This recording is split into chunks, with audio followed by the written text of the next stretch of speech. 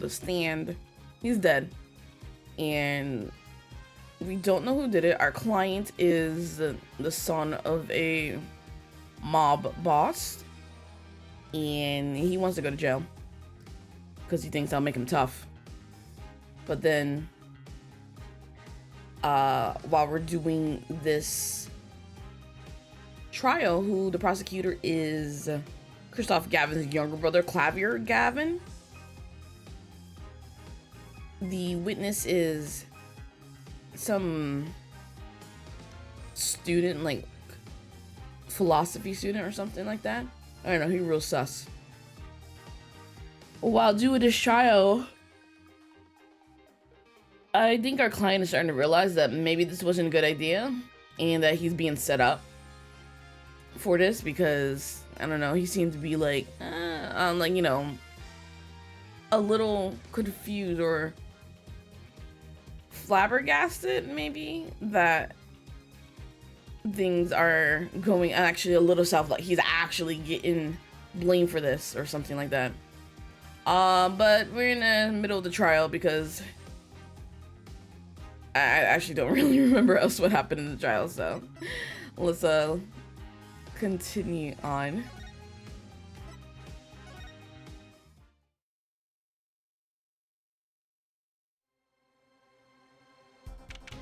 June 16th, 11:17 a.m. District Court, Defendant Lobby number 2.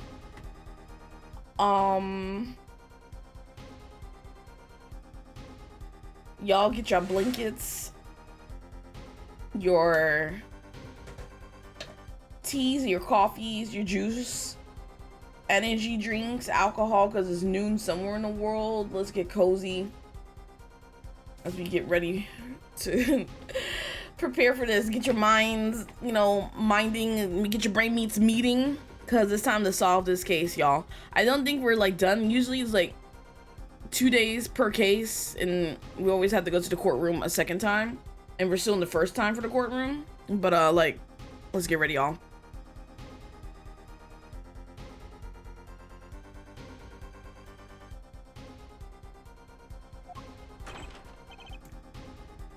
Oh right, Chelsea got kidnapped, y'all. Right, we was just about to like solve this or something like this. Like we kept calling out our witnesses' inconsistencies in this story, and then some dude came out of nowhere and he was like, hold it, and then he like stopped our trial, and he's like, you better continue with this or else Trucy gets it. And Trucy got snatched like in the middle of the courtroom with everyone there, and we don't know who it was because it was like someone stuck in a like a costume or something like that.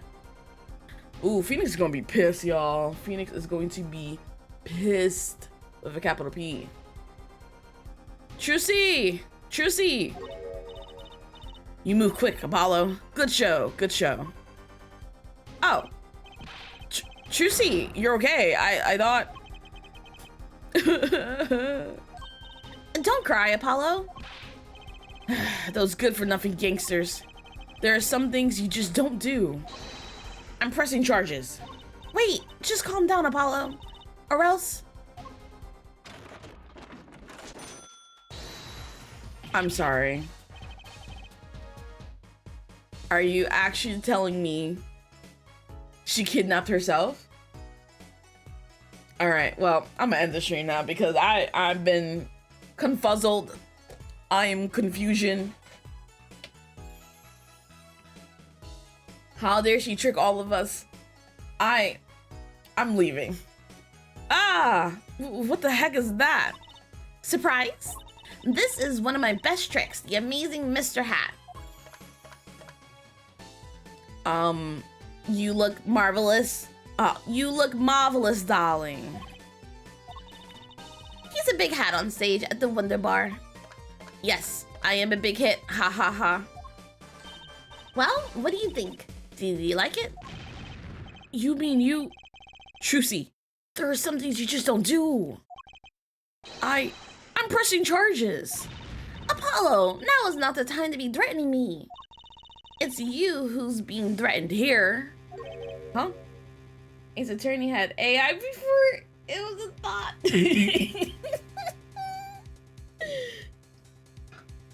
Lily, that was not the time. Hi, Lily. No blood sacrifice today. At least until we finish this episode, okay? Huh? Remember what you said to Waki's father yesterday? Colby, what's up? So, you've seen the Phoenix Wright one. Which one is this one in the trilogy? This is the fourth game. Call. How's it going, by the way? So, yeah. We're playing the fourth game in the series. The main series, there's 6 of them. 4 for the trilogy, yes.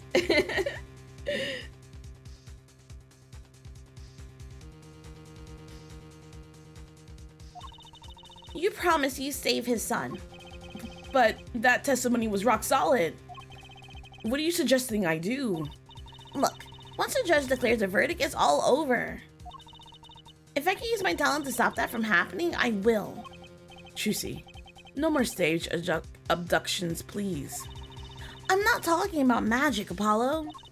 I know when the witness isn't confident. I can perceive what he's feeling. Oh, right. Didn't Phoenix tell us that she has, like, a special ability?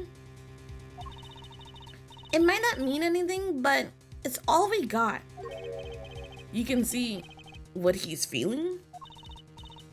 Ooh, thank you for the 10 biddies call. Much appreciated. I have alerts turned off when I do these, so we can get really immersive in it, but I really appreciate it. Think back, Apollo. Think back to the times when there was a contradiction in his testimony. All the times. All the times there was a contradiction? Bro, I just started. I just woke up like 40 minutes ago. Oh my goodness. I wish y'all could have heard the delay in the music of this alert. The alert music just came on and it's like, what's the word? Repeating over and over and over in my headphones. Let me stop that real quick. My alerts have never been the same for like a hot minute. Okay. Yeah, sure. I remember. Well, I think I remember them, sure.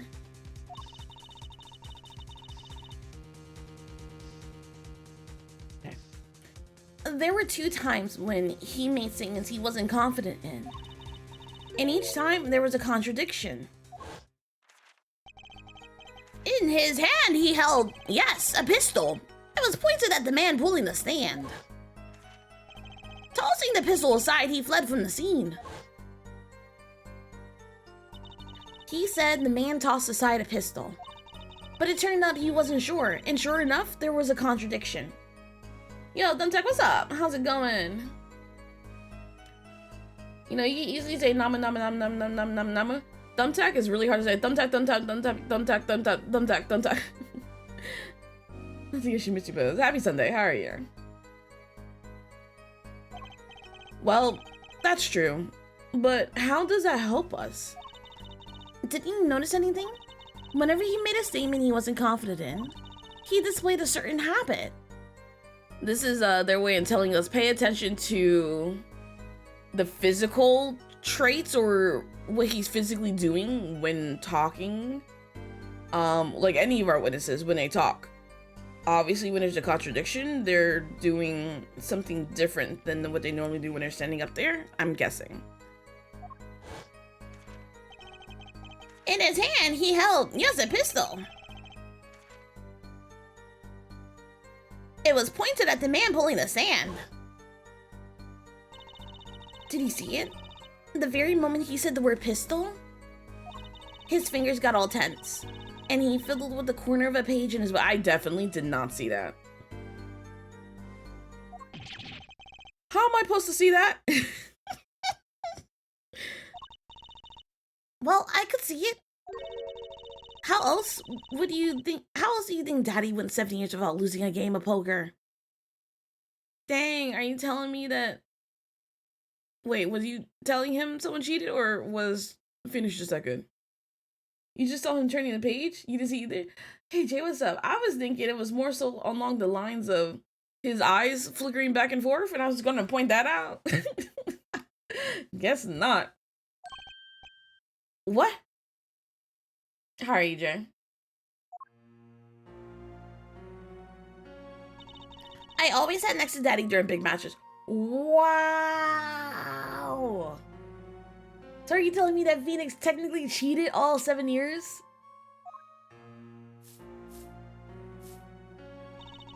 I can see what his opponents were feeling.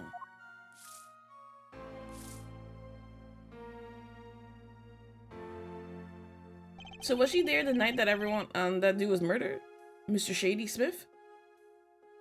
You mean that's how Mr. Right won all those games?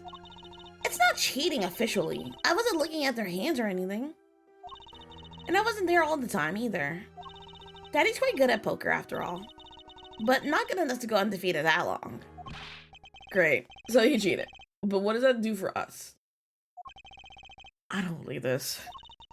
You have to listen to his testimony one more time. No, scratch that. You have to watch his testimony. Perceive the truth. Watch a testimony? Perceive the truth? The only thing I'm perceiving is that I'm going to lose. Not true. Daddy said so. He said you have the power, Apollo. Mr. Right said that? Watch the testimony. Perceive his true feelings. Is she serious? Time's up. Sorry I can't think of any other way out of this one, Apollo. What was that she said before the trial started? Huh, Mr. Right's not here today? He said his old foot injury is acting up. Yes, he smiled when he said we'd be fine as long as you're here. You're there, Trucy. You just need a grayscale and zoom on your face when they didn't announce Final Fantasy that play with Aerith's theme.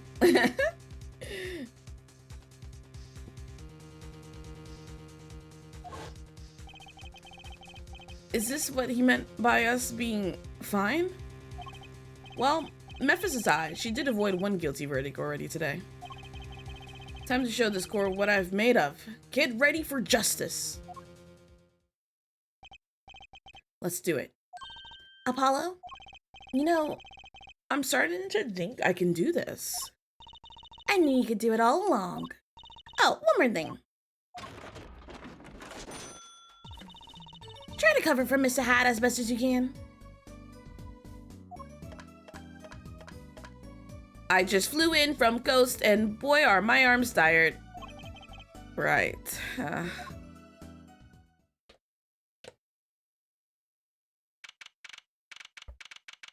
June 16th, 11:40 a.m.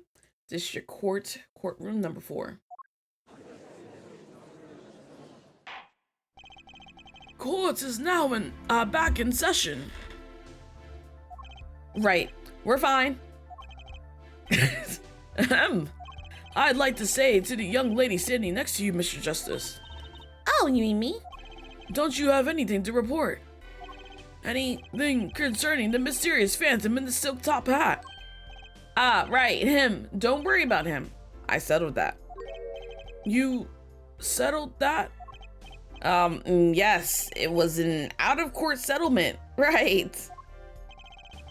Perhaps Fräulein would have us believe it was nothing more than a passing dream.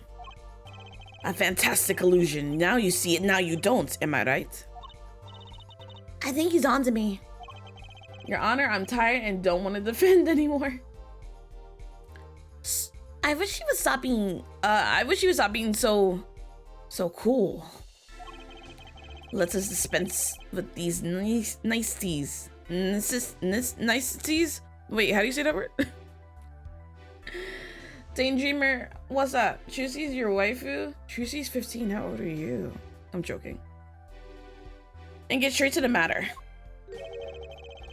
What are your plans for our gifted witness? Right. The defense would like to request another cross-examination. Because I forgot to ask something.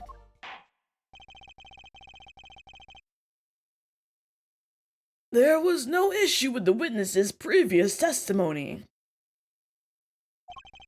I will grant your request, however, but this court will not permit stalling for time. Understood, Your Honor. Don't forget, Apollo. When he isn't sure about something, he has a habit of fiddling with his book. I will try to remember that. You're 16? You shouldn't be in my stream then, because this is a 18 plus stream. So I don't believe that.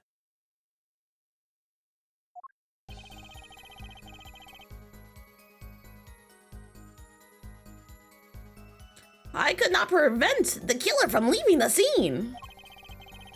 Mentally? Alright. Savvy. Out. Thank you.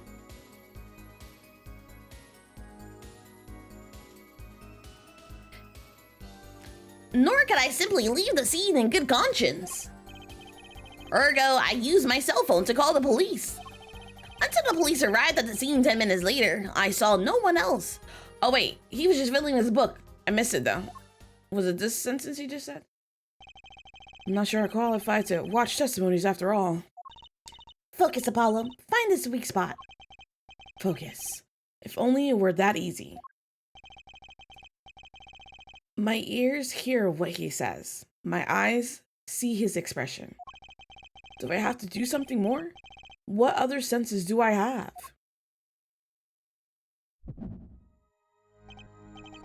What's this? My bracelet? Ooh, the warped version of the song. What's going on? My bracelet feels different somehow. I think Daddy was right. You can see it, can't you, Apollo? You're almost there. Find the weak spot in his testimony. I know this sounds crazy, but my bracelet is trying to tell me something.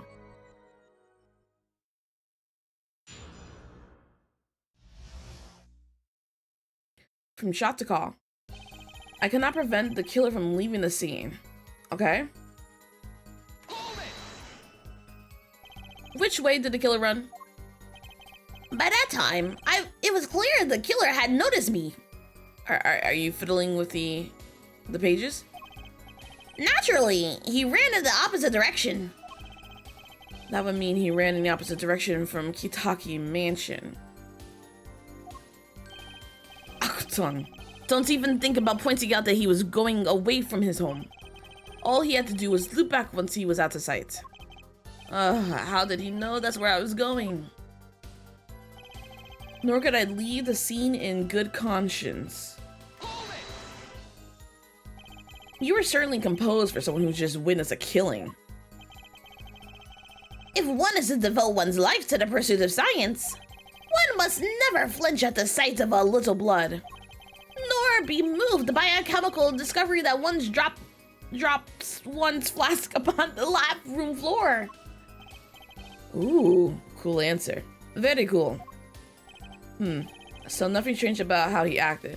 Okay, but with the first statement, he was definitely... Oh, well...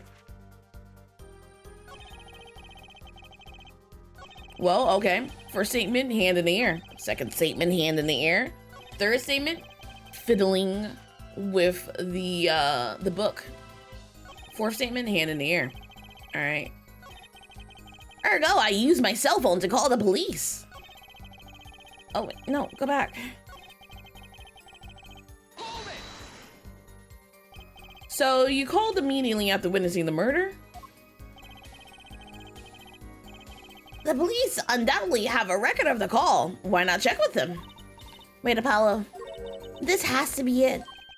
Wait, you mean his habit? Don't forget, Apollo. When he isn't sure about something, he has a habit of fiddling with his book. The only time he even had the book open was here.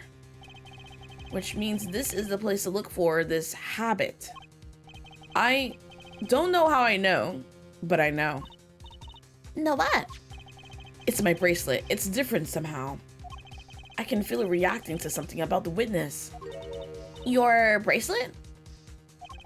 I'm not sure I get this focus stuff you're talking about, Trucy, but I have a feeling that trusting my bracelet is the way to go. Okay, I just need to touch my bracelet with triangle as it reacts to the testimony. Interesting. Ooh, shotgun gun? What's going on? I can see the witness's face. His expression is so clearly. It's feeling my mind. I can see nothing else, hear nothing else. Apollo? Trucy, what's happening to me? This is what I meant by focusing. Focusing.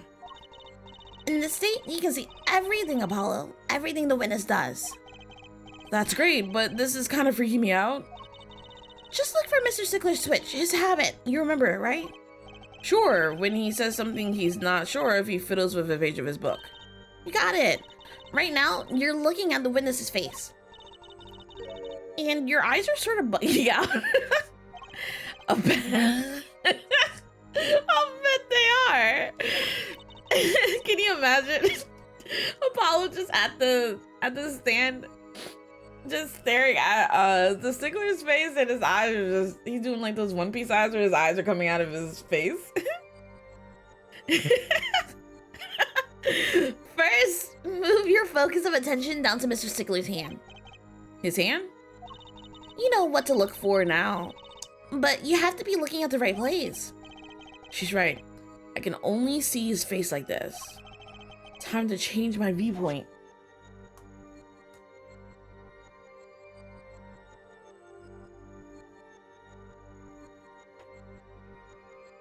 Okay. Perfect. Now you're really ready. Ready for what? Ready to perceive the truth behind the twitch. Perceive. Try listening to the witness talk as you focus. Then watch for his habit. Right. You mean when he fiddles with the page? That's right. That's your signal to look closer to perceive with triangle. Find his weak spot and I guarantee we'll be able to... Oh, this is choosing. Find his weak spot and I guarantee we'll be able to give him the royal flush. Spoken like a true poker head's daughter. I'm a magician, thank you very much. Well, let me charge this real quick.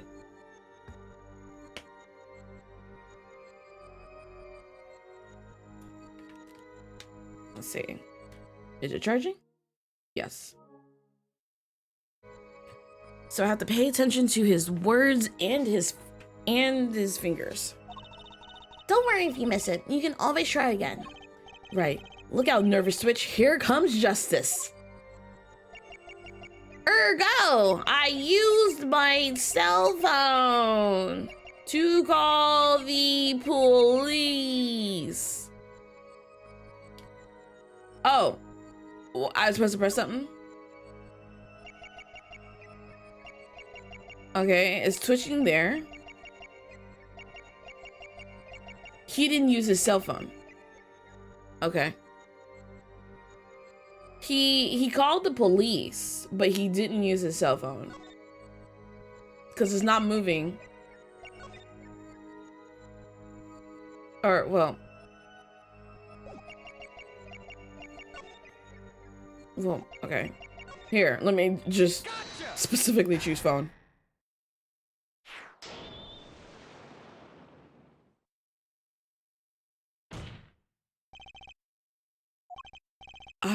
I saw it just now.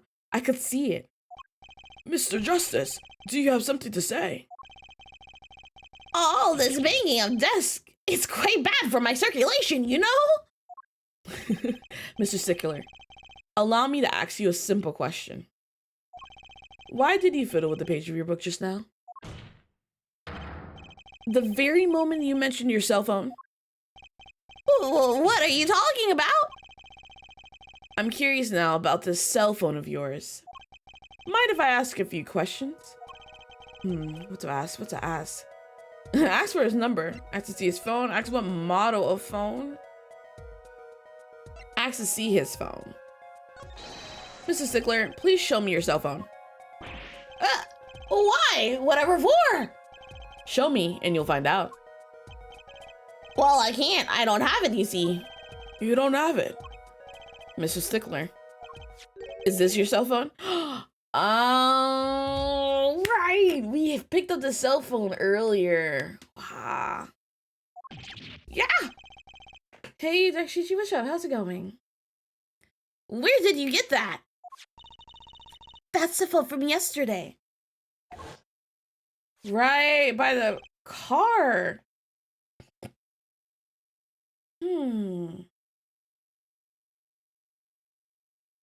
Look, a cell phone.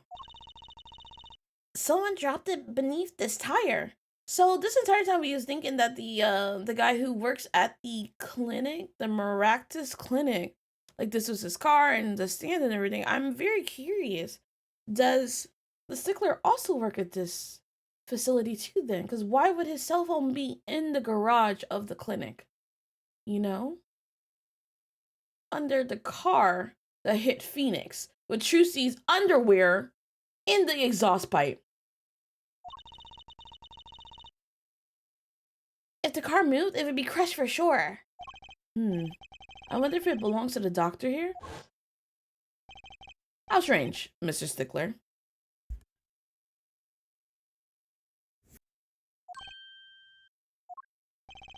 Can you explain why your cell phone is sitting here in my hand at this very moment? Wait a minute. What is the meaning of this? This cell phone was found yesterday in the Maractus Clinic garage. The Maractus? Why, that's where the victim lived. Yeah, that's impossible. Mr. Stickler, you lied to the court, didn't you? If your cell phone is here, how could you have called the police? Woo!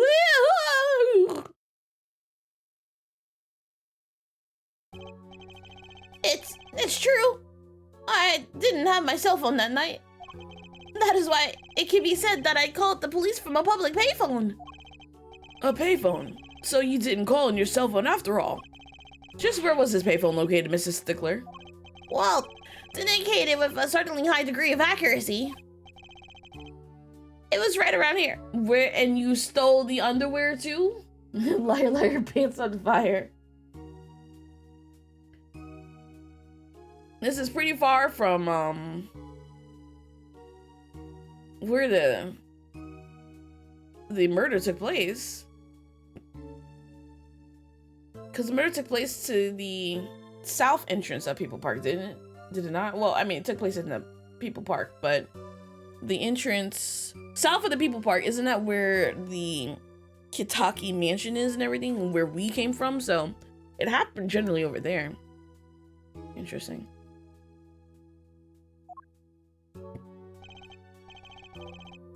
That's quite a ways from the park. But why did you lie? There can only be one reason. He didn't want the court to know he had lost his cell phone. Because it was found in the victim's garage. Well, what are you saying? Mrs. Stickler, you broke into Maractus Clinic garage on the night of the murder. This cell phone tells all. Ooh. It's like a remix. Like it's a little bit of an arrangement of the old cross-examination music or whatever. What's that called? I forgot it. What that song's called, but it's like, you know, the song.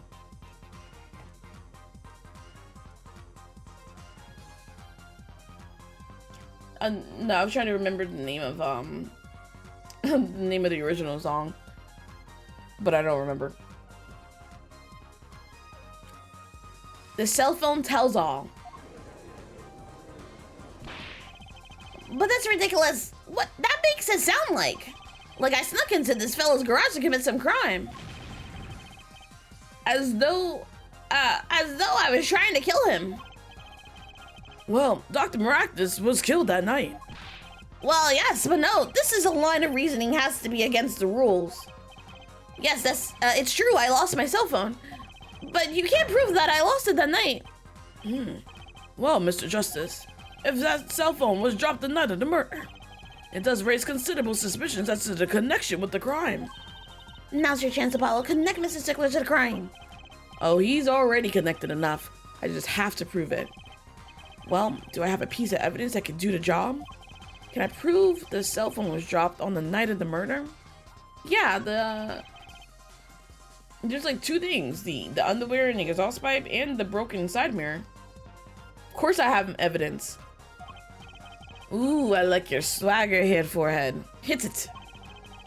The court will see this evidence, Mr. Justice. Hits it, as they say. The evidence that proves the cell phone was dropped on the night of the murder is.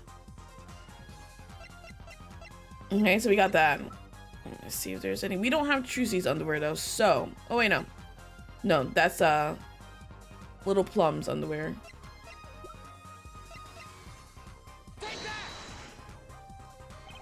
That's a side view mirror. As it so happens, Dr. Maractus' car was in an accident that took place the night of the murder. An accident? An accident. I would still like to know the origins of that lady there. It happened a little after 9 p.m. just outside People Park, our murder scene. Dr. Maractus' car hit a pedestrian. Well, what are you trying to say? From the absence of a mirror, it's clear that the car was parked after the accident, which means it was parked there after 9 p.m. on the night of the murder. If your cell phone had been dropped before the car was parked in that garage, then it would have been crushed. After all, it was lying on the ground right under the wheel. Ugh. Ergo, Mr. Stickler, the only time you could have dropped this in that garage was after 9 p.m. in the night of the murder in the park. Wow! Mr. Stickler, you know what this means? You did break into the victim's garage that night. This is most unexpected, Mr. Justice. Are you naming the witness as the suspect in the murder of Paul Maractus? No, stop. This is too much. This can't be happening. Prosecutor, say something. I bet you the Stickler isn't the murderer, but he definitely is sus. I suppose it is worth saying this. No connection has been found between Wesley Stickler and Paul Maractus. That is, other than this. I believe our next testimony would be most revelatory. Is the witness prepared? Yes, Your Honor. Another face. That's the face of guilt.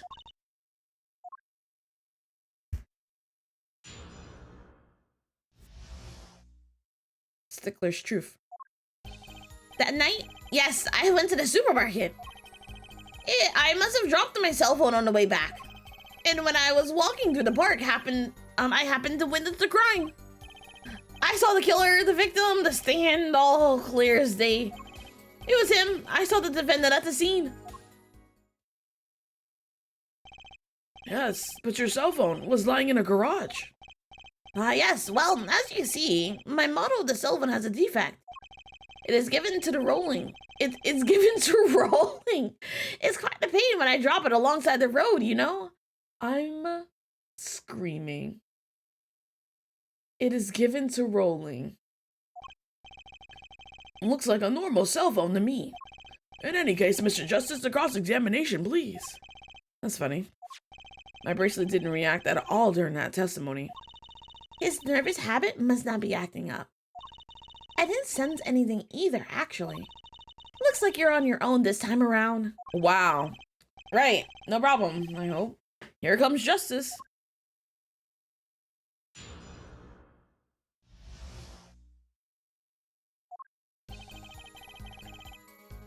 That night, yes, I went to the supermarket.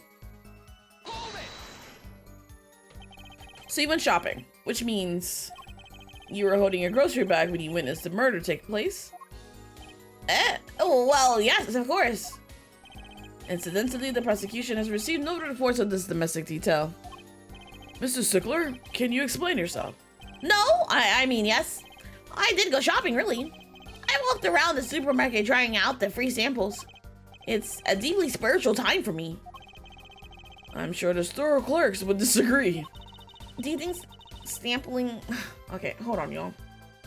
I got a phone call.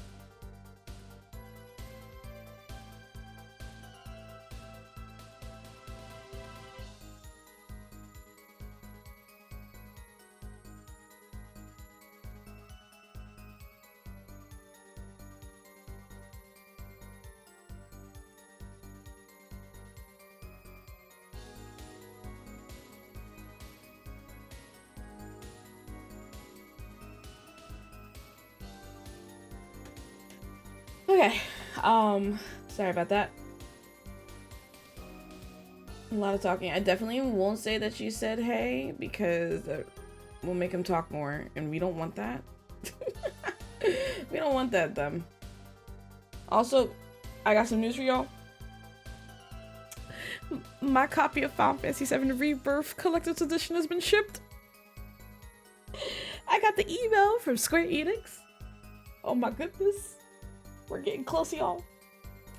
We're getting close. I'm gonna start hyperventilating any second now.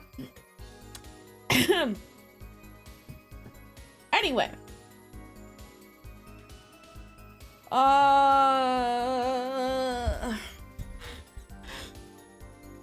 Do you think sampling free food counts as a religion? In any case, that night, I sampled to my heart's content and was on my way back home, yes. I must have dropped my cell phone on the way back. That's when you passed in front of the Maractus Clinic.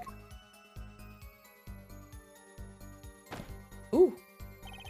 Why, yes, that's correct. That was a pretty suspicious pause there. Mr. Stickler, do you think you could be a bit more specific? Ooh, boy, I can't say that word properly. Never have been in my whole life. Please show us the exact route you took on the night of the murder. Oh, of course. The supermarket is here along the main road. My way home from there takes me past the Maractus Clinic. This is probably when I dropped my cell phone. Yet well as I walked on unaware of my loss. And walked right into that fateful park. And then you turn around to go to the payphone, right? When I was walking to the park, I happened to witness a crime. Which entrance did you enter the park from? Well, to be exact, one might say that I went in from the entrance closest to Maractus Clinic. The same entrance that victim used. Did you notice anything when you entered? Wheel marks from a noodle stand, for instance? I have no recollection of such thing, no. Yet, though I might have missed the tracks. Sorry, y'all. I cannot miss what happened next. I am keen observer of the obvious, you might say. I saw the killer, the victim, the stand, all clear as day.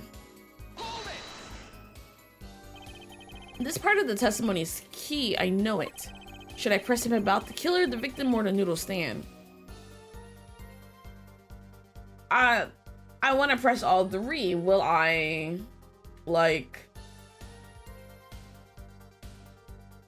get in trouble for pressing all of them? Because I really do want to press this. I'm gonna press the killer first. Are you sure you remember the killer clearly? How many times must I repeat myself? It was him and that unscrumptious fox-like fella in the defendant's chair. Are you... I'm looking at his hands right now. He was looking even more unscrumptious at the time, no less. He does look a bit like one of those trickster foxes in the legends of yore. I guess the killer's identity is already old territory. Time to act something new. I'm gonna go back to this. We're gonna press again. I guess the victim. You can see the victim quite clearly too. Oh, clear as can be, I assure you. Let's see. So, how do you look? How do you mean how? Be specific. I mean in general. The defense will remain from straining to come up with questions. Find the question that lies in the heart and ask that. Yes, Your Honor. Great. A judge who moonlights as a self-help guru.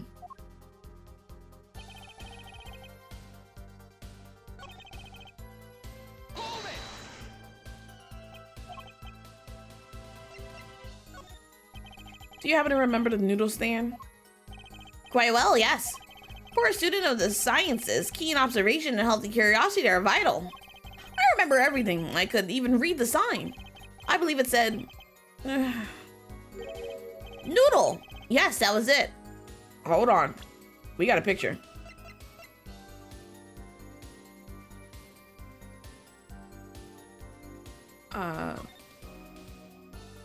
No, noodles is backwards. But the other side says noodle. If it... Ooh. If he read it and it said noodle, based off of how we saw the stand, if he saw the word noodle, he had to come from the opposite direction. Right? When we came into the park, it's like facing this direction, the body's here. And we see Eldoon. Well, I mean, okay. He's not wrong about that then. Because if he came from the opposite direction, where he said he came from the other entrance, he would see the word noodle, so, okay. We'll keep this in mind. I feel like that might be it though. For remembering something quite well, it sure took you a while to tell us. And thank you for telling us that a noodle stand sells noodles. Very enlightening. Well, Mr. Justice? What about that sign? Could it be important? No, it's important. So the sign on the noodle stand said noodle? It appears the defense has just obtained a vital piece of testimony. Is this noodle stand's broth really that delicious? I'll have to go sample the wares of one of these days. I think that's worth adding to the testimony as well. Whatever sort of noodles that stand sells, it can't match up to IVU's cafeteria. Some apply to the school merely for a taste of our smart noodles. I wouldn't mind a taste of that myself. Why, you remember the sign on the stand? On the stand the victim was pulling, it said noodle. Wait.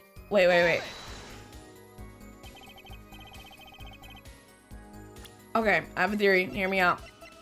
So, we're gonna look at this real quick. He came from the top right entrance. That's what he said, right? And Kitaki Mansion is where we came from and saw the murder, the murder scene. We, from our direction, from the bottom entrance, the words Eldoon is there instead of noodle. So if he saw the word noodle, oh my god, my dad's calling back. See, you know what, Thumbtack, this is why I said don't say hey. Give me a second, y'all.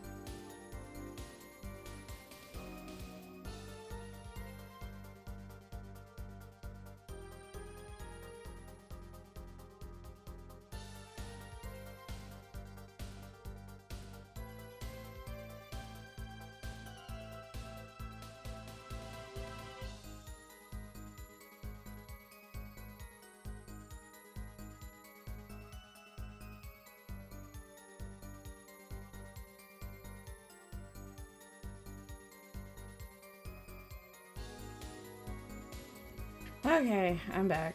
He does this thing where he'll call me and he's like, okay, I'll talk to you like tomorrow or something. And I'm like, okay. And then he'll call back like 5 minutes later to continue the conversation. And he does that all the freaking time. Okay, so hear me out, my thought process. So he claims that he entered the park at People Park, top right corner, right? And he said he saw the noodle stand and it said noodle, right? The only way for you to see that is if you come from that top right entrance. Correct. He is absolutely correct. But we came from the Kataki Mansion entrance, the bottom one, and from our point of view, the sign said Eldoon. All right. Okay, that's all correct, right? So in his testimony, he said that after the murder, he turned around and ran in the back in the opposite direction, which was through the entrance of People Park, because he didn't go back to the mansion, right? If he ran back in the opposite direction he came from, it would have been at the Kataki Mansion. But they all said that no, he went from the top right entrance, which would mean that he would have ran past the stickler here, right? I feel like there's some plot holes related to that. Like, I'm pretty sure. So the sign said noodle. You're absolutely sure?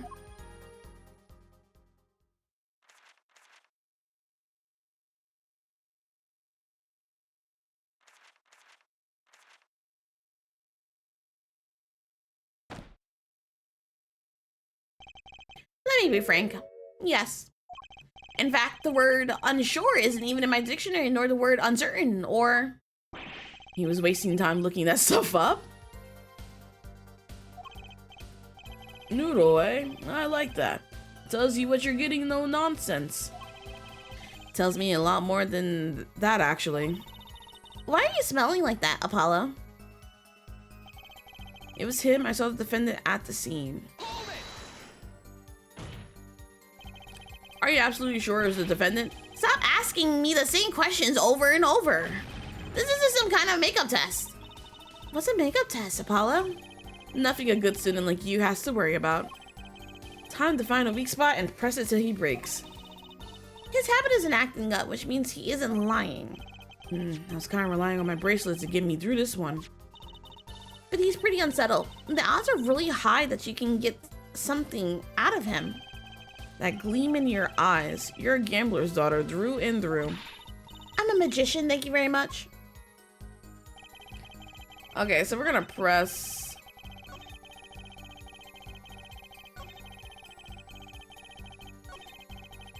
We're gonna press this. Or present the noodle stand? Maybe? Alright, music stopped, so I was right. If you, and you're absolutely sure the sign said noodle? Why, just last week my professor offered me this praise. At least you have good eyesight, Stickler. I'll give you that. That's not a praise. It read, without a doubt, noodle. I see. What? Why are you looking at me like that? Is that pity in your eyes? Let's take a look at our map, shall we?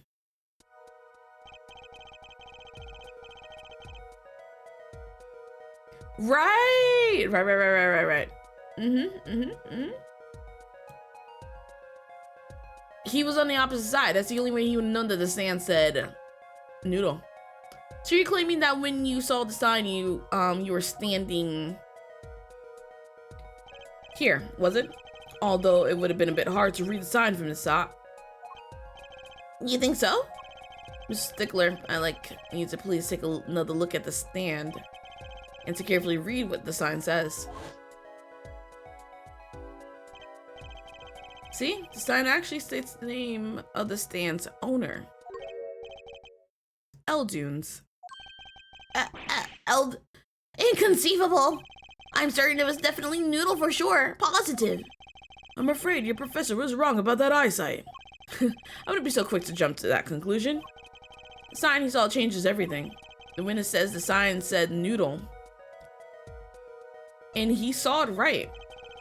What would you say if I told you that there is one spot from which the sign would be read the way Mr. Stickler claims? What? Mr. Justice, show us the spot. The witness actually viewed the stand from here. Like, here. The witness was standing here, on the opposite side. How do you know that? When viewed from the south, the sign of the sands reads Eldians, as we know. However, observe the other side of the stand. Oh, this side says noodle. Exactly. The name of the stand is split between the front and back signs. Mrs. Stickler, you lied to the court. You witnessed the crime from the northern side of the park, not the south. Yeah, you got me. So what? So what? What does it matter if he saw the killings from the north or the south side? It makes no difference at all. He's right. Travel far enough to the south and you will end up going north. Viewed on a global scale, directions are utterly without meaning. Actually, maybe he's right. What does it change? It changes the direction that the killer ran from. It changes everything, Apollo. Juicy? Remember his testimony from before? Though to be honest, I'm a little scared of where this is leading.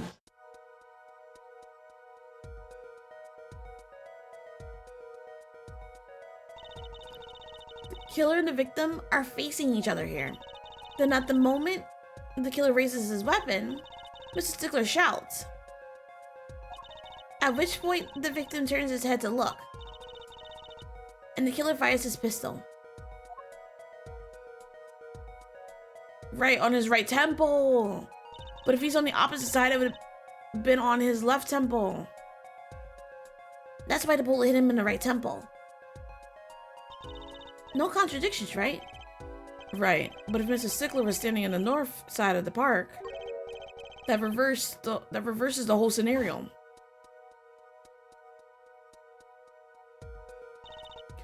Completely. If Mr. Stickler shouts from where he is now, and the victim looks in his direction,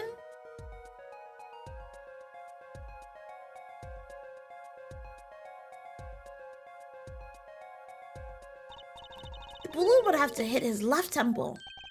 Ah. In other words, someone standing at point K couldn't shoot the victim in his right temple. It's impossible. That's right. So now that we know that Mr. Stickler was standing on the northern side, the wound located takes on an entirely different meaning.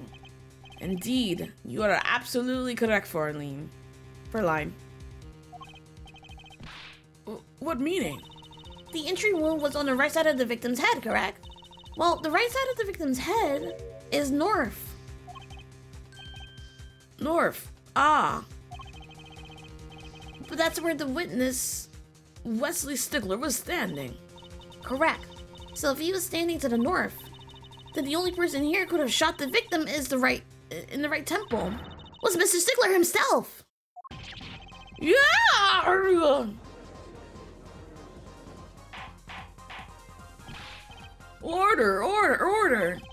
Wow, the apple didn't fall far from the tree.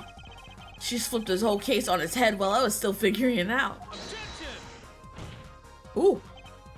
Clarify 1 point for me if you would, Hair Forehead. What now? Are you truly accusing this college student of murder? Well, I can't say he exactly looks innocent, but something still doesn't feel right. No, I don't think he killed him. But he's definitely the one who stole all the panties. And he's trying to cover up for that, and it just put him in the wrong positions. I'm trying to think, like, who could... We've met everyone so far, right? Who could have done the actual killing? I can only think maybe it's our witness's father? Not witness, our client's father? That's the only one I can think of that would be responsible. I don't know though. I can't just picture him as a root killer. No, please!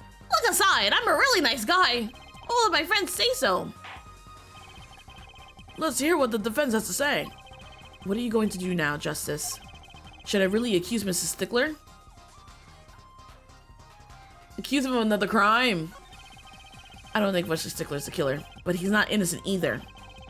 His unusual silence tells me that much. Mr. Stickler, you seem unusually quiet. Tell us why now. The word confession isn't in my dictionary. You think he's a panty thief? To be honest, me too. To see it, Fred. I'm afraid it falls to you to elucidate Stickler's silence. Mr. Justice, you did say you were accusing the witness just now. For a crime other than murder. Your reason, the court's all ears. I know he's guilty of something, but what crime other than the murder is there? Do I have evidence that shows his involvement in some other crime? Your evidence, the court's all eyes, Mr. Justice. Shows the evidence that points in the witness's involvement in a crime. Oh, we did have Juicy's panties. I wanted to choose these bloomers because they were thrown in the trash next to the crime scene.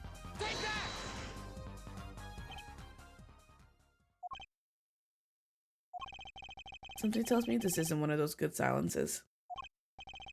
Something else to say, Mr. Justice. One more chance, please? By all means, but your effort wasn't wasted. Look, a brand new penalty. Oh, they got me with that one. I thought I was correct, but, you know, okay. Maybe it's Juicy's panties then.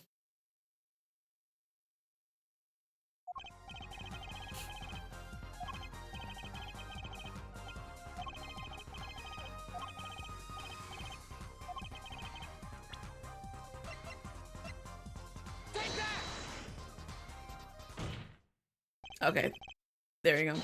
The evidence is this. What is that? Woman's underwear. Hey, those are mine.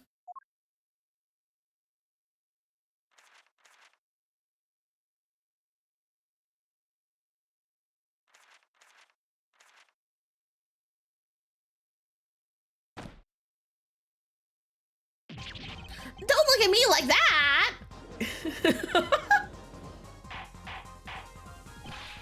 Order, order, order! Mrs. Stickler, while I can't say this comes as a shock. It's not what it seems. By Pythagoras' theorem. On the night of the murder, just past 9 p.m., a young girl catches a panty snatcher red-handed.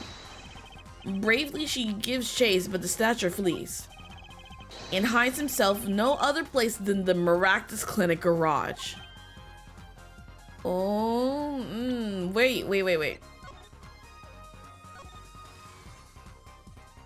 Right, the Maractus Clinic is right next to the Noodle's house and across the street from Mr. Wright's office. Okay.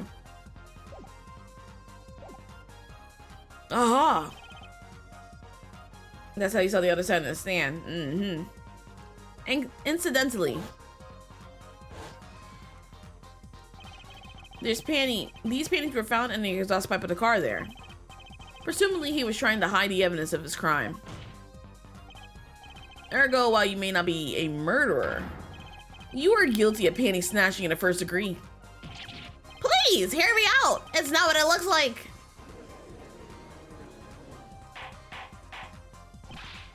Order. Mr. Stickler, you should be ashamed. It's not what it... See? Did he just... Bro, what?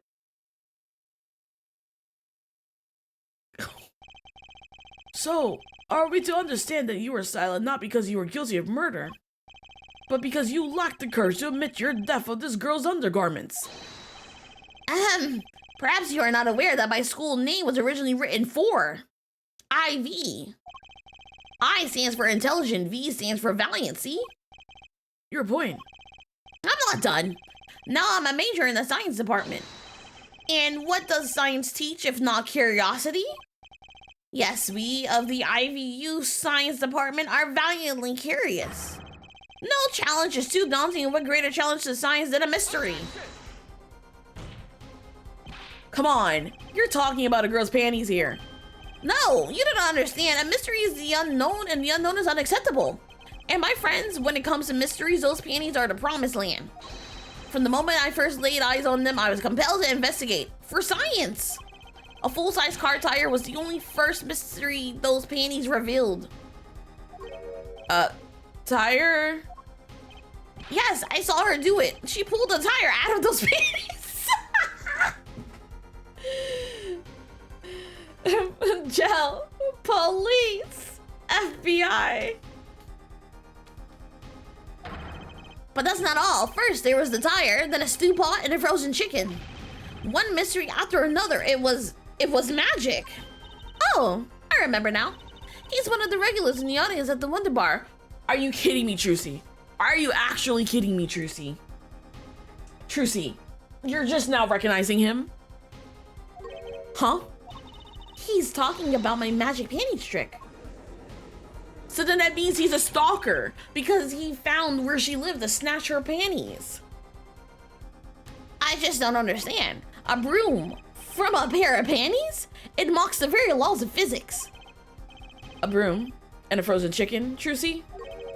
Whatever happened to doves and bunny rabbits? Mr. Stickler. Science in gel. You stole this girl's panties to understand the magic trick. You say panties, but they are so much more than that. For me, they are an object for serious study. I wonder. There has been a recent rash of panty snatchings in the area. Were they all you? I am sorry, but I did it for science. Each time I spied a pair of panties flopping in the breeze, and maybe this would be the pair that would elucidate the... Okay, even the night as it chased me through the streets. Perhaps this is the night that I will seize the truth that lies within those panties. Yet, woe was I, for once again the lacy, harsh pattern slipped through the... I can't read that fast, y'all. Okay, so he wasn't stalking Trucy. He was just stealing every panty till he found Trucy's. Still, that leaves one thing unexplained. Ah, you referred to our witness's other lie, yes?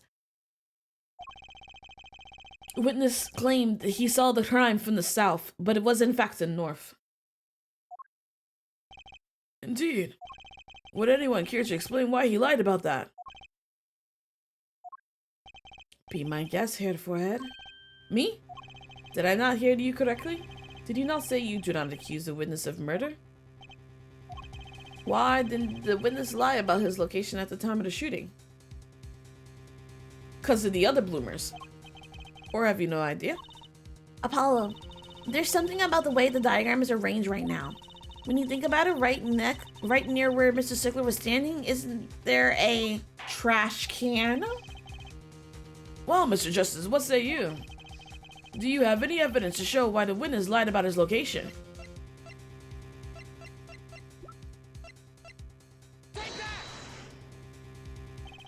The evidence that shows why he lied is this.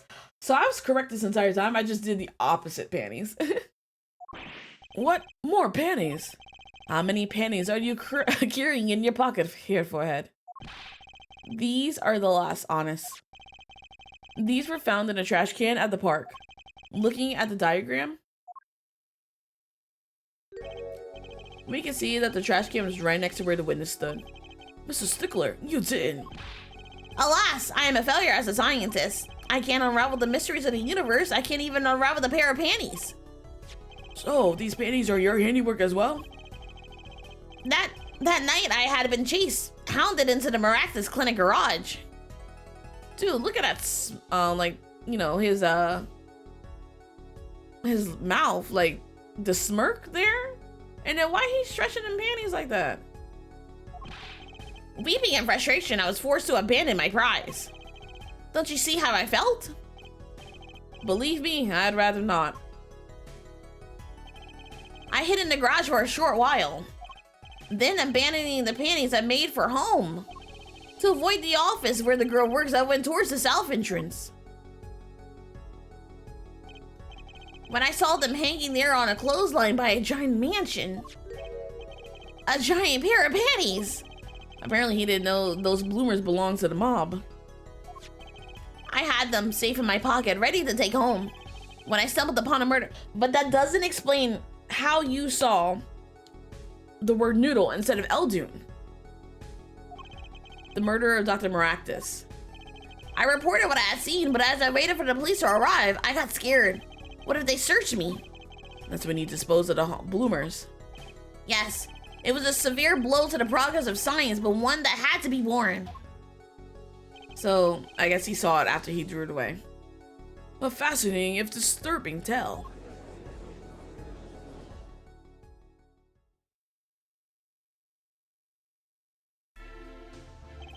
I believe this brings today's proceedings to a close, and I'm more than pleased to dismiss this witness for remainder of the trial. One last thing, if I might.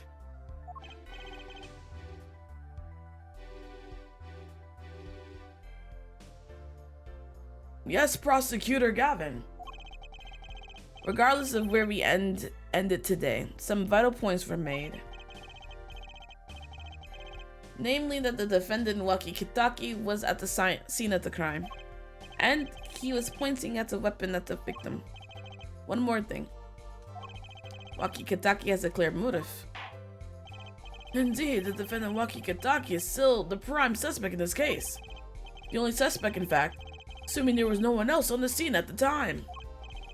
Yet a mystery remains. The location of the wound in the victim's right temple has yet to be explained. The court requests further investigation from both the defense and prosecution. Ja, baby. No problem.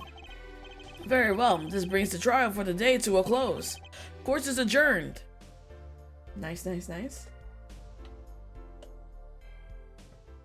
So that means we got one more day of investigation and then the final trial. So let's continue.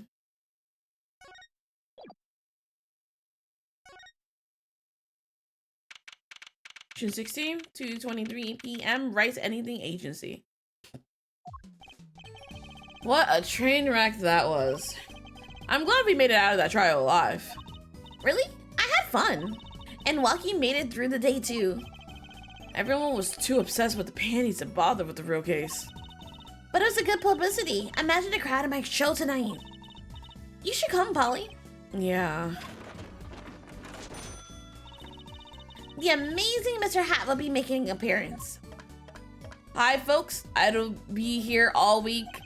And that's about enough of him. Hello? Miss Tiala. Thank you for today. Tiala's the murderer. That's the only other person I can think of.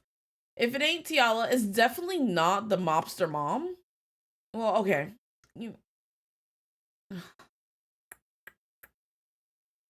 There's 3 people that is in this case that aren't like going to be regulars. It can't be Emma Sky. It can't be, Glavier. It can't be Phoenix. Those are people we see all the time. And the doctor, we've seen in the last game. He may be a creep and a pervert, but he's definitely not the killer. At least not in this case. And it's not the dad. Right. So she's really obsessed with marrying Waki Kitaki so that she can have that dream of not having to work and, having money. I think she says something like that. Like, she wasn't originally in it for, like, love. She was in it for, like, the fame that came with being part of a mob family. So I think she set up her husband so that she can marry him, but get all that money, and he's out of the picture, though. So she don't have to actually be with him. I think that's her motive. Thank you for today. The trial went well. Oh, right. No problem. Do you think Waki will be okay? Well, he's not guilty yet. Please, you have to help him. We're supposed to get married next month. Oh, congratulations. Interesting how the little sound effect when she said next month. Way to put the pressure on a guy. Please let me know if there's anything I can do to help. Well, let's present some things. It's been a while. I'll present everything. I'm sorry I don't know much about the case. I feel so helpless. You're my only hope. Please help my walkie-talkie. Okay. Just gonna go down the list. See if she has anything to say. I don't want to miss any potential conversation.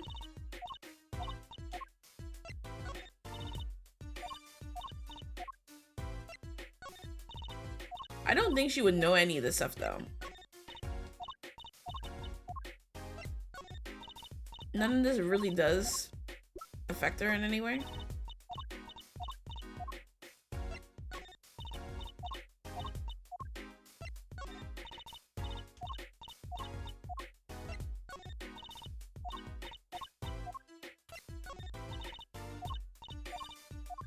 Okay. We also have to remember that the victim...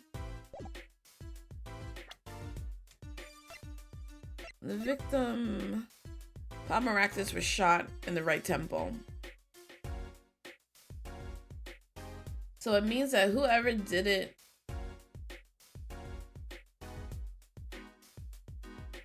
was behind Stickler.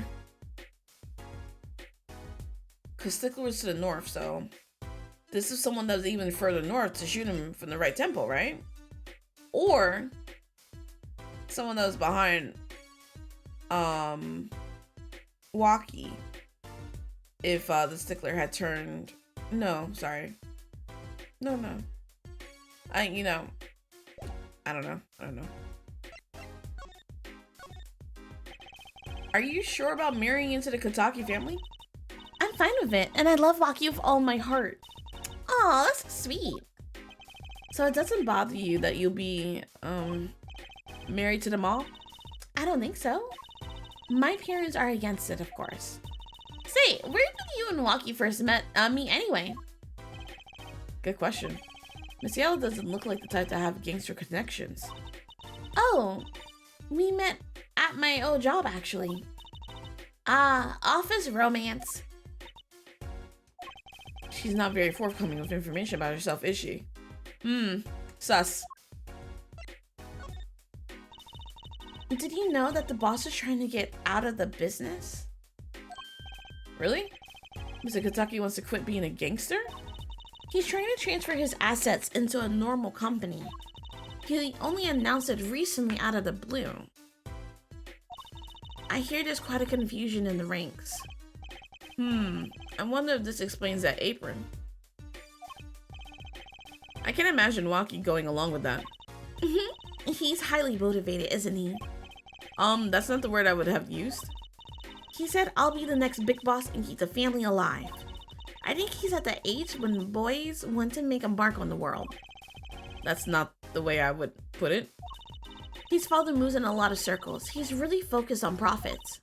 The Kataki family has been making a killing recently. Zen, thank you for the lurk. She's talking an awful lot about money, to be honest. Again, not the way I would put it. But Walkie says it's not about the money. They have the gangster tradition to hold up. Ooh, a generation gap. They even got the ever classic "what about the family business" thing going. Usually it's the father worried about tradition. Can I ask you a question about Walkie? I understand he was operated on by the victim, Dr. Maractus. Apparently, yes. I was in his clinic about a half a year ago. He messed up something bad. And then he just lets me go without a word. See you later. Bye. So I gotta go in and get another doc to patch me up again. Yes, it sounded horrible. Walkie's always been fond of fighting, I'm afraid. I'm not sure it qualifies as fighting when pistols are involved. Mr. Gavin was saying his life might be in danger, wasn't he? No, that can't be right. I'm sure he was just trying to scare us. It's scary to think that a surgeon might make a mistake. but it's even scarier when he tries to hide it. I'd like to know a little more about this operation. Maybe it's time to pay the Maractus Clinic a visit. I should be getting home now. Waki's in your hands, Mr. Justice. Right. Leave it to me. Apollo, I think you're only making her more nervous. Sorry, I'm new at this, okay? See? It's alright. I believe in you. Alright, let's head out. Let's go to the clinic first. Maybe Phoenix got something to say. Alright. Phoenix is not even there. Mansion? No one is there. Okay. Let's go into the park. No one's here.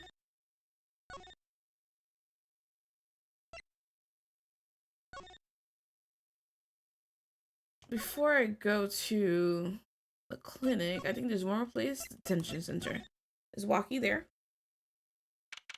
June 16th, detention center visitors room. Looks like Waki's out for questioning. I really need to talk to him. I guess we'll come back later. Excuse me. Yes? The other suspect is all through with questioning, sir. Other suspect? The other. Ah, you mean the panty snatcher. Wesley Stickler. So they arrested him too? Alright, let's have a little chat with Mr. Stickler. I hope I don't regret this. He's a valuable witness. He's a bit precious, I'll give him that.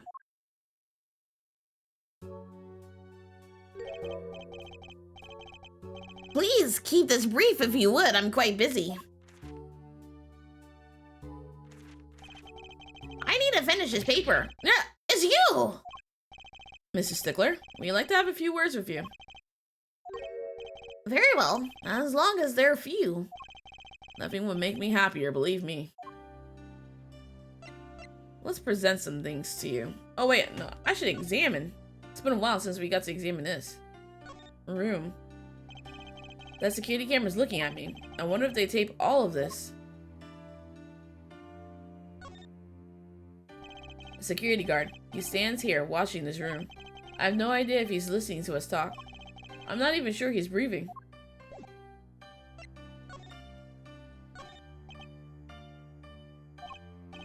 Fine, ignore my evidence, see if I care.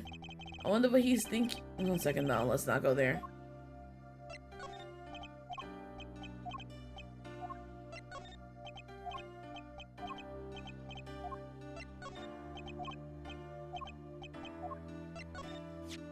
That's it! The mystery, the unanswerable riddle. Actually, they're just a normal pair of panties. What? How is that possible? It just takes practice, that's all. Then you must teach me, you must. To think if I could produce a pencil, an eraser, a textbook, and a lunch. All from a pair of panties, my life would be complete. He's serious, isn't he? Nothing about your phone, eh?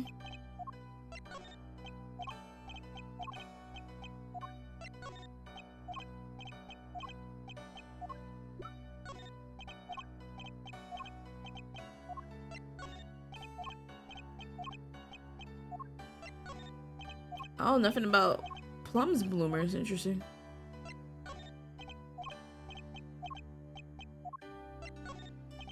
Alright, that's all he gotta say. Or he got nothing else to say. Mrs. Stickler, on the night of the murder, you stole. Wait, I can't help but feel that I'm being misunderstood. How exactly? Yes, that night I obtained a pair of panties, it's true. However, it was my burning curiosity that drove me to do it, nothing more. You wanted to know the trick to my panties, right? You're here too? Oh, great Trucy, teach me. Eh? I must know the secret of your panties. My very existence hangs in the balance.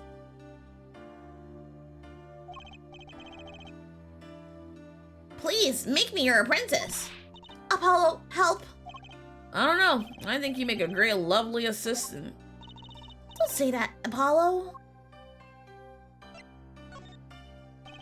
Could you relate what you saw the night of the murder to us one more time? Out of context, I need a judge and guillotine. Oof. No judge, just a guillotine. Why not? Though it hardly differs from the testimony I gave in court. The defendant was there in the park that night of this, I'm quite certain. He's pointing a pistol, or something like that, at the victim. That's when I shouted, "Stop, you two! Let's resolve this like gentlemen."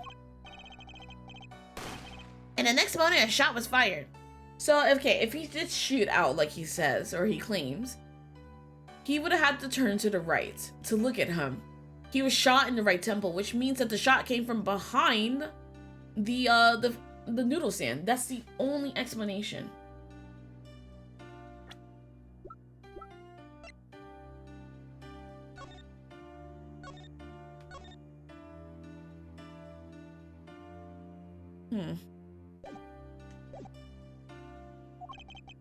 And this is all true? Really? My panties are gone, my innermost heart revealed. What further reason could I possibly have to lie? Can't think of anything he would hide more than panty snatching. True. It sounds like Waki was at the scene of the crime after all. Oh, I wish it weren't so. Alright. Thanks for your help. We'll be back later. We really need to talk to Waki.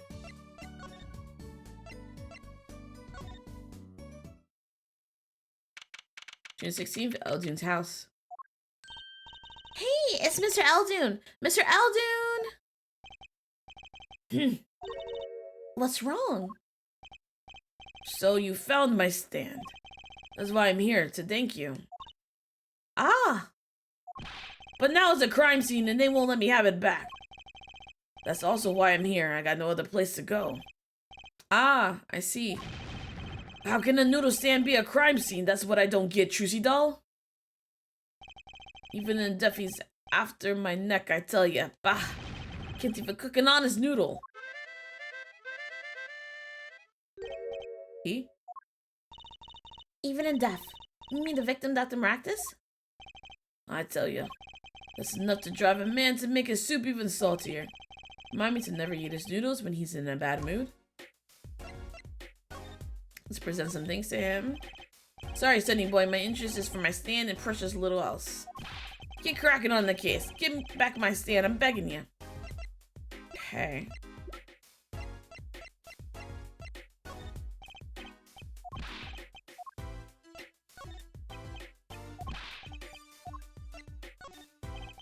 That's one of my bowls. See the Mr. Salty mark? The mascot of Eldune's Noodles. They come to the stand, they sit, they drink deep from that bowl. And when they see the bottom, their face looks just like Mr. Salty's. Genius, no? Very high concept. You can't play a trade if you don't love the tools. Remember that. Yes, sir. GC has a thing for professionals, clearly.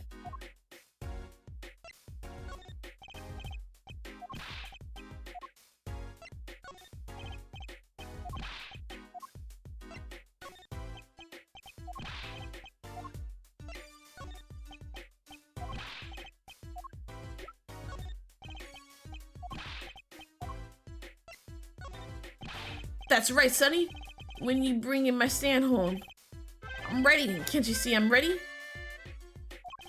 I guess. Until that stand is back home, this case is not closed. You hear me? I think I'll avoid talking about his stand in the future.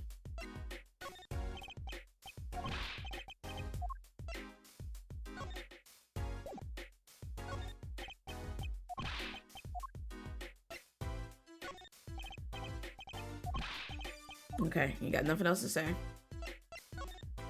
The noodle stand. That stand, for generations, has served up the very best noodles us Eldunes could make. A tradition of noodles and salty broth. It's more than a stand, it's history, I tell you. Watch what you say, or it might become true.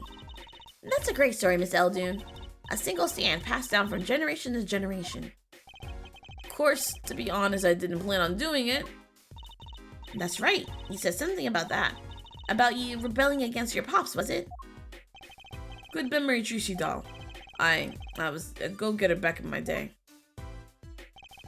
Until my friend next door butted in. In the end, I was left with nothing but this dusty old stand to earn my fortune. Miss Eldune, I don't mean to pry, but what exactly did you do before you became a chef? Let old noodles lie, that's what I say. Starting to get an idea of what he did anyway. He stole my dreams and left me with nothing but noodles. Was your dream to be a doctor at the Maractus Clinic?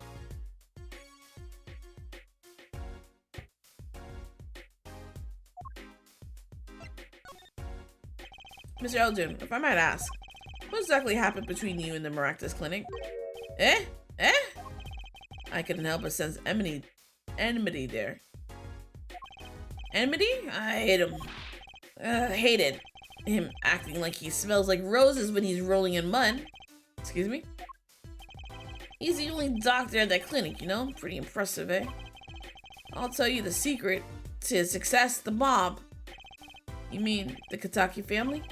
They're always having one of them turf wars or whatnot. Always an injury or two that needs fixing. Maractus saw a chance for business. So you started giving the Kitaki family a good deal. A deal? Every fifth operation for free. He stole the idea from my pops. Want a free bowl of noodles a week, he used to say.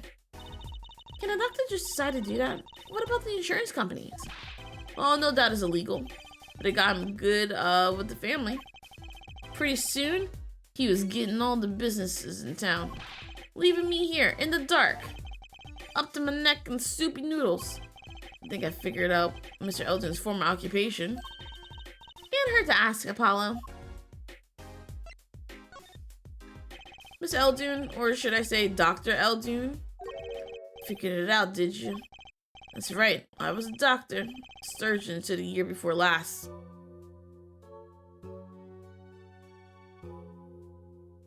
Well, he definitely has motivation for killing Maractus then. So, Mr. Maractus was your rival? You like those onions they put in the soup broth? Yeah, kind of. You take a spoon, you drink some broth. Those onions will find their way in there. For people who like them, why, that's just fine. For people who hate them, I hate onions, hate them. Always sneaking in from the side, getting in the way of good tasting spoonful. Well, that was what he was. That's what he was. An onion boy, that's what I called him. So you weren't exactly friends. Ha! Me and Pal Maractus? Ever since preschool, we were getting in each other's face. No matter what I did, sure enough, he'd come following along. Then he'd do it better than me. Just blow right past without so much as a howdy. See, that's right. I was a surgeon long before he was, you know. Then that no-good onion boy comes along. Well, Trucy, looks like we found ourselves a new suspect. Don't say that. Thanks to him, I was forced to trade in my scalpel for a ladle. Sorry, pal. Didn't mean to weigh you down with an old man's ramblings. No, it's fine. By the way of apology, you ever get yourself in a spot of trouble, you drop by. Huh? You're investigating Maractus, aren't you? Yes. Well, you want to know about the doctor, you ask the doctor. That's all I'm saying. You should think of me if you need something, Trucy doll. Right. Thanks, Mr. Elgin. Guess the time spent listening to him complain was entirely wasted. Well, we got to check out this clinic, that's for sure. Yeah, but what about the guard? No harm in asking. Excuse me? Hey, it's you two from yesterday. It's the same officer that was standing out by the park yesterday. Your business is over in the park, isn't it? The clinic's off limits, not involved. But what part of off limits do you not understand? Show me proof that the clinic is connected to the incident in the park, or beat it. Harm in asking, no gain either. What do you mean? He said show proof that the incident in the park is connected to the clinic.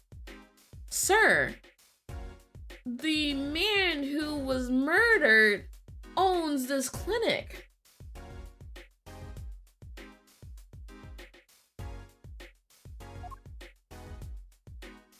Well, let's get out of here then.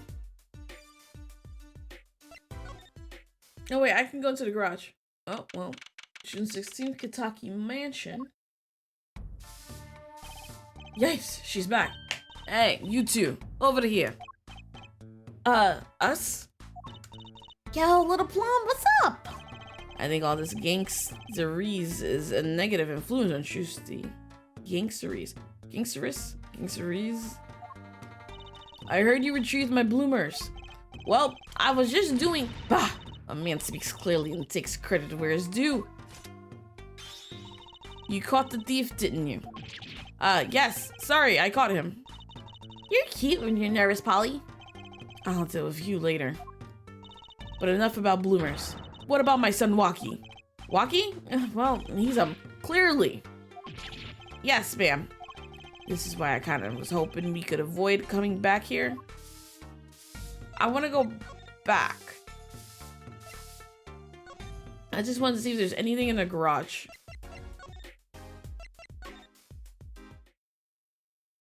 Nothing. Okay.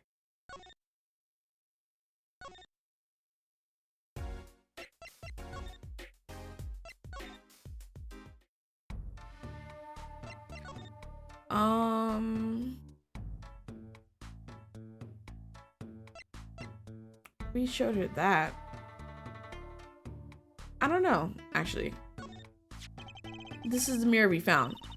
From the hit and run, huh? It's funny how it all ties together like this. You chase after a hit and run and end up Waki's attorney. Of course you'll find the real killer soon, won't you? Sorry, kid. I got no idea what you're talking about.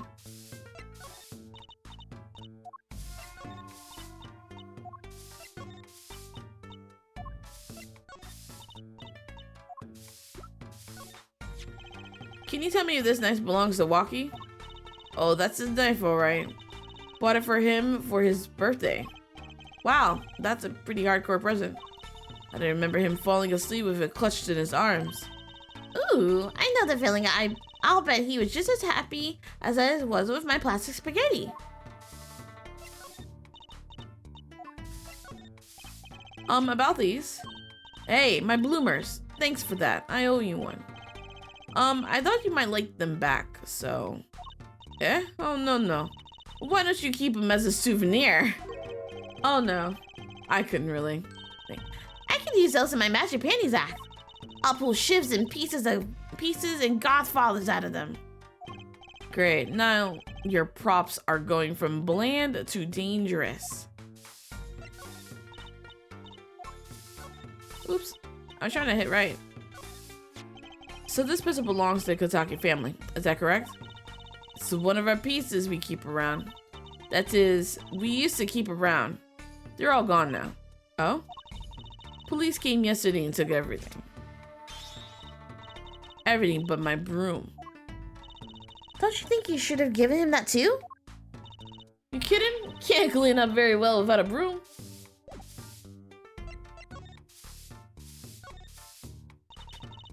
He's really everything you expect in a boss's son. I'm going to be a gangster, dude. Life does have an appeal for that age, particularly for boys. What? Don't look at me like that. He was shot in the turf war about a half a year ago. Yes, we heard the story from Waki, but he didn't tell you the whole story. You know, even if he had a pistol then, he couldn't have shot anyone. What? He acts like he's hard, but he couldn't shoot someone to save his life. I should know. I'm his mom. Her words do have a certain weight to them. Hopefully, when this is all taken care of, he and the boss can sort out these differences. The boss? You mean Waki's father? They didn't seem to be on the best terms, did they?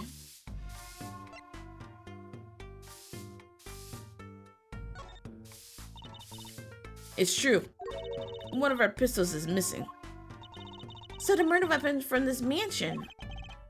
We kind of figured, given the difficulty of obtaining a gun these days, none of the rank and file have access. Only the boss, myself, and Waki could have taken it. I see. I'm pretty sure the cops will continue tromping all over the mansion because of this case. Maybe this is a sign that it's time for a change. She doesn't seem too concerned, at least. Yeah, Waki's fiance. They're getting married next month, correct? I suppose she's been staying over lately. You don't look too happy about that, little Plum. How'd you guess? Even I could tell that. Could you tell us more about her? Waki brought her home one day. Says he wants to tie the knot. I can see why. She's so pretty. Oh, she's pretty enough, but you know. Nah, it's probably just me being suspicious. Stay in the business. Stay in this business too long. No. We need all suspicions. Especially since I think that she is the actual killer. And you start only to see darkness in people. You get a nose for it. A nose for people, a nose for trouble. I wonder what the problem is. It's like a gangster's only version of female intuition.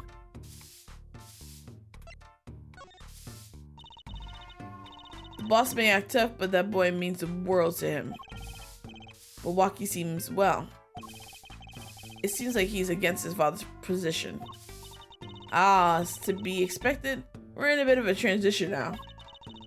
Trying to cut our ties to the shadier side of the street and do more on the up and up. Waki isn't too enthusiastic about the change, it's true. But why the change? Is the gangster thing just not paying the bills? It pays, but we need a lot of money right now. Clean money, that is. I see. Something must be up. He'll see things the way the boss sees them Sunday. Okay, nothing else out of her. Let's go to People Park. Nope.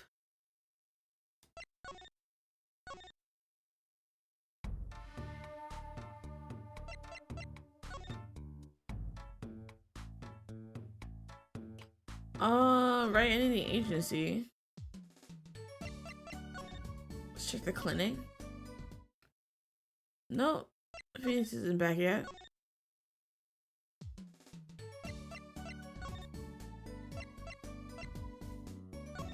Maybe Baki's back. Nice.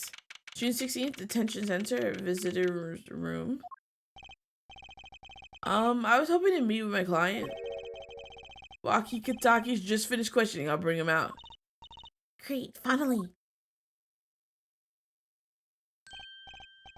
Yo, stop my little imposter. What did you call me? Damn, it's you. Sorry, G. Thought you were Alita. Sup, my little imposter. My little imposter. There's definitely something about that nickname. My little imposter sure is a strange nickname. It's a clank thing. You wouldn't understand. Did I say imposter? I meant imposter. Poster, like poster girl, nope, I don't believe that at all. If you could have dropped part of that, why not drop poster and just call her girl? Cause she's so much more than that, G. She's like an angel, a fallen angel. So what can I do for you? You don't look so chipper today, Waki. Worried about your heart condition, maybe? That was the wackest thing of all. All us G's lining up taking eye exams and all that. Better to die young than fade away, Bazoy! A relief to hear. Eh? What's a relief? Oh? Did your father not tell you? That bullet you carry so close to your heart, if not attended to immediately, it could kill you. Man, I ain't trying to hear that. A man fights to protect what's vital to him. You know what I'm saying?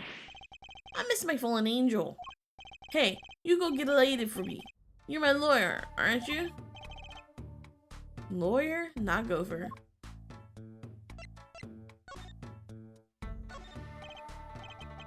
Yeah, whatever. Seems preoccupied. I'm not sure he's even looked at my evidence. I lead a man, I lead a...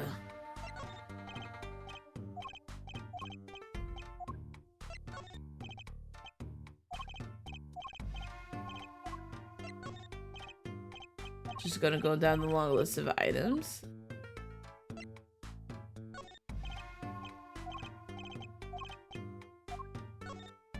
Oops.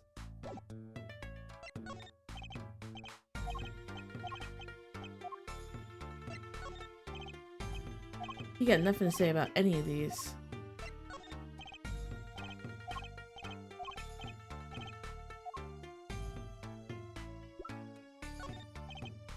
Yeah, whatever. He didn't even want to say nothing about his knife. He seems preoccupied though. I might have to come back and get some talking out of him. Your fiance. So I hear you're to be married next month? Straight up, we poured the Nutto 40 out of the soup. Aelita, oh, Snapple cakes. She's so fine. Fine. I think he's smitten with her in his own weird way. I was wondering, how did you two meet? I asked Yella, but she was very vague. Huh? Well, man, if she wouldn't tell you, I best hold my tongue. You feel me? What? Man, what's in the past is past. She knows that. When I'm with Aelita, I feel like there's things worth protecting out there. You feel me? And my Aelita, she's down with all that. Down with that all the way. South, both of them. I don't know why I said South. The word, the O and so and the B in both disappeared for me. So both of them are mum about their past. Do you think you could tell us what happened with you in Pal Maractus? There's something you should know. We Katakis are having what you might call a feud with the Revaldis family. So about 6 months back, I go into Revaldis turf packing a knife, right? And you were shot? Coldest thing I've ever seen. One shot to the heart, but my homies weren't too late. It's a miracle that I lived. I've already considered one of the 7 ones of the Kataki family, you know? So you were taken to the Maractus clinic. You should have seen their faces when they wheeled me in. Can't just let the boss's son die, you know? I hate to have been in that doctor's shoes. Mr. Kataki is scary enough when he's not angry. But the bullet that hit you, it was never removed? And it's still threatening his life. That doctor, he did it on purpose. The Rallies paid him off, I'm sure of it. I need to hear more about the night of the murder, and that much is clear.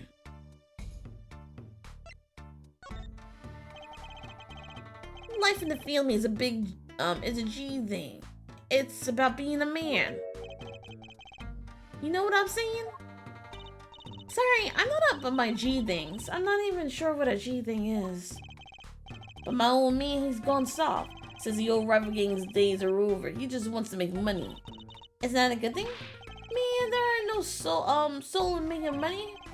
Better to live fast and die young for shizzle. Wait till I run the yard, then everyone will know, what time it is. That's right, OG time all the time. Represent! Apollo, why does he keep talking about O guys? I don't think that's what OG means, Juicy. Alright. I wonder if I can present, or is it still gonna say he's like super thinking about what happened. And all that stuff. About the weapons, the pistol, the knife.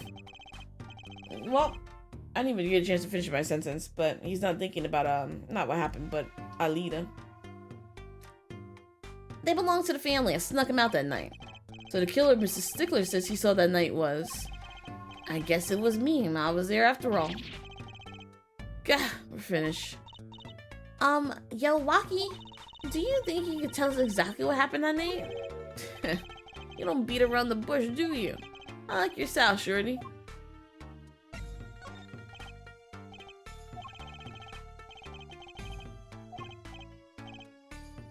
I wonder, well, you know what, never mind. I'm gonna hold that thought off.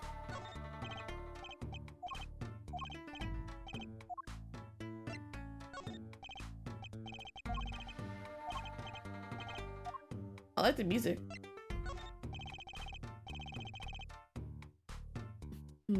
Okay, that's the same thing as the knife.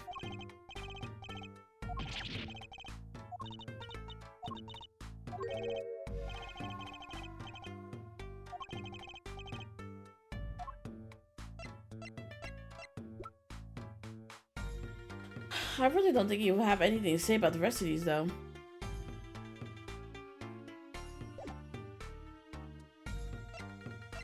Alright, let's move.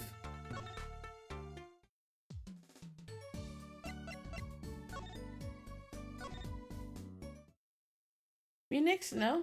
Okay.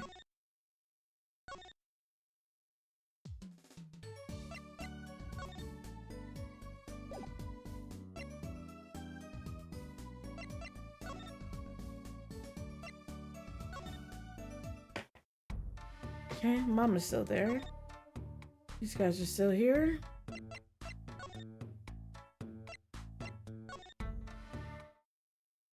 Nothing happening there.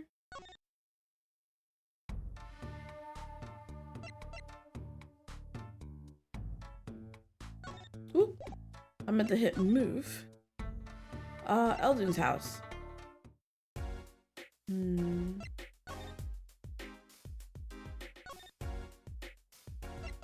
I'm missing something. A conversation. I've talked to everyone. I could have sworn I presented everything. Let's go and talk to Trucy, see what she suggests. If everything that Panic Snatcher said was true, it doesn't put Walkie in a very good position, does it? He was at the scene of the crime, that's pretty clear. It's got to be a different angle on this. Well, let's get investigating. No time like the present. So, any leads? One moment. Shazam! Alakazam! Whoa, evidence keeps flying out of nowhere. Ta-da, that's all. Neat, huh? Yeah, real neat. Interesting. Okay. I didn't even think about that. Can I...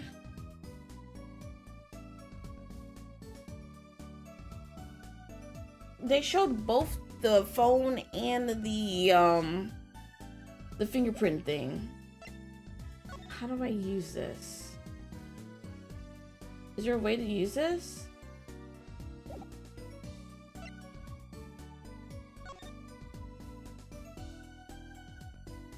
Option? No.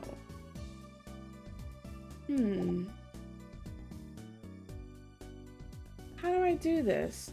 Is there a way for me to just use the powder? It was a whole mechanic and I couldn't figure out. Oh, you know, another thing I could do. There's one more evidence I can ask everyone. It was the slippers that were in the trash can. Let me move back. The Kitaki Mansion.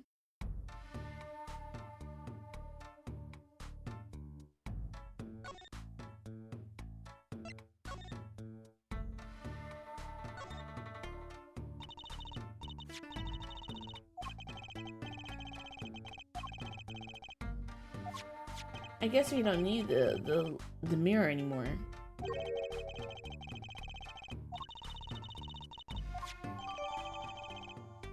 Okay. So I guess I should just ask everyone. Oh, never mind. I'm about to say she's gone. Should I press the slippers just in case? Slippers for panties at the Maractus Clinic. Oh, well, we still have this in here. It's found in front of Kataki's mansion. She doesn't got anything to say about that, though. Maybe Eldoon does.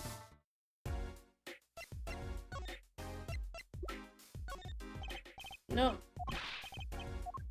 Okay, so then maybe Waski Kataki does.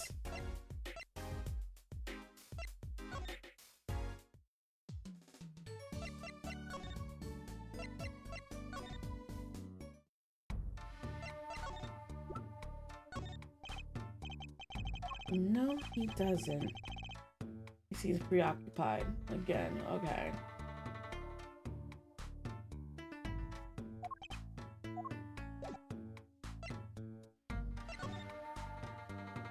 Ooh, okay. Night of the crime. We wasn't done talking to him. Actually, there's a question I've been wanting to ask you for a while now. That is, did you do it? Did you shoot him? I don't know. Eh? How do you not know? You either did or you didn't. The day of that checkup, when I found out about the bullet by my heart, I borrowed a gun from the family stash. Figured I'd give that doctor a taste of his own bad medicine. Oh, I don't like where this is going. When he was about to do it, did a trigger from another gun happen at the same time and he thought he did it?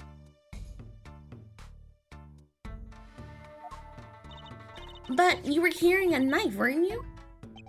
Oh, that? Yeah, well, never can be too careful, I say. So I'm on my way to the clinic, right? When I ran into him in the park and he's dragging this noodle stand behind him. I still need to figure out why he's dragging the noodle stand. Why he steal this from Eldoon? Wait, you didn't put him up to that? Like, you know, in the movies? If you value your life, you'll bring the stand? Surely you're more whack than I am, and that's saying something. I'm screaming. But I was serious. The thing is, I don't remember what happened next all too well.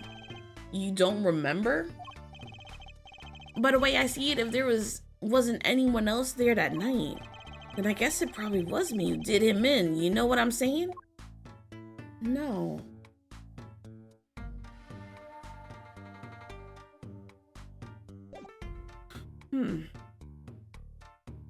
Okay.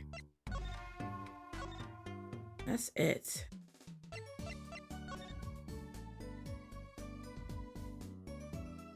There's gotta be something at the park, you know?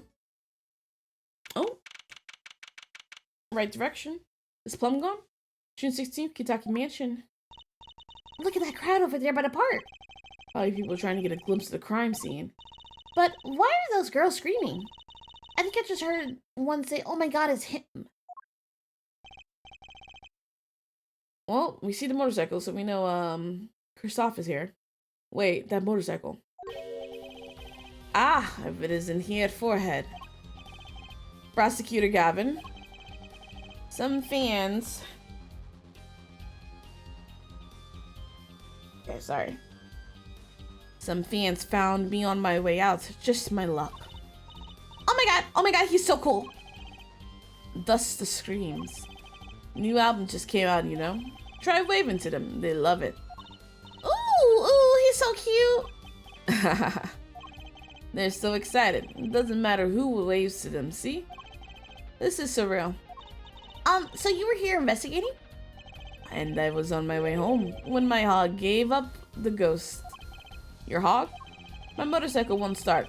A clogged exhaust pipe. Too bad. It looks like such a nice bike, too. Hard to believe that it could break just from that. Ah, it's my fault. I think I was using the wrong oil. Cars, motorbikes, they're all the same. Clog the exhaust and they won't run. Ah, machines. Tell me you share my angst here at Forehead. I ride a bicycle, actually. Ah, in any event, I'm off to the shop to get her fixed. The detective in charge of the scene is informed of me in any case. The detective? You mean the one in the lab coat? Ja. She's in a foul mood too, be gentle. Off. We the see him, baby. Oh my god, there he goes.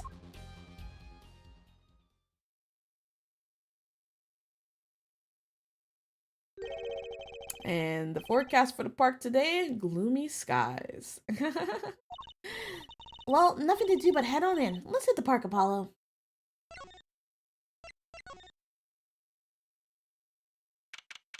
$260, People Park. Huh?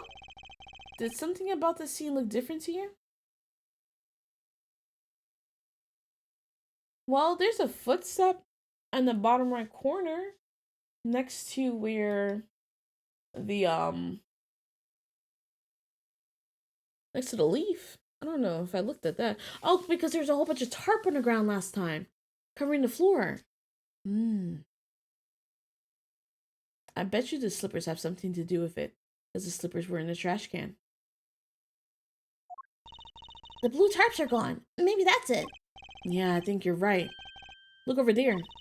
The white frock detective from yesterday. She seems to be apologizing reverently to the trash can. She's under a lot of stress. The investigation's probably not going so well. Hey, you there. If you're going to talk about someone behind their back, do it more quietly, please. Oh, Detective Sky. Hello. You seem as gloomy as ever. This is miserable. Miserable. I just got a new kit and I can't get the stuff to work. And everyone's all smiles from that glimmerous fop. Glimmerous? Does she mean Prosecutor Gavin? More to the point, doesn't she mean glamorous? When he walks in his shiny chains, when he walks, his shiny chains catch a sun and glimmer in my eyes. It's distracting. Speaking of distracting, I guess I just have to accept the fact that I lack talent. Sounds like she's trying out some sort of new forensics technique. Well, examine. There's no checkpoint or everything, so we should look at everything again. Benches lined in the river running through the park. Ah, a little urban oasis. I bet you should come here to splash around in the water. Ah, yes. Well, we had this conversation.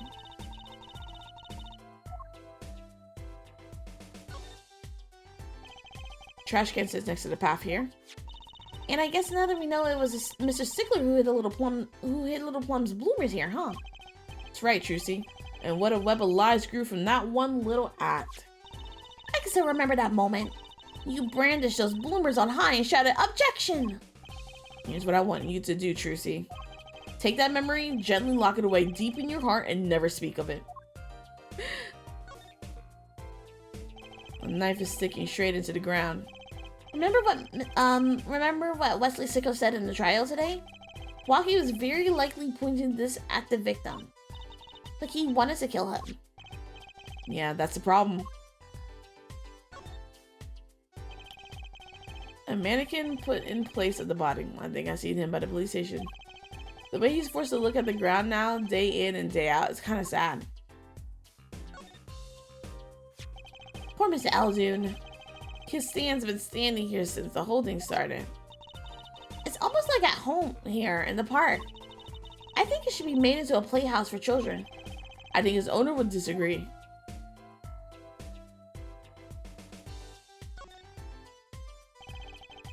The tarps that were here yesterday are gone.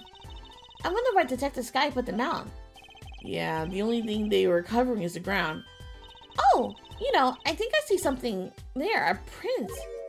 A print? Yeah, a footprint. I think that's it. You want this? Fingerprint analysis is the very basis of modern forensic science. I guess you could put it that way. Any two know how to dust for prints on your own now. No, actually. Make sure to examine anything you find that might have prints on it. No, really, how do I do that? Oh, maybe because I was doing through present. I should do through court record. Alright, let's try this again. Oh, that doesn't change anything.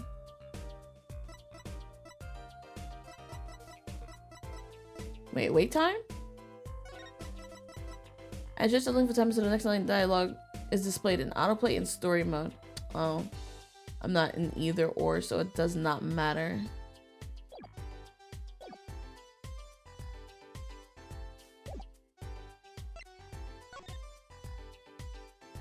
I don't want to examine it. I want to use it. But there's literally no buttons that say this. You don't remember? Yeah, me either. Oh wow.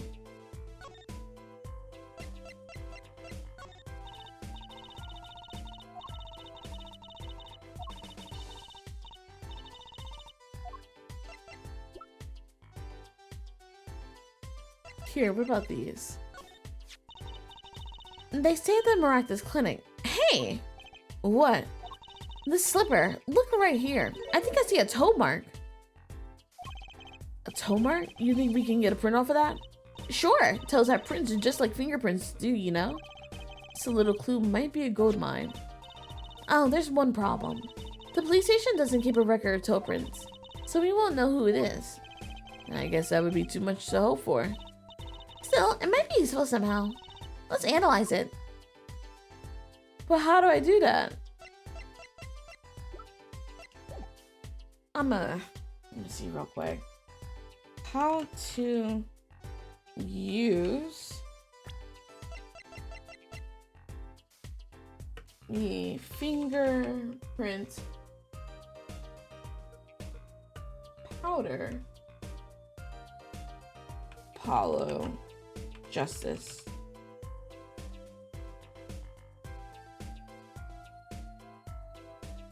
How do you dust for prints?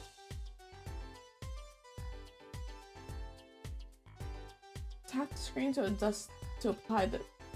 Wait. Tap the screen.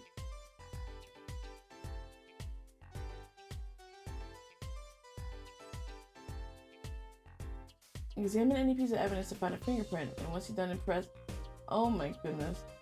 This doesn't. No. So does, maybe it. You have to see a fingerprint. Oh. What in the. Oh, the leaf. The leaf. There's a leaf on the ground right where we are right now.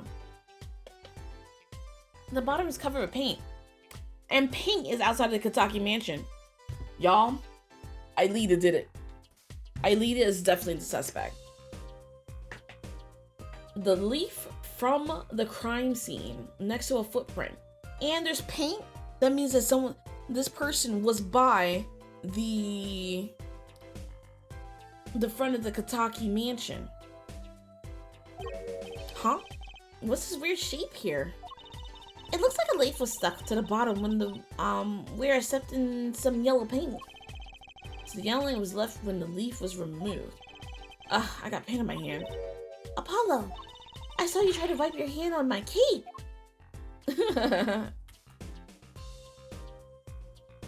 It's nothing else. Oh, there's the footprints.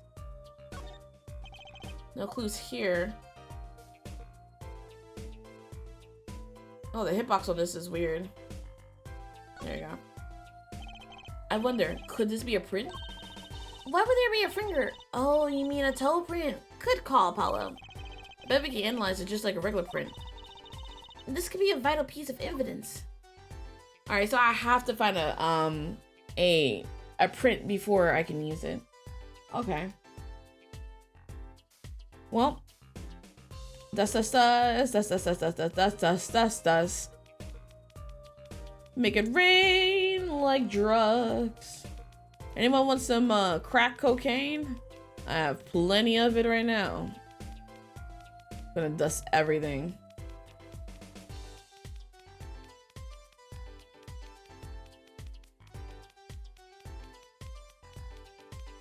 I know I don't need to do this. I know I don't need to do the entirety of the screen, but it's so fun.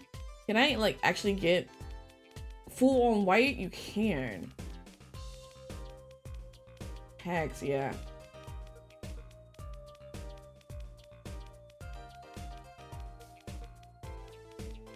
This is about to be a whole white screen, y'all. It's snowing.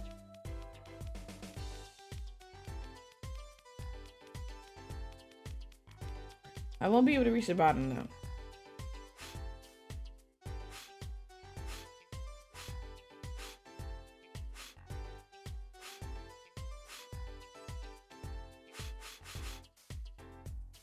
Okay. Oh. Well, time to do that again.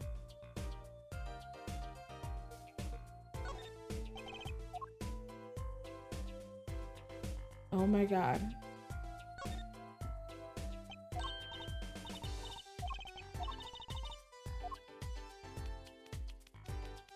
I'm not gonna do the whole screen again.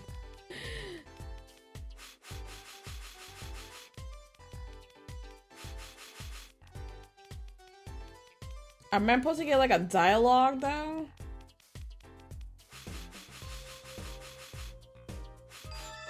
Okay, I just didn't blow it enough. Hey, it worked. That looks like a big toe, maybe? Wow, I feel like the case is solved already. What was next? We have to match the print, right? Right, let's match it. But we can't. Wait, the detective didn't give us a list of toe prints, Apollo. Oh, good point. Maybe we should ask her to get some expert advice? I guess so. I'm not sure she really qualifies as an expert.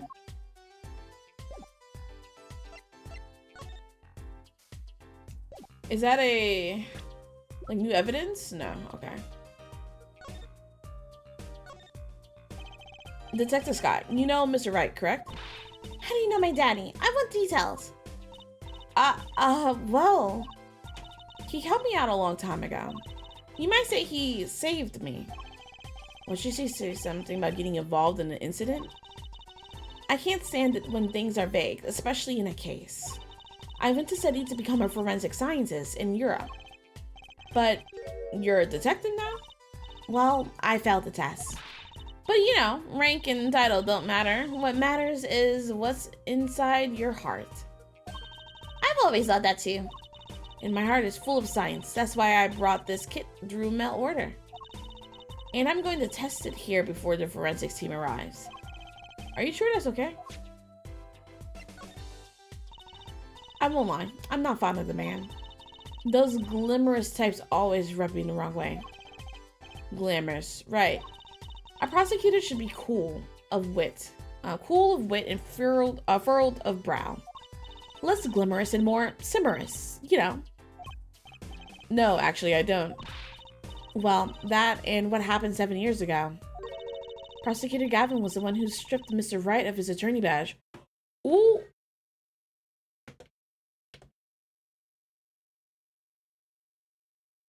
Prosecutor Gavin. So I'm assuming we're talking about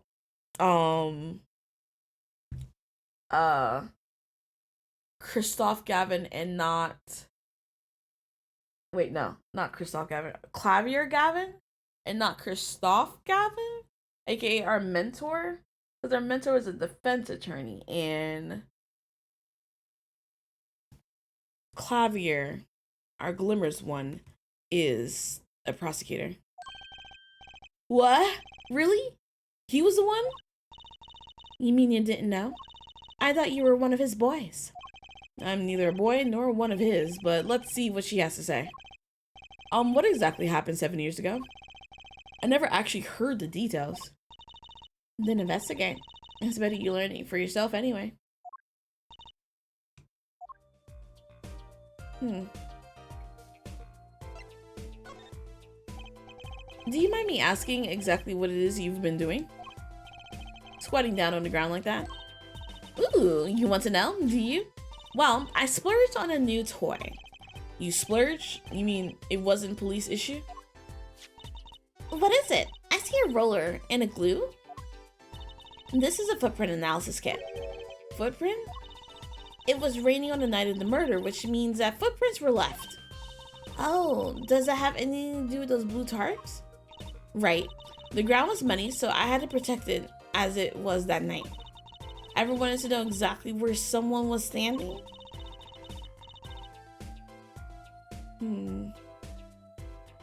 Okay. Like your panty snatching student witness, for instance? Aha! So, with that kit. Right. What?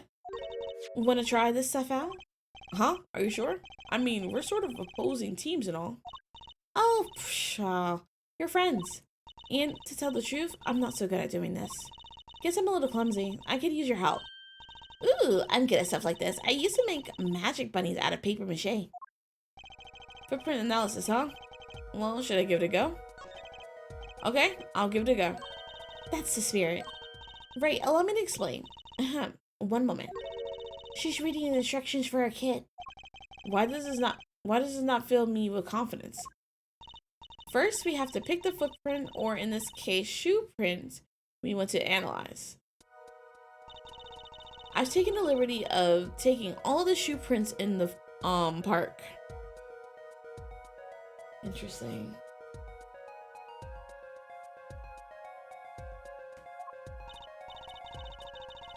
Well, what shoe print should we start with?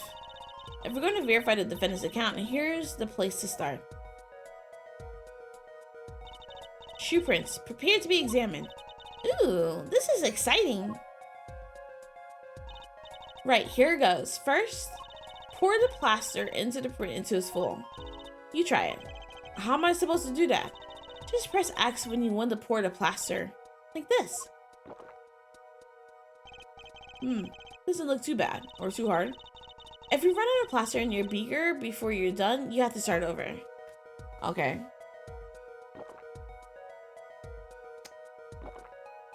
I see. You have to be careful of choosing exactly where.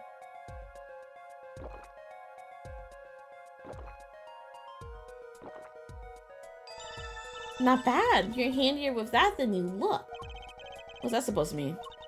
On to the next step. Dry the plaster until it turns white. Right. Just press X to blast it with that dryer. There. Give it a shot. Anyone want me to do their hair? I got a blow dryer.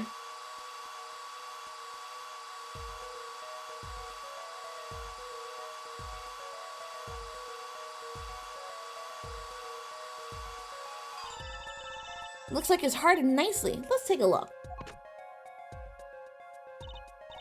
Yes, that's a good one. Next to ink. Ready for the next step? Use the rollers and ink just the shoe print part. Hold onto that roller right now with X and roll it up and down. Keep going till you get enough ink on there for a good print.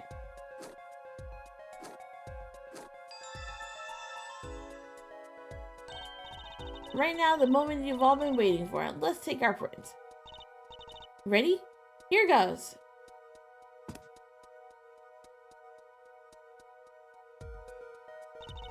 Let's see if we get a match. This would be walkie-talkies.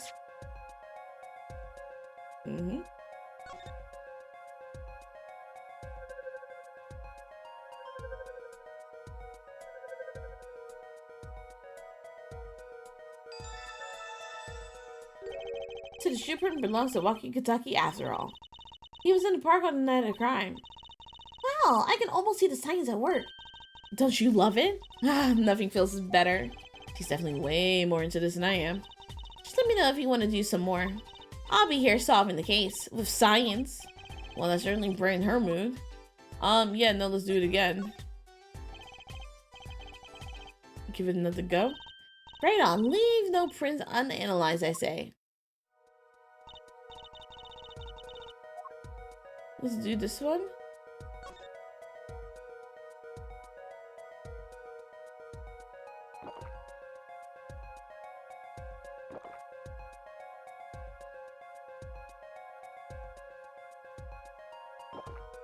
They're gonna give me a footprint eventually that's just really huge and I have to be super specific.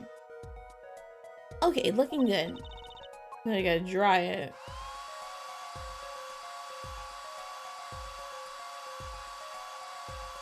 I didn't even get the whole shoe, but whatever.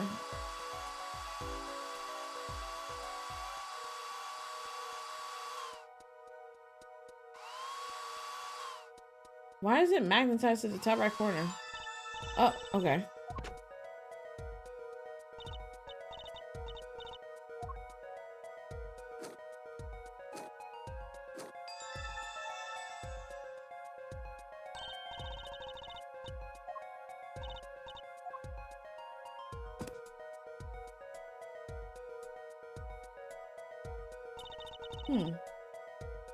What is that at the bottom?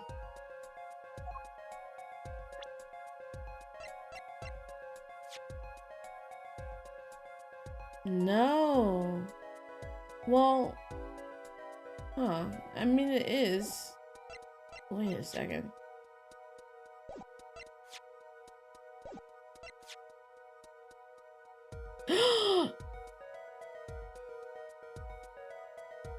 Oh, wait, no, duh.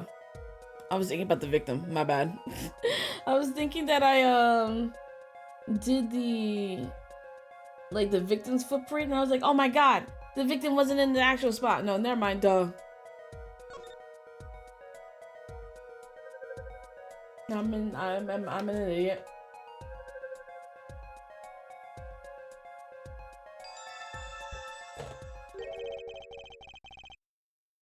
Okay, so these shoe prints belong to Wesley Stickler. This confirms his testimony, the final version of it at least. Now we know where the panty snatcher was standing.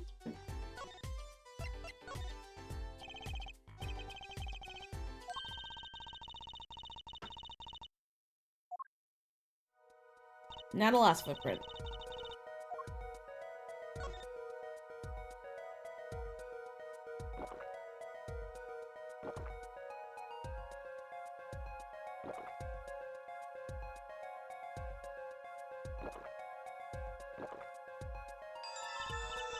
I didn't finish it.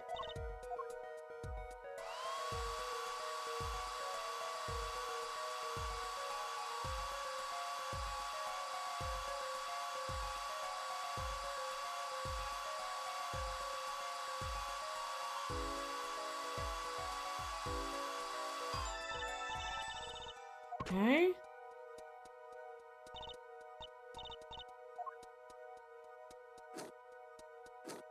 Can't wait to get Eileen's footprint on this. I just know it.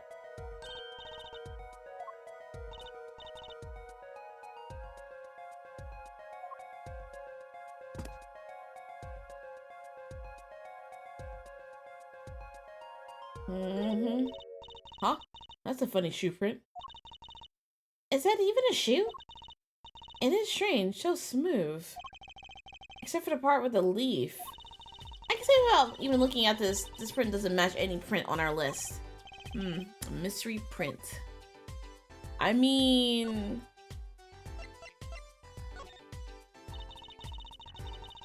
this print is far too smooth to be from a regular shoe. It is a shoe print of some kind though, that's certain. Still, you have to wonder what's it doing here. It's right next to Eldune's noodle stand. Does make one wonder. Hey you! Yes? Why are you so quiet all of a sudden? You wouldn't happen to have something in mind? Something that might have left this mystery shoe print? Mystery shoe print does remind me of something. Pretty sure I've seen something like that. Something that would leave a print like that. You know, I think I have our culprit right here. Well, I think it's these slippers, actually. Slippers? What would slippers be doing out here? But look at the bottom, see? It's covered with paint, except for... see right there? Hey, that's a spot... shit, just like a leaf. What if a leaf was stuck on the bottom and came off when the slippers were stepped in paint? Makes sense, doesn't it? Wait, something's written on them. In yellow paint, The Maractus Clinic. Exactly, the victim's clinic. Wait, that means that someone from the clinic was involved? Aelita. If it's her. I wonder if she got some parents. Or she got some sort of connection related to Maractus Clinic. Why is she just standing there eating? Detective Sky, I have a favor to ask. What? Can you get us access to the Maractus Clinic? The police won't let us in. They say the murderer and the clinic are not connected. And it's off limits until we prove that they are. I should be able to do something for you, yes. Eh? Really? Well, you have the work for here. I read that all wrong. Well, you did my work for me here with the shoe prints. Seems like I should return the favor. Thank you, Detective Sky. Here, show this to the police officer on duty. That's this guy's orders. Okay. Right, Maractus Clinic. Here comes Justice. Can you tell me about this? Allow clinic access to this magician and attorney and Professor Gavin's name. Oh, it's the mascot.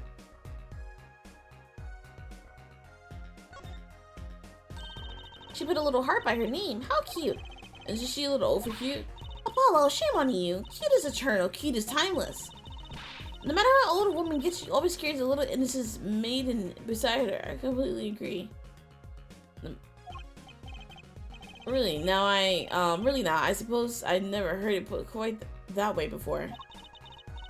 When I sign my name, I always put a little diamond. Juicy diamond, right? See? Cute, don't you think? It's a little confusing. Won't people think your middle name is Diamond?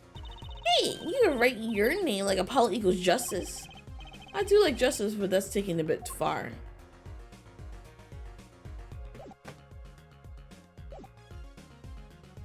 Yo, go, what's up? It is eternal, it is known.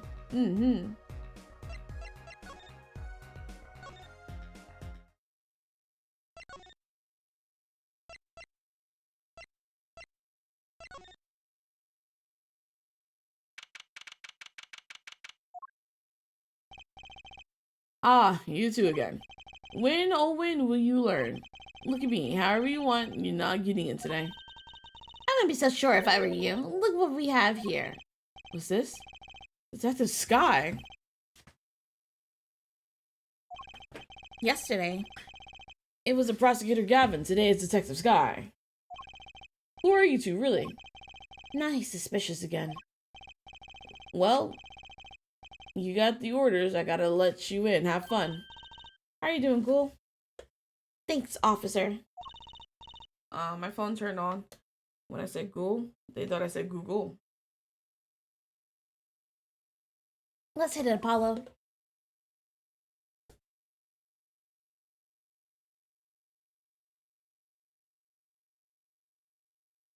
Thank you for the follow. That's weird that that doesn't appear in chat. I'm gonna have to do something about my well, hold on. Maybe it's because Jesus, that scared the crap out of me. Oh my goodness. This is so loud in my ears. Oh my goodness. BGG with the raid. Hello, welcome in everyone. Hi. Let me scroll up. BGG in the building. Hey Mary, how's it going? Telly, hello. Telly with every single twerk. This is every single twerk is wild. Welcome in everyone. Hi, I am Supernamo JRPG Variety Streamer here, currently playing Phoenix Wright Ace Attorney. Well, it's not actually Phoenix Wright Ace Attorney, it's actually Apollo Justice Ace Attorney. But we are solving a murder right now, and we're about to go into a clinic because things are getting juicy. But hi, welcome in everyone. Reckless, hello. Char, hi. Original Juju, hello. Wow, so much twerking. So much JJK twerking. Oh my goodness. The green shirt emo is, oh my god, I didn't even see that. That's hilarious too. You love it? Isn't it great? Hi, Mary. Hi, welcome in everyone, welcome in. We call this Sundays, Storytime Sundays, where I play a story heavy game like Phoenix Wright, and I voice out everything. So be prepared for the singing. Not the singing. Be prepared for the voices. I'm also working on actually I did get a lot of sleep, but I don't know. I can't seem to talk right now, so there's that too. Huh. Kind of an at-home sort of place, isn't it? This place has a connection to the murder in the park. I'm sure of it. The police guy out front wasn't so sure. Here, senpai, hello, welcome in. How's it going?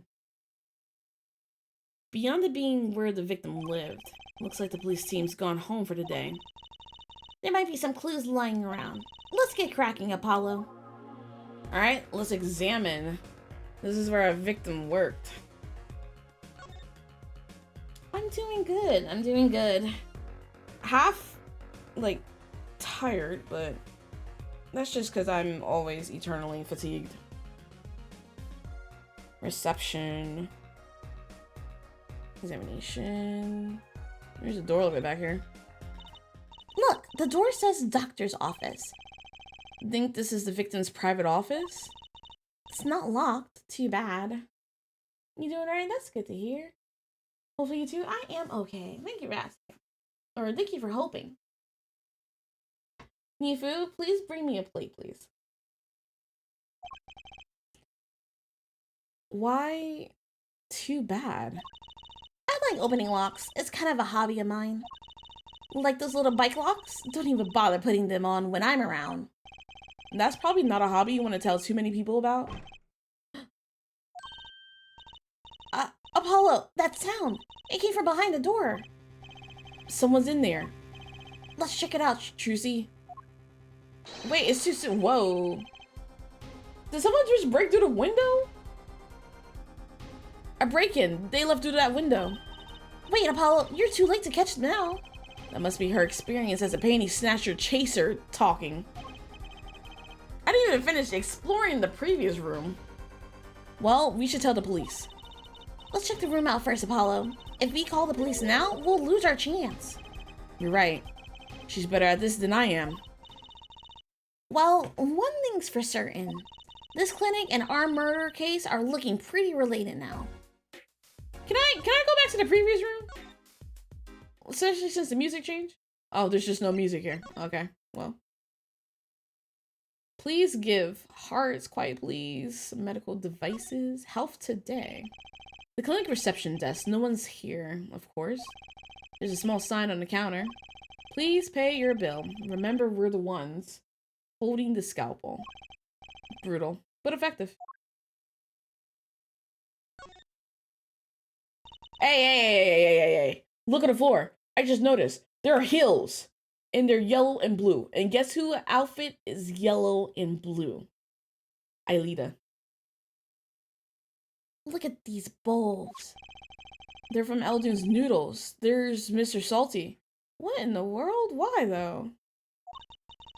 Then I think we figured something out. I think we have Mr. Eldune must do takeout. Not exactly what I was thinking. And there's a pair of slippers missing. I didn't even see that. You're absolutely right. All the bowls have been washed clean. I think we found our first clue, Trucy. Thank you for the follow.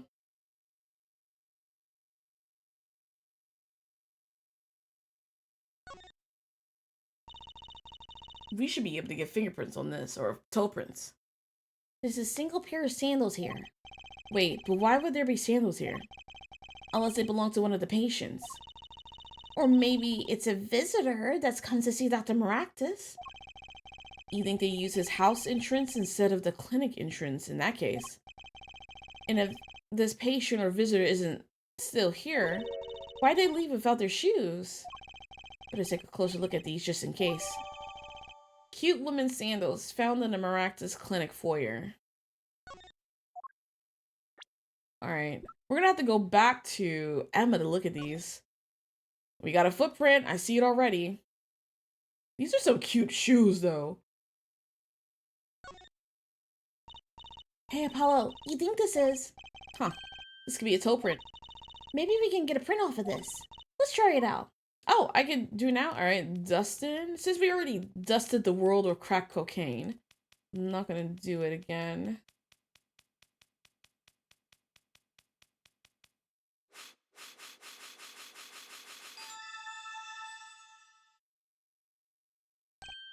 Hey, it worked. That looks like a big toe, maybe? But wait, I mean, it's great that we got the print, but is there such a thing as a list of toe prints? Oh, good point. If there is, it's outside didn't give it to us. Yeah, we're gonna have to go see her. Which means we can't match this print. Seems like a good time to ask the detective's advice. Yeah, good idea.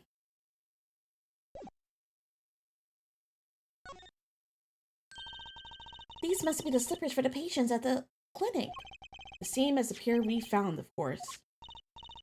Look, a single pair is missing from the rack here, too. And ours have paint on the bottom, which means that they were taken out of here on the night of the murder. Right. The patient's from the hit and run, after all. Or the paint's from the hit and run. Okay. So, the panty snatcher is, Stickler. But Aelita's shoes are here. Or, well, we don't know, but I'm pretty sure that Aelita's shoes here. The car is also here.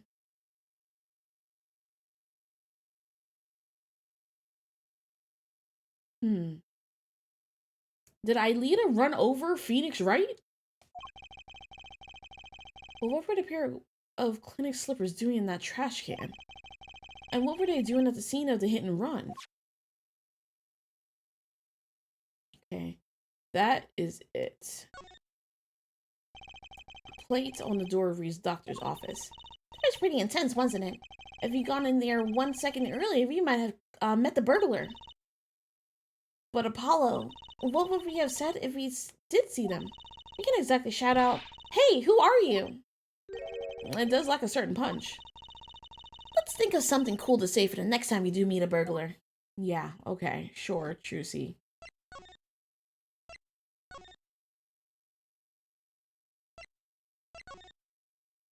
Okay, let's examine. This potted plant has seen better days. That doesn't make sense either. What doesn't? Normally burglars are looking for valuables, right? That's true. That's what I would do if I were a burglar. So why look under a potted plant? Maybe they were looking for the key to the safe? I've heard of people putting their house keys in the plants, but the key to a safe? Then maybe the burglar was looking for the house keys. This is getting nowhere fast. Books and papers are scattered around the room. Wow, what a mess. This is worse than Daddy's room. The burglar must have left in a hurry. Even the cup on the desk is lying on the side. Huh? The juice I spilled out of the cup, it's dry. So the messy one wasn't our burglar just now? Someone knocked this cup over a while ago and left it. Left it in a rush, maybe? Why is this lamp on the floor? Kind of an expensive looking lamp, isn't it? Hey, the bulb's broken. Broken? Don't you mean burnt out? No, our cat burglar must have dropped it. Why is it standing up on the floor like that, then? Hey, look at the cord. Huh, there's a red splotch on a part of the cord. Splotch like blood? You think that's blood? It's a little bright for blood, almost pinkish. Something definitely odd about the lamp, that's for sure. Pinkish? Found in a Maractus clinic office with a broken bulb and a red stain on the cord. Let's look at that. I don't see it, though. The bulb is broken and won't turn on. Oh, how's it broken? Don't touch that. You'll cut yourself. Yeah. Fool me once, shame on me twice. My finger!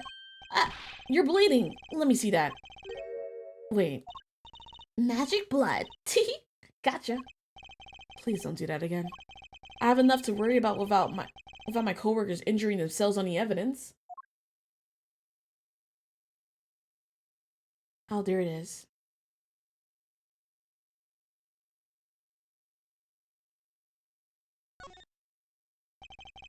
It looks like lips. Like a kiss. From like lipstick. This cord runs to the lamp and has a red stain on it. Gotta wonder what left that stain. Wait, I know. Maybe it was left there by a red marker. Like they were trying to write their name and slip. Why would anyone write their name on a lamp cord? I used to write my name on magic ropes. Okay. Whoa, what are those? The wall is covered with beakers. Something's moving inside that one. You look, Apollo. Hey, look yourself. You can't... Oh. It's a goldfish. Wow, they're all fish. So many kinds. Whoever designed it had a sick sense of humor. I would totally do that. Get a whole bunch of beakers and put fish in it like that. The window's ajar. That must be how our burglar escaped. I wonder who it was. Maybe it's just a burglar who happened to pick here? Yeah, but there's a patrol car sitting out front. If I were a burglar, I'd come back the next day at least. I'd give it a month myself. Whoever broke in obviously needed to break in today. What a cute little safe. Looks like a 4-digit lock. They were in the process of breaking this open. 7-9. Someone's already entered 2 numbers, Apollo. 7 and 9. Wait, do you think that burglar just now was trying to open it? I wonder what's inside the safe. Is there any way we can figure out the last 2 numbers? Well, we know the first 2 are 7 and 9. Maybe there's something in the chord record. Something that can help us figure out the last 2 numbers? I wonder. Okay. Let's see. Numbers or anything?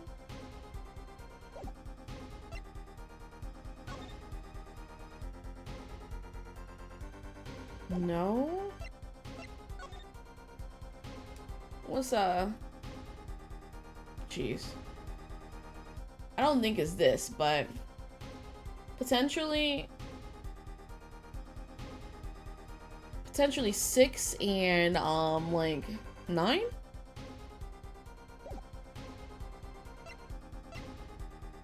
Cause of death. Right temple. 46. I don't think it would be this, but never know. Lock his checkout results. No. I don't think I have anything for this. Like, what else?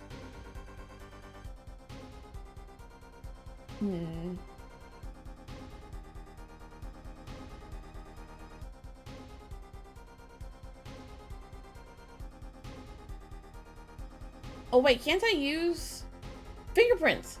Fingerprint patterns. I could do that. We got the thing right here to test for fingerprints. I got just the thing. Well, I have an idea.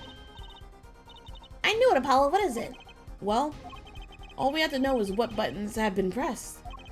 We can use this to find out what the next 2 numbers are. That's not what I meant to do. Present.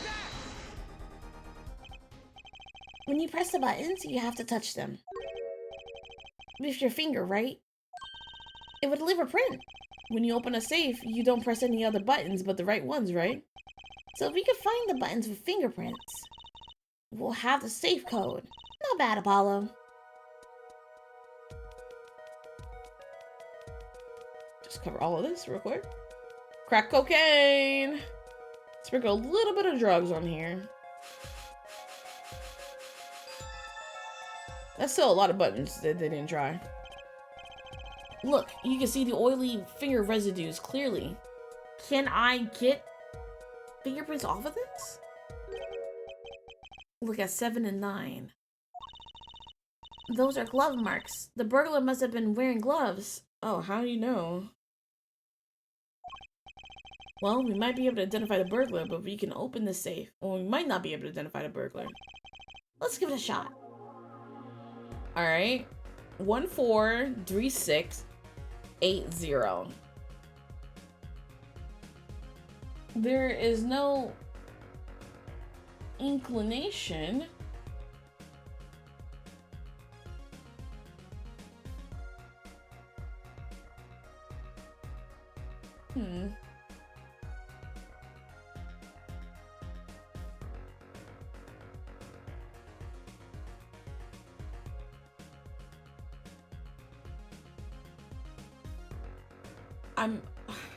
How would I know this?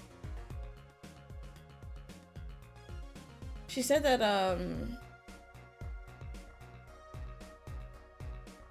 well, Everyone that has a dust on it means that it's been touched, right? Oh, wait. Wait. No. She used a glove, which means that there wouldn't be fingerprints on them. So 1, 4, 8, and 3, 6 have been pressed. So it would be these two. Cause she pressed 7 and 9. So 2, 5.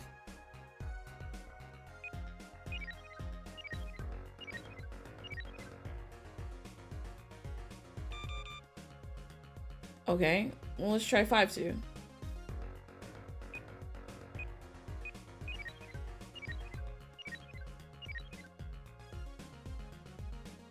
Yes! I could be a detective. It opened. What is that? This looks like a bullet hole. You can see the bullet sticking out of it. Why is it in the middle of a safe? That means that the safe is open when a gun rang off. Hey, the bullet came out. The tip is all squished. Not surprising given that it was fired into a metal safe. Bullet's got a story behind it, that's for sure. Found in the Maractus Clinic safe, squished from impact with the back of a safe. I want to look at that.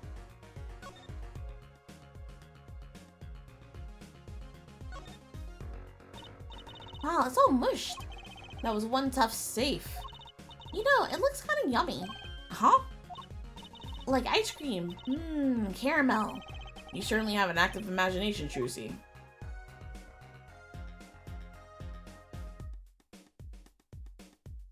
I think that's it. Nothing sus about this.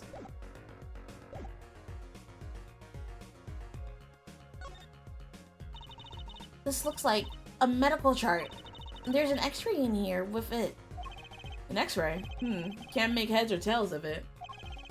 And I can't read the chart either. It's all medical speak. But the names are easy enough to read. Look, patient. It says Waki Kataki. So this is Waki, our client's chart, huh? Why would this one chart be here in the safe? Trucy and the Forbidden Snack. Sounds like a great novel. Let's see, the physician's signature says Pal Maractus. Eh? What is it, Apollo? Look here where it says who filed the chart. Let's see. Nurse Aelita Tia. Well, wow. We got our connection of Aelita to the freaking doctor's office or the clinic. She was a nurse. That's how she met Kitaki. They both refused to say how they met, but she said at work.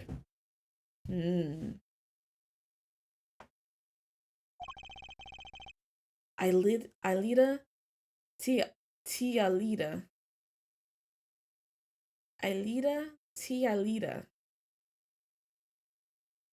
is Waki's fiance. That's one Ita too many, Apollo Lo.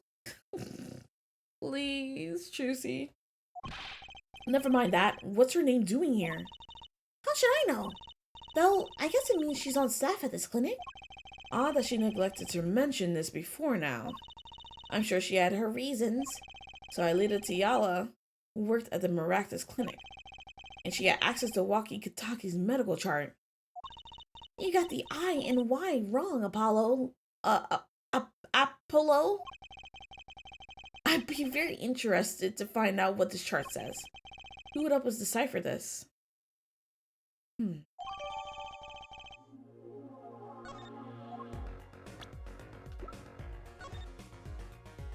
Waki Kataki, Pyractus. Aelita Tiala, 19 male bullet lodged near heart. I mean, okay. Why would this be in a safe though?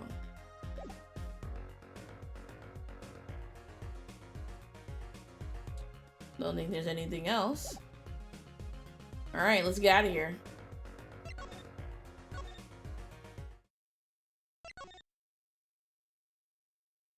Also explains why she's like, shh, don't tell anyone.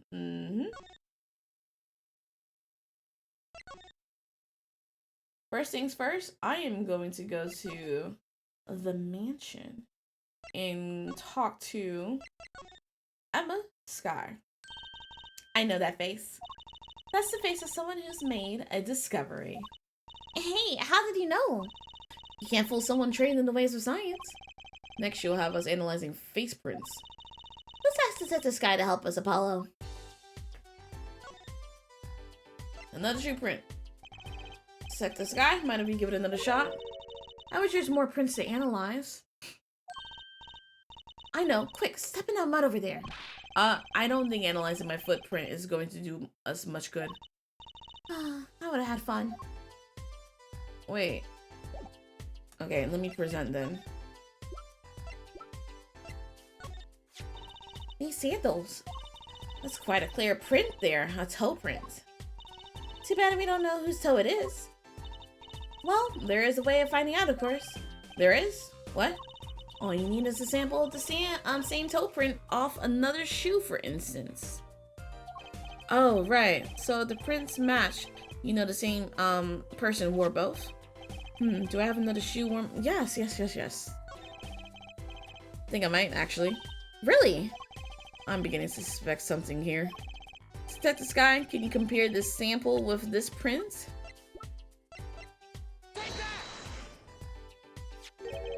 This pair of slippers, toe print and all. Ooh, the print on these is nice and clear too. That makes our job easy. Can you analyze it for us? Of course, hang on. Bingo! Gosh, I'm good. Hey, we were the ones who found the prints. A perfect match. The same person who wore these sandals and slippers. I was afraid of that. All you have to do is find out who these sandals belong to. Or do you already know? I can't say, not yet. Well, that's one big step closer to the truth. Alright. You got anything to say about this lamp? Okay, can you take a look at this lamp? The bulb's broken. Right. Strange, isn't it? Really? I break bulbs all the time.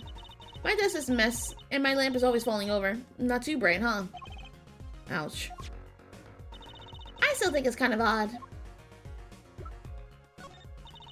Detective Sky, I was wondering about this. Trucy, wait. What? This blue was inside the safe, right? That means the police don't know about it yet. Oh, right. We can't use this in the trial tomorrow. Do I have to repeat myself every time? If you're going to talk behind someone's back, do so quietly. I can't talk about this either. Okay. That's our secret weapon in tomorrow's trial for sure. Ew, clever, Apollo. Alright, was there anything else to talk about? No. Alright, let's get out of here. Obviously, what's-her-face isn't here. Go to Eldune's house. No one's here.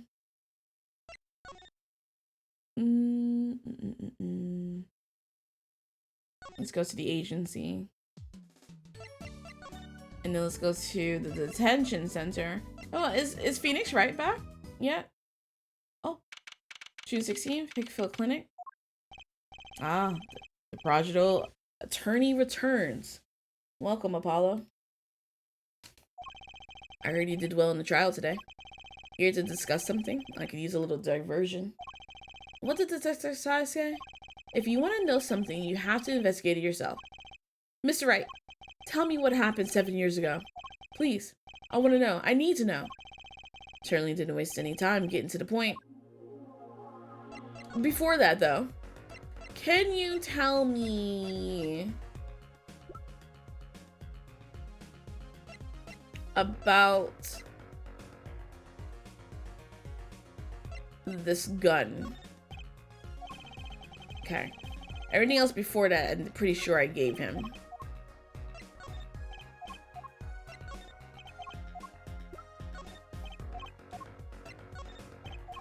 Alright, good. Just making sure. 7 years ago. 7 years ago, I was standing in a courtroom on behalf of a client. The case involved the death of a certain magnificent genius. I'd be surprised if you haven't heard about it.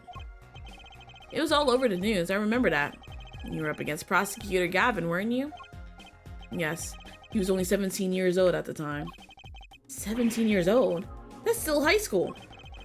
He took the bar exam abroad in Europe. They're progressive over there, you know? I was defeated by a 17-year-old newcomer.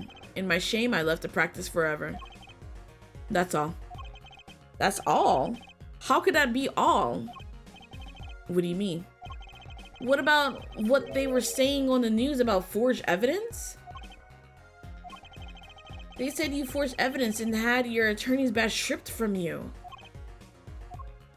Interesting. Tell me, how does it feel? How does it feel to stand here before Phoenix Wright, the forging attorney himself? How does it feel? I don't want to believe it's true. But what about what happened in my first trial? Didn't you notice in today's trial? There was a single piece of forged evidence. I'm talking about evidence that shouldn't have existed. A naughty magician's trick. I don't see you jumping to my defense on this one. Maybe I did forge evidence. Maybe I didn't. It doesn't really matter now, does it? But I'm not an attorney anymore. That's the only truth you need to know. Mr. Wright, looks like he doesn't want to talk about the accusations for forgery. For now. Okay. We got information out of you. Let's head to the detention center. Talk to walkie-talkie, maybe? Walkie-talkie. Walkie-talkie. June 16th, detention center, visitor's room. Don't cry, Angel. Daddy's back and Daddy's... Oh, you again. I'm sorry, this is not the reality I wanted. I did not want to come into your kink. I am absolutely kink shaming you right now. Because I'm involved in it. Oh, you again. Do you always have to announce your entrance like that? Man, my old man, Man!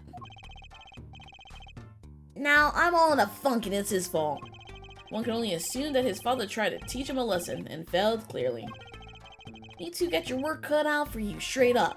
Of course, I don't care if they lock me up. I'm ready to go. Some days I wonder why I do what I do. Alright, Hey, whose sandals are these? Walkie, you don't happen to recognize these, do you? Hey, sure I do. I was the one who bought them for her. For Miss Tiala? Yeah, a birthday present. She's got mad little feet. Mad. She cute. So cute, man. So these sandals are hers. Yeah, I kinda had a feeling. What's up with the funky vibes? Aelita sandals. Do I need to present this? No, okay. Man, that is so far off the hook. It's off the chain, G. She's preoccupied with something else. Wonder how my Aelita's doing. Man, I miss her. Recognize this? No? Okay.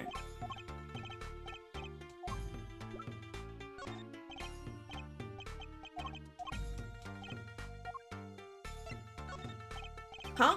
What's that? Some kind of x-ray? Wait. That's right, Walkie. That's yours. Hey, look. I don't smoke or nothing. I'll live long, right? I don't think he gets it, Apollo. Take a closer look. Here in particular. Where it says nurse. It's signed Aelita Tiala. Huh? You lawyers do your homework. So you met Tiala when you... Yeah, I met her at the clinic. So? Could you tell us a bit about the circumstances of your meeting? Fine, fine. I'll tell you how I met if you want to know that bad. Guilty verdict. Hey man, you won't see me bugging about 1 or 2 guilty charges. But what if you're found guilty of murder? Hey, it's all experience, you feel me, shorty? Like a badge of honor. They don't get the death penalty, do they? You didn't really do it, did you?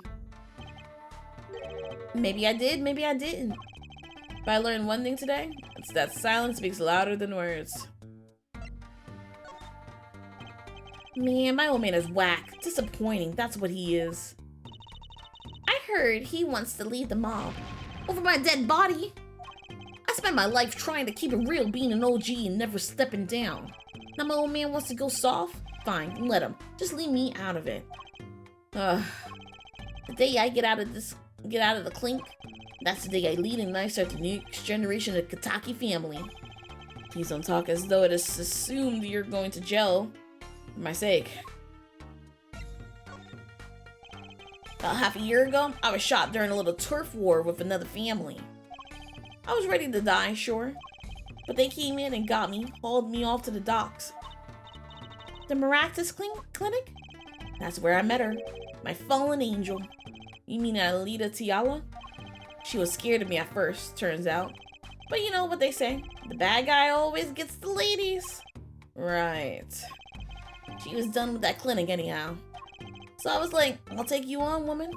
Straight gangster style. Guess what she said? What did she say? Come on, give it some thought. She said it's real quiet, like on the down low. Know what I'm saying?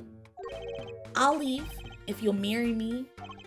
So that was the proposal? You know what? An oath of love right there in the hospital room.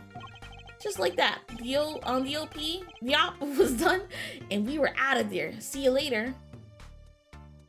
Oh my god. Oh my god. I know why. I know why she did it. If she marries him and he dies, she gets the money, right? She gets to assume whatever role that he had because there's no one to take over the mob, right? She assumes she's set for life, money and everything, right? And she's trying to hide this operation because he got shot in the heart, but he didn't die from it.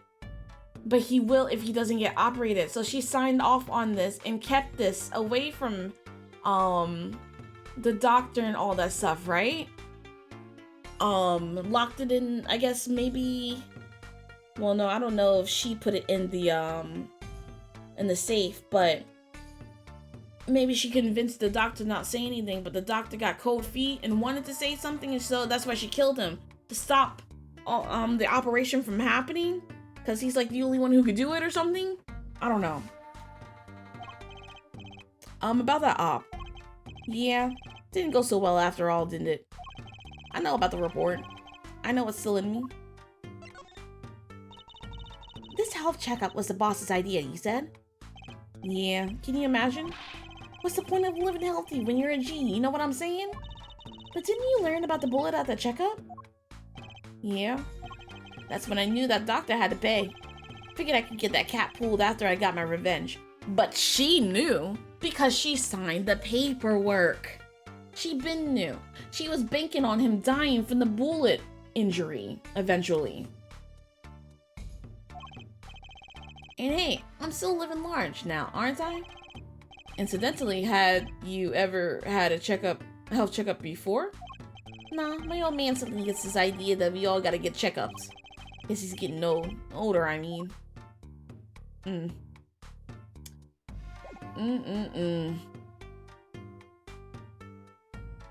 Is that it though? Where else do I go? Can I talk to the dad? No. Well, what else am I supposed to do now?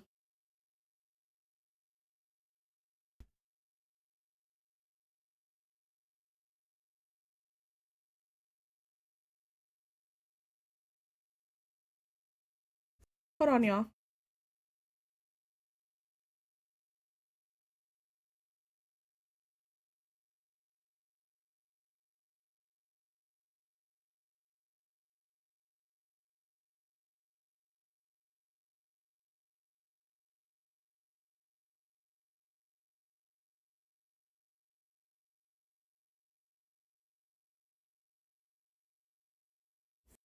Okay. So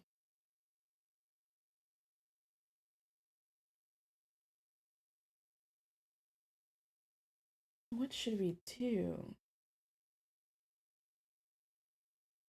Should we go back to the clinic? We know that the sandals are hers. Maybe back to the clinic. I don't think there's anything to do here since we can't talk to the family. Oh, okay. This is not what I was talking about, but hey, I'll take it. Eldune's house. Mr. Eldune, we've been looking all over. Oh, right, Mr. Eldune was a doctor too. Maybe he can look at our chart. We've been looking all over for you. What's the matter, Trucy doll?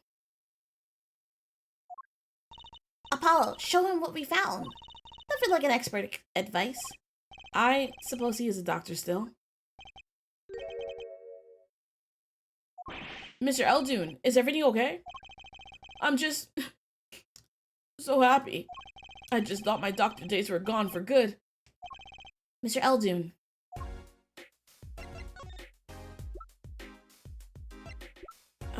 Well, I think we don't need to present anything else. Here, look at this. Mr. Eldune, could you take a look at this? A medical chart. You shouldn't go around taking these from clinics. Why the sudden silence, Mr. Eldune? What's going on in here? That's what we want to know. That chart belongs to my client. He's on trial on suspicion of murder. On trial? That's crazy. You can't put him on trial. He's ABD. ABD? ABD? All but dead. He's knocking on the pearly gates and someone's about to answer. Can you tell us why?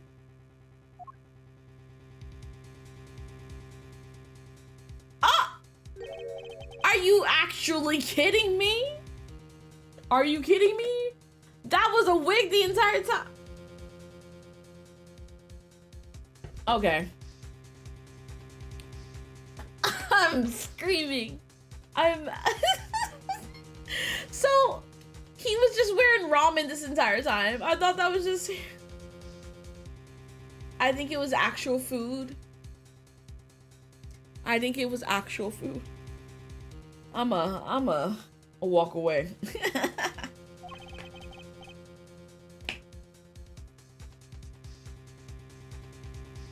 Calls FDA. Oh no. You listen up good now, son. No way. It's like he's a completely different person.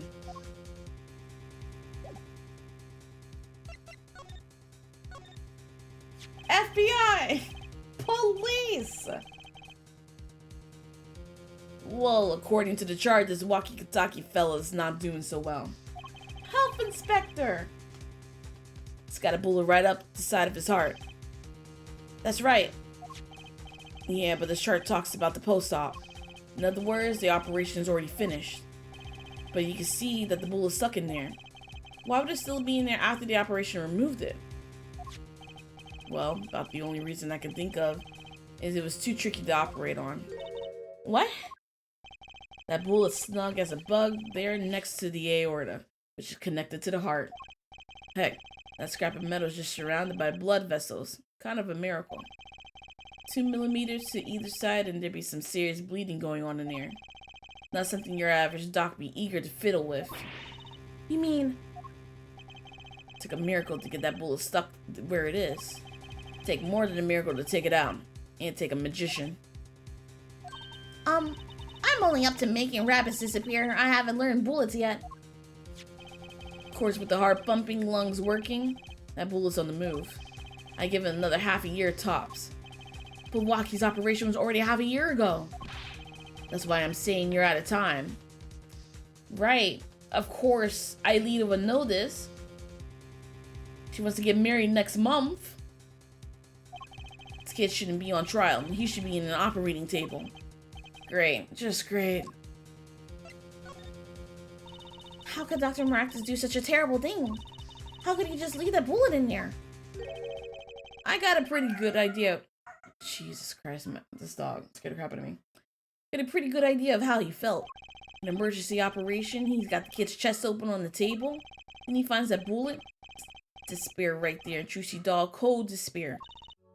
Despair. About the only thing he could do is sew the boy back up. He wasn't exactly in the situation to go admitting he couldn't take it out. Kitaki's. You bet. This kid's their only son, I hear. So he skips the operation and Waki's back on the streets living his life. Of course, it's only a matter of time before his heart hemorrhages and he drops cold. How awful. And which doctor would they take him to? Maractus. He got enough ties to them, he could probably cover up the truth of what happened. That's just horrible. He left Waki to die. There's darkness in this world, Trucy doll, waiting hungry. Compared to it, these gangsters' wars are like kids' games. When you're up against real evil, well, it don't matter if you're weak or strong. It'll take you all the same. You were a surgeon, right, Miss Eldoon? You could operate on Waki, couldn't you? I wish. What? I'm afraid there ain't nobody in the country that could. Maybe not even in the world. So Waki... He's real lucky to be alive even now. No. There's one problem. Apollo? This chart, look at the nurse section. Aelita Tiala. That's right. The operation was how they met.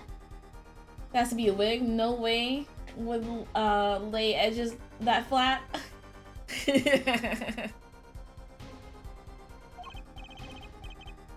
Yeah, the problem is she knew. She knew about Waki's condition guaranteed. Ah!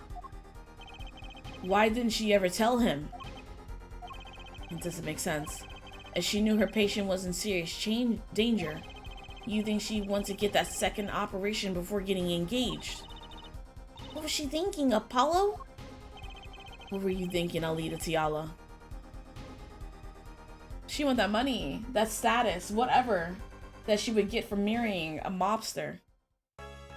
Get that check. We about to finish this up. 1 court day left.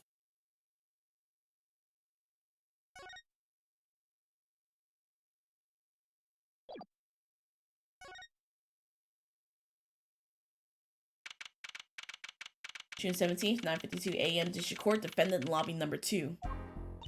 This is it, the big day. Did he get any sleep? Yeah, I went to bed at 1 a.m. or so. Oh, what time did you wake up? 3 a.m. That's only 2 hours, Apollo. But at least you have me.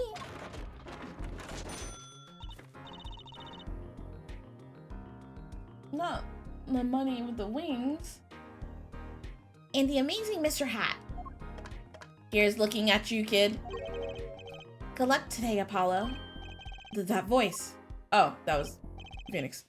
Yeah. Get any sleep? Mr. Wright. I was going out of my mind with boredom, so I signed myself out early today. Somehow that place makes fake piano playing at the Indochine pasta joint seem almost fun. Daddy, do you know who Professor Gavin's witness is today? Take a guess.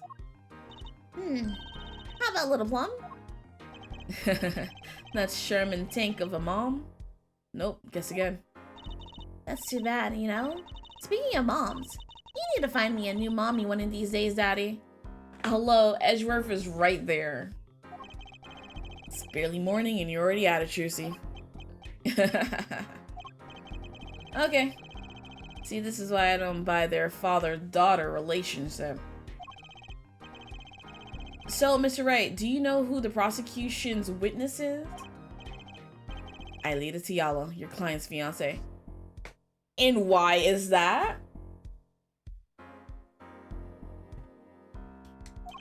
She's going to be a witness? But that seems odd. Why would she testify against her own fiance? You have to wonder what Gavin's up to. Something's going down today, that much is clear. Keep us from hunting her down? Well, not to worry. I've got my panties back. Please, Trucy. If we can't find a killer, I'll pull one out of there. Please, Trucy. June 17th, 10 a.m. District Court. Courtroom number 4. Court is now in session for the trial of Waki Kitaki. The defense is ready, Your Honor. Prosecution is warmed up and is sold out to house. This game is so wild out of context. It really is. Even within context, it's still wild. Very well, to recap. While yesterday's witness seemed more guilty than any other party. Guilty of panty snatching? We did find out one thing for certain. There were 3 people in the park at the time of the murder. The witness, the victim, and the defendant. Correct, Herr Judge. And today I'd like to do something a little new age. I'd like to look at this horrible crime from the outside. The outside? Hey Gun, what's up? The acquisition of the murder weapon, the preparation for the act.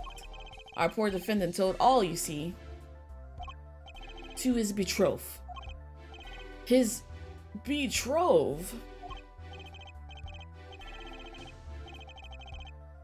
How are you doing today, Gun? His fiancée here, Judge. His partner for life, with no chance for parole. Very well, you may show the lucky lady to the stand. Your name and occupation, Fräulein. Aelita Tiala. My occupation is future wife. Ah, traditional values. I respect that. Too many brides these days can't even weave baskets blindfolded underwater. Judge, I'ma punch you. Yet you're here today as a witness for the prosecution? Shildane wrote some design notes based off of a dream you had. Ooh. Sounds exciting. To be honest, I didn't want to testify at first. But I couldn't hide the truth. Honesty. Another admirable trait. Fräulein, is it true that on the day of the crime, the defendant Waki Kitake confessed his plans? He sounds punchable? Yeah. His plans for murder? Yes. The witness will please give her testimony to the court.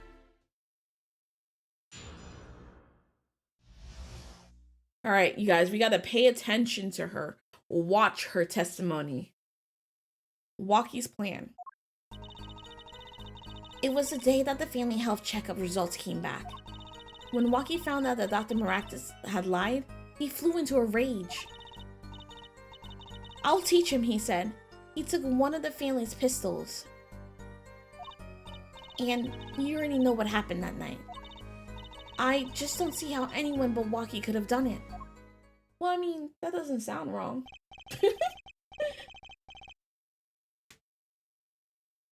But there's another pistol that was used, though, because he had a pistol on him, but it's not the pistol that shot him, so. So, the pistol did belong to the Kitake family, then? Yes, with regards to this, an investigation is underway at the Kitake mansion, on charges of the possession of illegal firearms. And the bullet that took the victim's life, was it? Fired from the pistol the defendant procured? Yes, this has been proven. How can you prove something like that?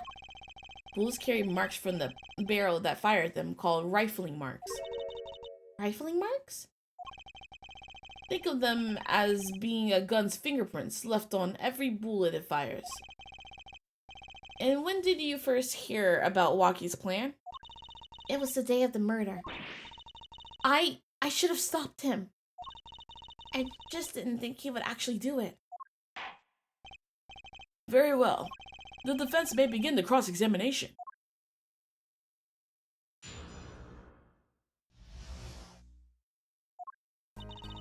It was the day that the family health checkup results came back. That was the day of the murder, correct? Yes, everyone in the family received their checkup results that day. When Waki looked at his face went so pale. But of course, he had found out he had a bullet in his chest. So you were there at the time? Yes, poor Waki. When Waki found out that Dr. Maractus had lied, he flew into a rage. That must have been, quite frightening. He was furious. He ripped up his report into shreds. Incidentally, I had requested another copy to file as evidence. A bothersome chore, but one I performed without complaint. Waki is at an age where he where he's hard to control when he loses his temper. Of course, that little bit of instability is so cute. Great, now he sounds like a psychopath. I'll teach him, he said. He took one of the family's pistols. So, is it easy to take a pistol out from the house? Not really, I think. There's a system in place to limit access. Milwaukee's a special case, being the next in line. Perhaps his treatment was a bit too special, Ja? Well, maybe he's a bit spoiled. I hear he had amazing presents for his birthdays. Last year was a switchblade made out of chewing gum and a chocolate gravestone. Sounds like he has a taste for sweets and danger. The point here being that Waki had access to a pistol. And you already know what happened that night. What happened? Meaning the murder. I tried to stop him. I really did.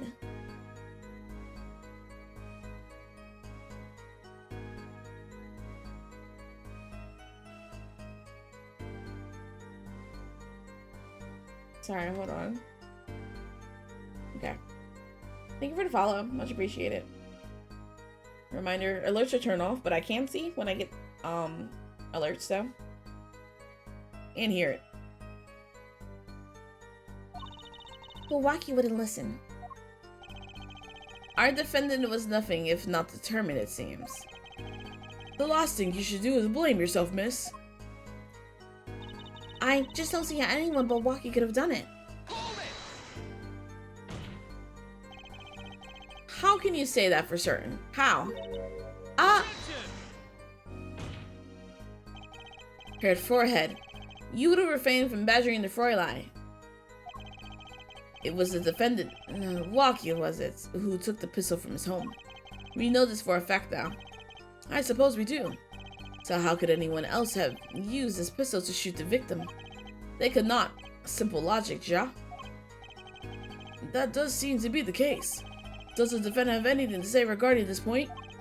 Could someone else have used that pistol? There was another. Based on your testimony, there was clearly another. One other person had access to that pistol. What's this? Interesting. Let's ask the defense then. Tell the court who this other person was, with access was. Hello? I'm telling you, man. It's here. Definitely Aelita. Well, of course, I mean, you, Miss Tiala. Me? But why? You were quite clear when you told the court. You heard about the pistol from the defendant on the day of the murder. In other words, you knew what he was planning. Objection!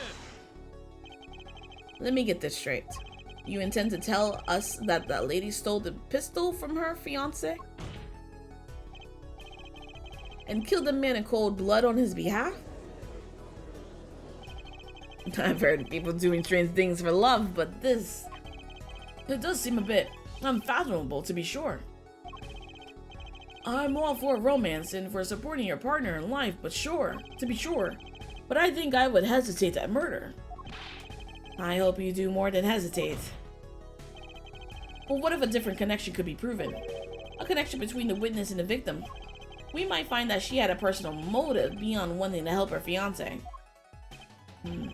That would put things in a slightly different light. What possible connection are you suggesting here? You know what I'm starting to think?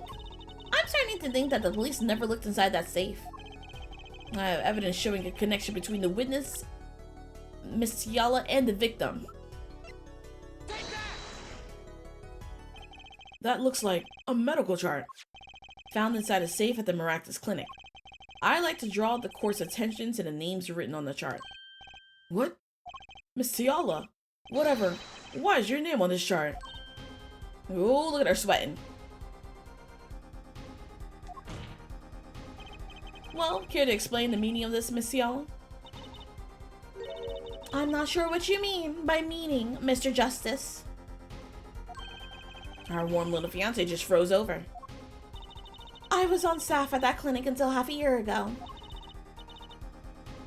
It was boring, so I quit. Yo, the real Aelita Tiala just came out. Look at that smirk on her face. And the way that she looked to the side, too. She was like, Simpleton kind of situation, you know? Definitely super, super, super sus. She's sweating like a sinner in church. I'm screaming. She is, though. Look at that face right there. That's all. Is there a problem with that? Miss Tiala, you testified that you had no connection to the victim. And I don't. Now. Now? I quit half a year ago, didn't I? So there's no connection. Let me guess, you're the kind of guy who can't rest until he knows every last detail of his girlfriend's past. Am I right? That's not true at all. Why, I embrace the ones I love. There's no connection now. Does it fly in a court of law? Doesn't it fly? She's one tough nut. She probably feels right at home with the Kitakis. You left your job at the Maractus Clinic, true. But you remain connected somehow. Very well, Mr. Justice. Show us evidence that proves the witness is still connected to the Maractus Clinic. Her shoes. They were left there. These sandals were found in the Maractus Clinic lobby. They're yours, aren't they? Well, who knows? I'm sure there are lots of people with those sandals. So sorry, Fräulein, but your act isn't working. Your moment of hesitation just now cost you. What's with you? I thought you were on my side. Perhaps you are unaware that toes leave toe prints? A simple analysis of these sandals will reveal all. Well, now you see your true colors. Now we see your true colors. I was wrong to cooperate with you from the beginning. I just wanted you to help get Waki back on the straight and narrow. This court thinks you need to worry less about Waki and more about yourself. It sounds as though we need to hear a bit more about your story. Your sandals were found in the entrance to the clinic, which means you went there on the day of the murder. Well, there's little point in denying it. Very well, the witness will tell us about this visit. Why did you go to Maractus Clinic that day?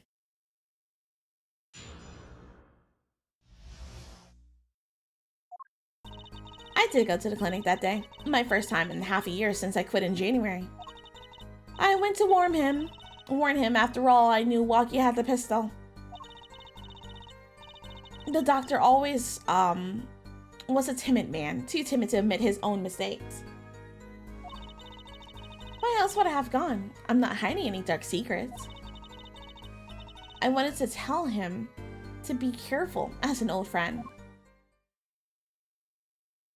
By mistake, you mean? The mistake we heard about from the defendant. The botched operation. He was a timid small man, but I never wished him harm. I just thought I should let him know, you know? That does make sense. Yes, but there is still one thing which does not. What's that, Prosecutor Gavin? The sandals left in the lobby, of course. We can assume she wore the sandals to the clinic, ja? Then why did she not wear them home? If it were me, I would have worn them home. I would have worn those sandals home too. So why were the sandals left behind? You pointed out the contradiction before me. There's probably a good explanation for this, right, Miss Tiala? Say, for instance, there happened to be a similar pair of sandals there which you wore home by mistake? She was clutching her scarf. That's a very sus movement. Nervousness, maybe. Actually, that's right. I'm impressed, Mr. Gavin. Oh, it is nothing. There is, after all, no other possible explanation, Ja Forehead. Oh, what the? No fair. He's filling the holes in her testimony. The defense may begin the cross-examination.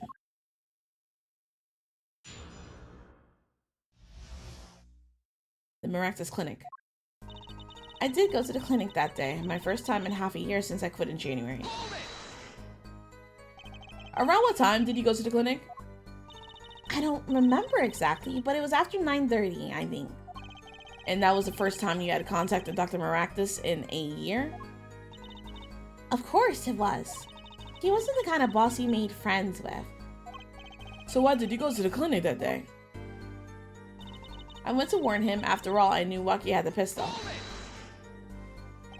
Did you want Did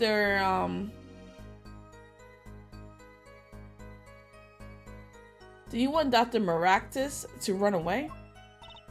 Well, after I failed to stop Waki, I thought that was the only other way to avoid the problem. Couldn't you have called? Why go in person? I called several times that evening, but no one was in. The victim was busy driving home until around 9 p.m. that night, remember? That was proven by the mirror yesterday, Ja. I thought if I warned him, he would run away for sure. Knowing the doctor. Doctor always was a timid man, too timid to admit his own mistakes. You mean that act of malpractice on Waki, correct? If he had just told Waki the truth at the beginning, none of this would have happened. True, that operation was the start of this whole affair. Oh, of course, if I've told him, he might have been erased by the Katakis much earlier. A disturbing thought.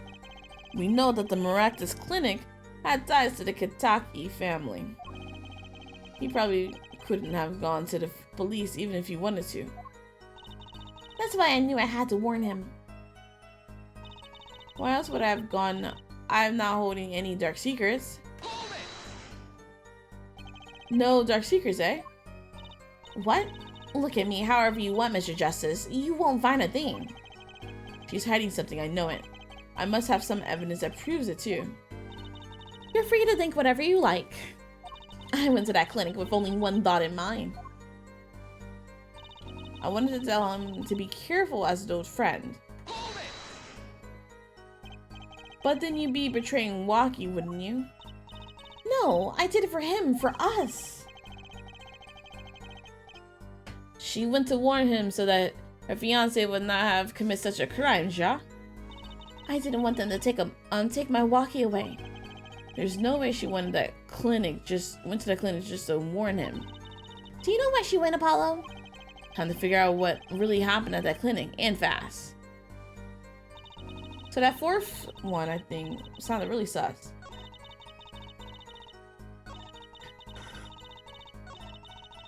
Why else would I have gone? I'm not hiding any dark secrets. I'm gonna press, well. I think she went for the documents. Objection! This chart was found inside a safe in the doctor's office. Yes?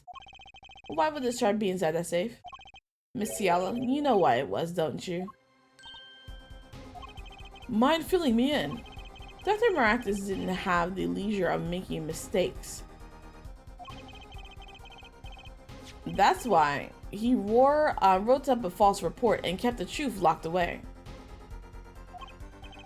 Better, doctor. And this is where you come in, Miss Ciala. The nurse who filed this chart was you, which means you knew about Waki's failed operation. Interesting. You were in the same position as Dr. Maractus. Kinda makes it hard to claim no connection, doesn't it? You're bold for a novice, I'll give you that. Mr. Justice, you must know I was only a nurse. The doctor's responsible for the chart contents. This chart's business seems to be quite important. Please amend your testimony accordingly. Too bad, little attorney. Ooh.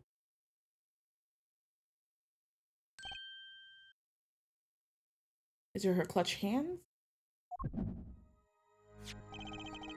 My bracelet's reacting again. What is it, Apollo? I felt my bracelet tighten just now. Your bracelet? Just like yesterday, like you said. When a witness is not unsure of something, the nervous habit gives them away. But I can't see anything, Apollo. Eh? Then what's my bracelet reacting to? Wait, maybe. Yes, that has to be it. What has to be it? Your senses, Apollo. They must be sharper than mine. Huh? I can't see it, but you can sense it. I don't know about that, Juicy. I don't have some kind of special power or anything. Listen to me, Apollo. There's a weak point somewhere in Miss Yellow's statement. Why don't, but we don't know what, her nervous habit is. Well, then what do we do? You have to perceive it yourself, Apollo. With your eyes and your senses. Okay. Then it's up to me and my bracelet. I don't know why, but the bracelet helps. Somehow, touching it helps me focus. Let's give it a shout and bring down that testimony. Why would I go to the clinic? Okay. So let's use the bracelet.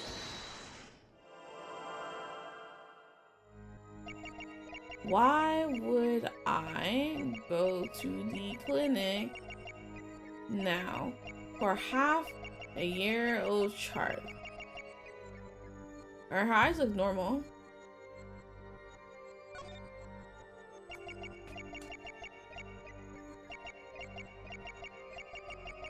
She's moving her ring.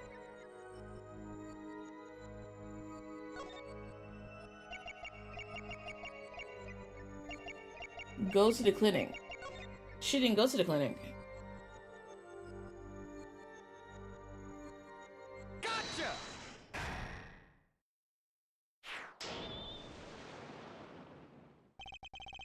Why go to the clinic for a half year old chart now, you ask? But you knew why you would go now, don't you? I don't know what you're talking about. It was quite clear, Miss Yellow, you have a nervous habit.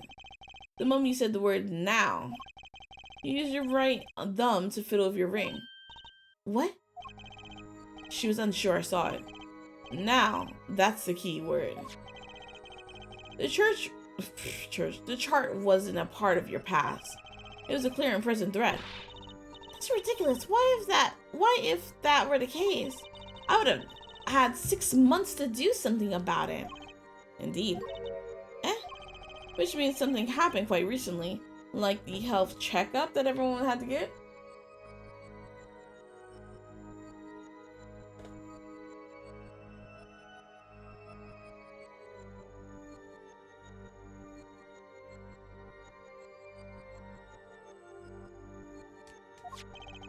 Something to make that chart a problem for you now. I got her on the ropes now. I can feel it.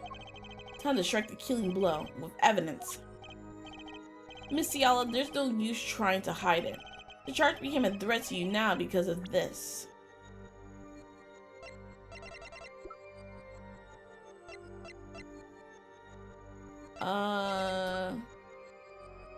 Chart became a threat because of this?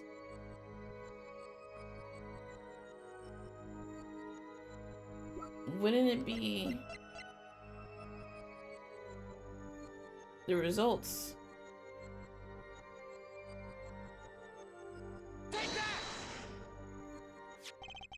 Yep. A health checkup report belonging to the defendant. The Katakis are trying to get out of the business. The health checkup this month was their first ever. What did you think when you heard about this? Oh, nothing. Why should I think anything? Oh? I would think you were positively beside yourself. Because you were afraid. You knew what Walkie's chest x-ray would reveal. Ugh. A full half year had passed since the operation. You thought you were home free. When the chart came back to haunt you. Eek.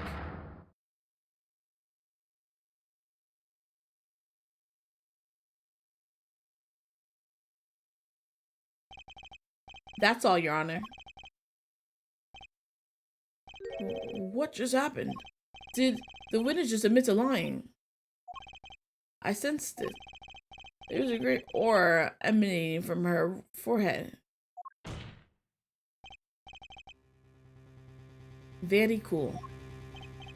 So the lady was lying, it seems. That's correct.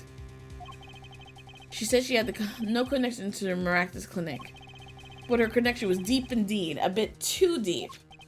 And the Katakis got a hold on this chart with her name. She'd be finished, isn't that right, Miss Tiala? You guessed it.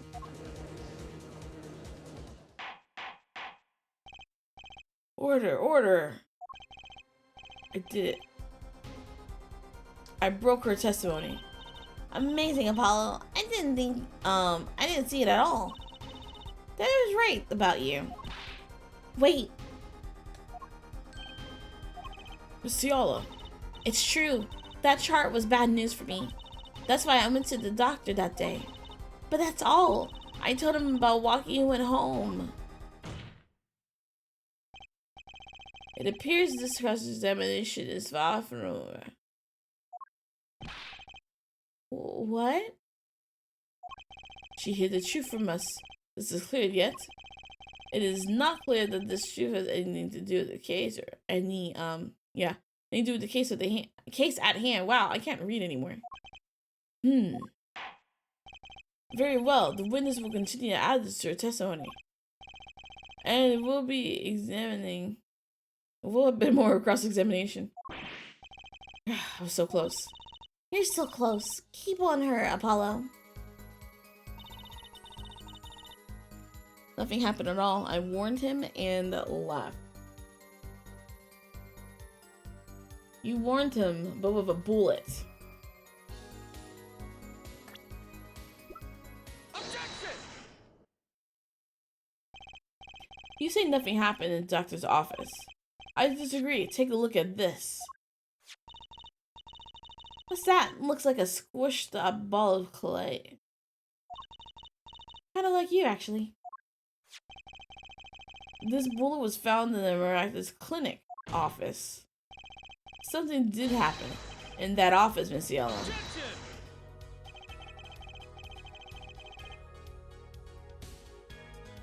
Enough of this joking around. The police investigated that clinic. Ah, well, this was stuck inside the doctor's safe. Inside the safe? I guess. The police didn't check that far. But there's a problem. How can you say that the bullet was fired on the day?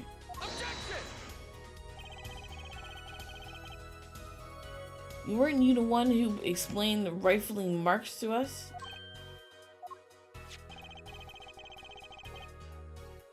The pistol was taken from the Kitaki mansion that day. If the marks on this bullet match the murder weapon, then that proves the firearm was discharged in that office on the day of the murder.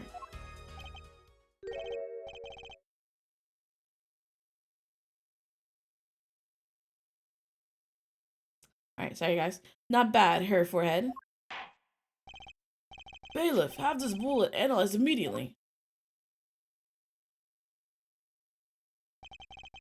30 minutes later, a report arrives. The rifling marks on both bullets are incidental.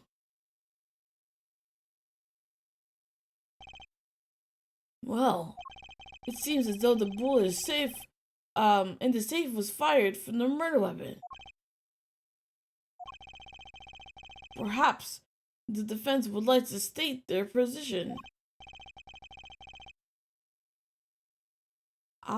The bullet in that safe proves one fact. A pistol was fired in that office on that day. And at the time of the firing, I don't even know where I got truth from, the safe was open. Safe which contained the top secret chart. Do you think someone was threatening Dr. Maractus in order to open the safe? Only one person was in a position to do such a thing. Our witness, Alida Tiala.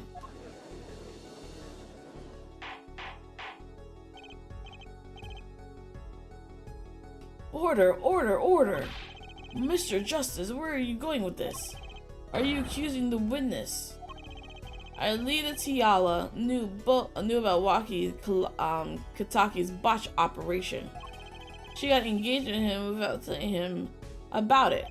As long as that bullet remained in his chest, his days were numbered. What if she married him and then the bullet finally reached the destination? What? That reminds me. Apparently, the Kentuckys have been asserting themselves in lawful business practices. They're making quite a deal of money. A fortune, if you will. Nefarious. So she planned to marry him just to get her hands on his forehead.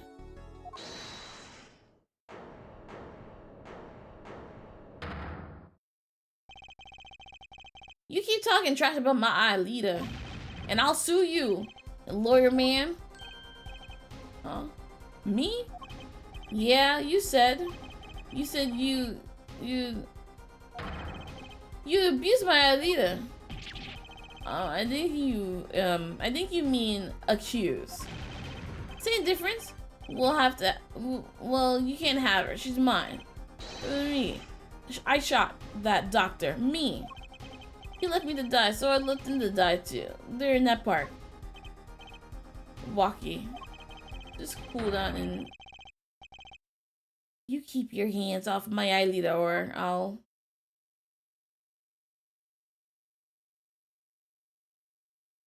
T. Who is this? Oh, you know, I bet she was, Aelita. T. Yeah. Miss Tiala. I'm sorry. It's been so long since I've laughed so hard. Something funny? Walkie. Wake up and smell reality. She reminds me of, homegirl that dated Phoenix in the last game. The case related to her. And how she was all sweet and innocent. But then the moment we found out that she murdered that cop. And she turned on us real quick. Aelita, baby? The signature on the chart? The engagement?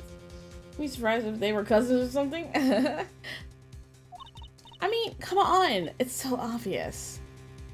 And all she wanted was her necklace back. Right. Even for a brainless spoiled brat such as yourself. Aelita.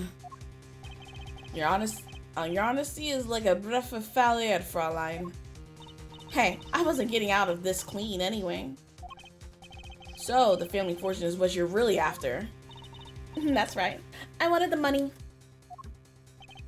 No way. That's whack. I ain't trying to hear that. Should have done the wedding earlier. Oh well. By the way, can I ask you a question? Who, me? I believe you said you were going to abuse me? Accuse. Oh, what crime, might I ask? Huh? I'm a bad girl, sure. I got close to that brat because I wanted his money. But he was the one with the pistol. He could have fired it into the safe after I left the clinic. What? I would never do a thing like that. It was definitely that silly brat. Wait, but what are you talking about? Trucy? You had the most to lose if that chart was found. But I didn't have a pistol now, did I? Well, you could have taken walkies.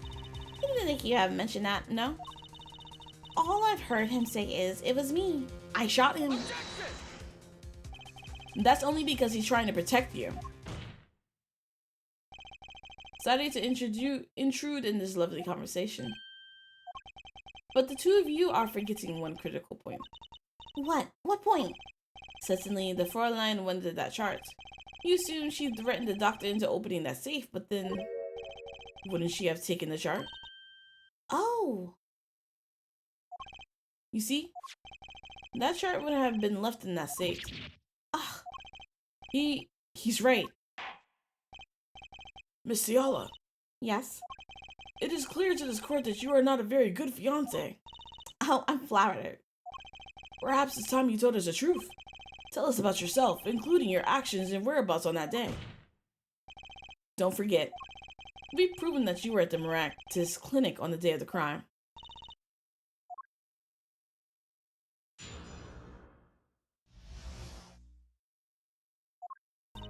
Yes, I went to the clinic that day to speak to the doctor. I wanted that chart, but I failed to get it, so I went back to the clinic later. In any case, I didn't shoot him. You don't even have proof I stole that pistol, do you? And that brat was spotted in the park at the moment of the crime. Frankly, I don't think it matters if Dr. Maractus was shot in the temple or not. You went back later. That chart was dangerous, you understand? I needed to get rid of it. That's why I went that day. But you couldn't get the chart then, could you? And later that night, Dr. Maractus was shot. I heard about the shooting, waited a day, but then I had to go back. No easy feat with the cops all over the place. Ah, that was you?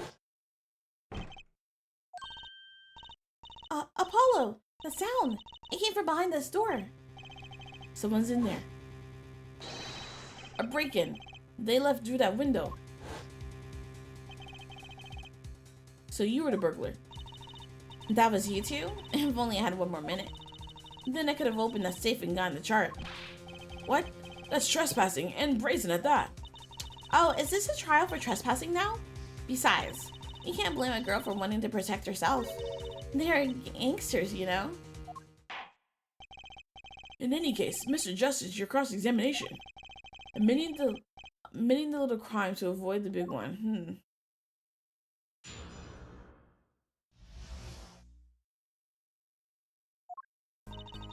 Yes, I went to the clinic that day to speak to the doctor.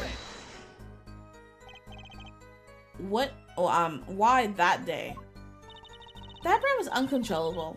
He was ready to kill. And that would bring in the police. And that chart would become evidence. And I would be hung out to dry. But the police didn't check that safe today. Well, I thought the crime scene was the park. I'll make sure that the responsible parties feel the heat. Such sloppiness won't be tolerated, Ja. I'm kind of thankful for that sloppiness myself, actually. I wanted a chart, but I failed to get it, so it went back to the clinic. Ah, wait. I meant to press that.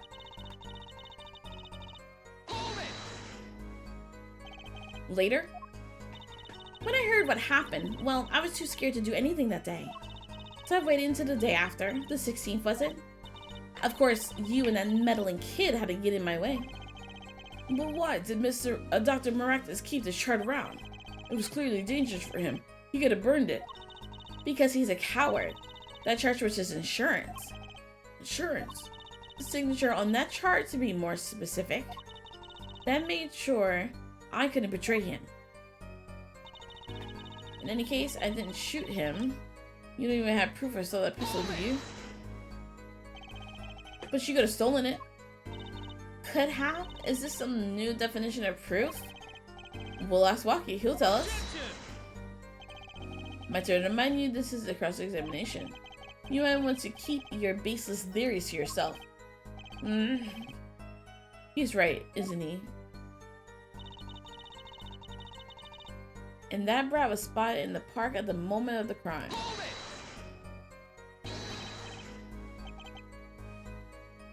I would like to, I'm curious about that bracelet. I need more backstory on that. Where did he get that?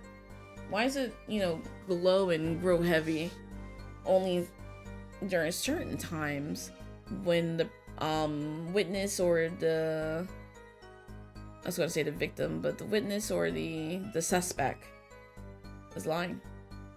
Yeah, but what? You have nothing to say. This case is over. It was over the moment that brat was seen in the park. What's the point of dragging it out any further? Frankly, I don't think it matters if Dr. Maractus was shot in the temple or not. The doctor was shot in the right temple, yes? So it seems. Let's review the facts again, shall we? If the killer shot from this location, the bullet would have struck the victim square in the forehead. However, the entry room was in the right temple.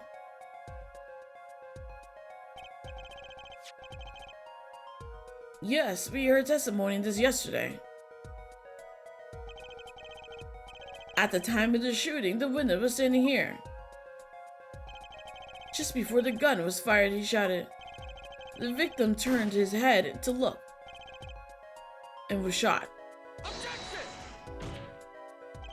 But that testimony is proven to be a lie. Our egregious panty snatcher, Mr. Stickler, did witness the crime, but he was standing to the north, next to the trash can where he tossed those panties. If Mr. Stickler shot it from this location, the bullet couldn't hit his right temple. Silly, silly attorney. What? Do you remember what you had for breakfast that morning? Do you remember it, Trucy? I always have a glass of milk for breakfast. What matters is one thing. The doctor was shot in his right temple. If that's the case, there can only be one explanation. The panties guy was mistaken. But his location was proven. You can't write that off as him being mistaken. Then why don't you show us here, forehead? Show you what? Explain everything? Very well, let's recap.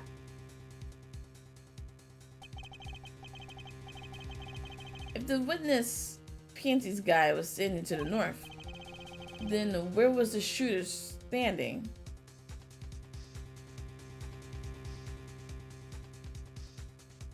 Maybe by the bench? From what location did the killer shoot the victim? Oh no, not the bench, but if you got shot on the right side, and if Stickler called him,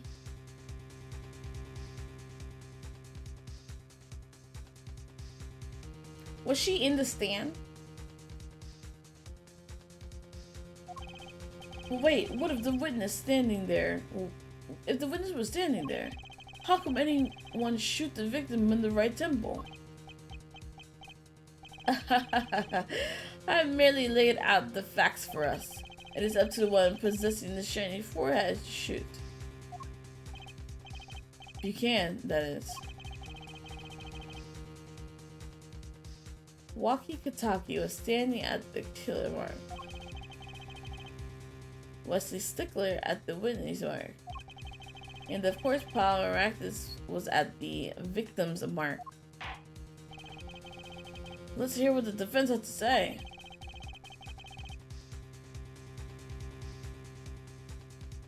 At the killer mark, at the witness mark, someplace else. Was the killer standing? It has to be someplace else.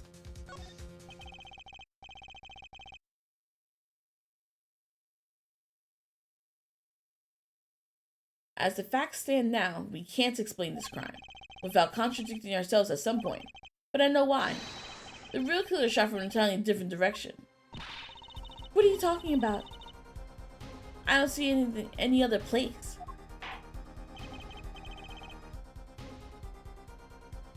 Apparently Mr. Justice does. Let's hear it. We're in the part the victim run we're in the part that the killer shoot the victim from.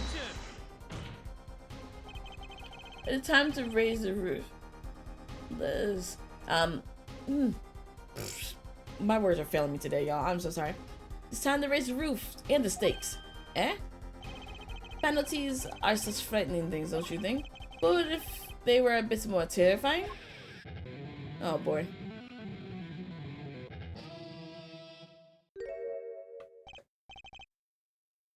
Like so. Double penalty. Yeah, Forehead wishes to take us in a new direction. Then he must be ready for the challenges ahead. Challenge accepted. It's just it's justice time. Are you sure, Apollo?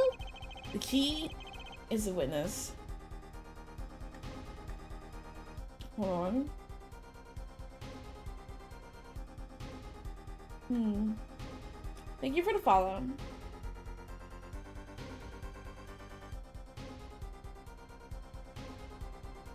Hey, Savvy, keep an eye out on the follows. Some interesting spelled, the last two names.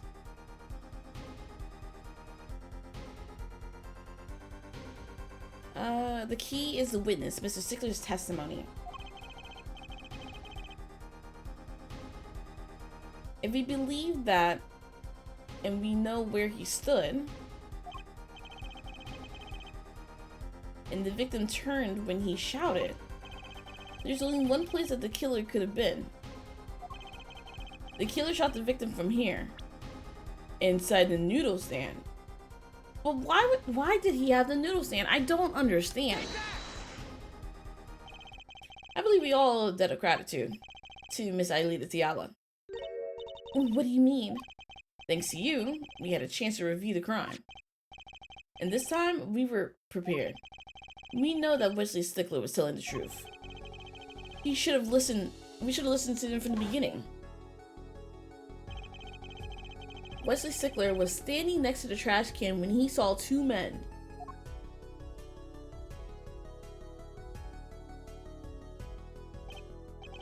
He shouted just as he told us in his testimony. And the victim turned to look in his direction. A shot was fired, the victim was hit in the right temple. Oh no. Oh yes. Which direction was his right temple facing that moment? That's right, toward the noodle stand.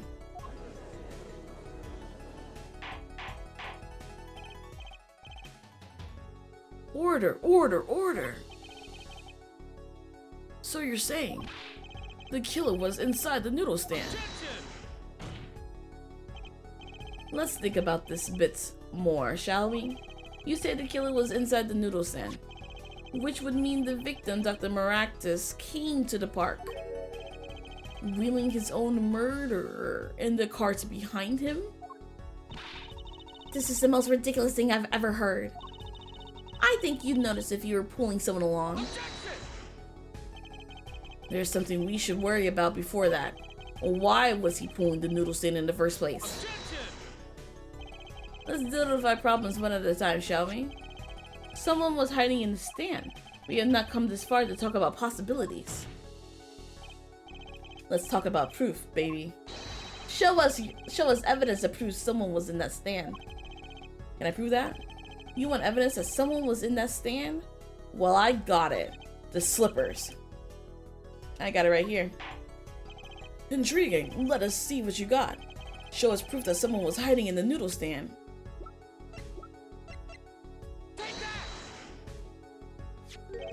The Maractus Clinic, and they're covered with paint. These slippers were found in a trash can near the crime scene. And a single slipper print was found at the scene, right next to the noodle stand. Oh, and Miss Tiala? Your toe print was found in the left slipper? Ugh. In other words, this is proof you were inside that noodle stand. Eek! Yet there was only one slipper mark found at the scene. Can this be called a footprint in good faith? Observe the diagram. A park pathway runs right next to the slipper. A slipper wouldn't leave a trace on the cobblestone path. Well, I mean, it was raining that day, so it could have left like mud marks or whatever, but that's besides the point. Yet you cannot say this is a footprint, ja? Why not? You have impression left by a single slipper. What if it was on a stand and simply fell to the ground? That's just dumb. One more thing. A noodle stand is typically cluttered with tools of the noodle making trade. There's no room for a person to ride in there. You have a point. Could someone have hidden in that stand? Apollo, I think I might be onto something. I think I figured out one of our pieces of the evidence. In order to make room for a stand, some things would have to be... There's a whole bunch of bowls and plates left in the clinic.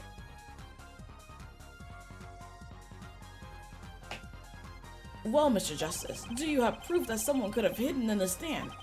I can prove one thing. Someone did scheme to clear space in that stand.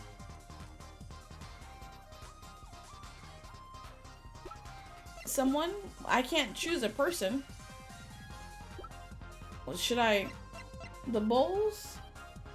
Because that's all I got. I can't choose people like I could in the last game. In the last game, I could choose people's personalities or people's faces and profiles in the cross-examination. This is a noodle bowl from the stolen Eldu's noodle stand. Yes, and what about it?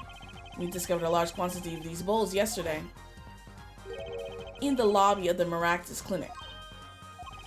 A large quantity of noodle bowls in the victim's clinic. Mr. Eldon was very clear about these bowls. I just noticed that he has one of his hair in his mouth. Noodles? Is he eating his own? I never noticed that animation of him sucking the noodle. Anyway. Well, I don't care. I don't care who did it. Without that stand, I'm finished. All my noodle bowls were in there too. Yet the bowls were removed. So cursed, isn't it? It's best not to ask. You're right. That night, there was space inside the noodle stand. Space created at the Maractus Clinic, no less. Right around the time that you were there, Miss Aelita Tiala. Stop! I won't listen to any more of this wild fantasies. No, not fantasy. They're worse lies than that spoiled brat's pickup lines. I would like to remind the witness of her current status.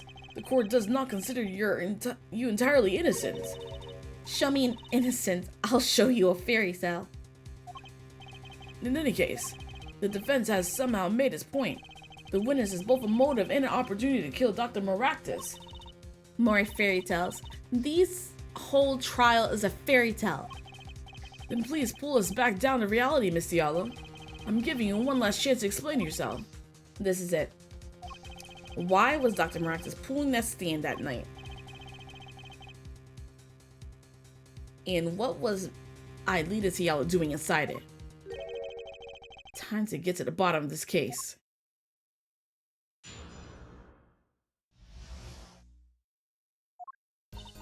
That night, I went to ask Dr. Maractus for the chart. I had no intention of ever letting that chart fall into the Kitaki family's hands. But Dr. Maractus didn't understand. For some reason, he thought the Kitakis had sent me.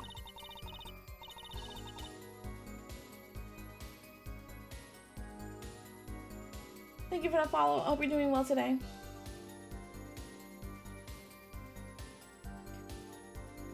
So I gave up and went home. All I did was talk to him. You knew about the botch operation. So you tried to get rid of the chart to save yourself. I won't make excuses. And I did warn the good doctor. I gave him a chance. I told him that brat got health checkup report. And that he was coming to settle the score. I see. Very well, Mr. Justice. Begin your cross-examination. Yes, Your Honor. This is the last testimony. Either I present... Oh my goodness. Okay, sorry. I'm getting repeated alerts again.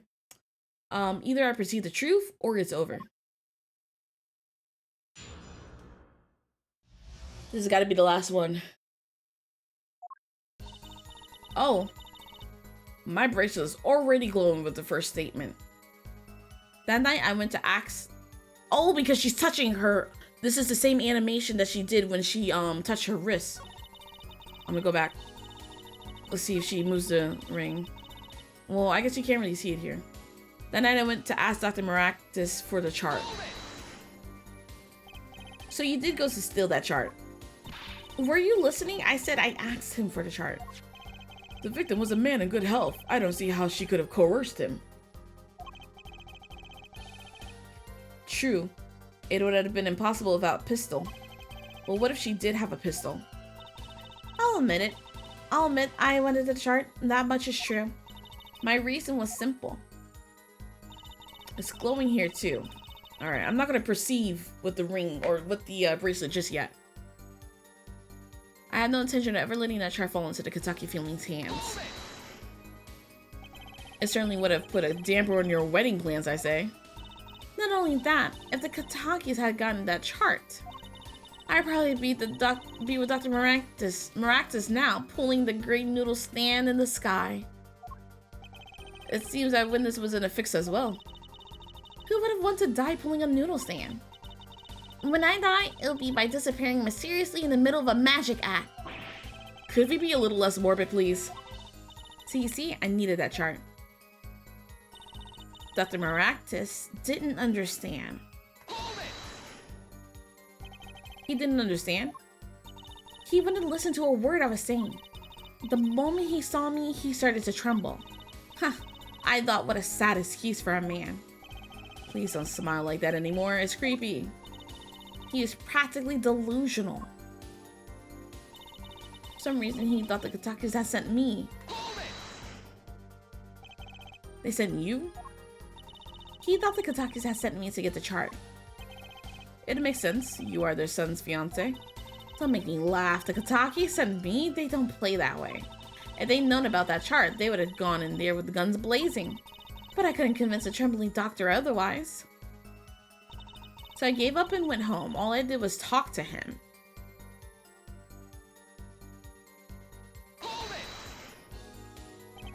If that was really all that happened, what were all those noodle bowls doing there? How should I know? There weren't any bowls when I went in, I know that much. Why don't you let me be and go look for your killer someplace else, alright? Do I detect uncertainty there? This is my last chance. Apollo, any word from your bracelet? Yeah, actually. I felt it respond. I couldn't see a thing. It's up to you, Apollo. Kind of perceive the truth. Here comes justice. Now, was he specifying that last statement as uncertainty or in general as uncertainty? Let's go to the last statement.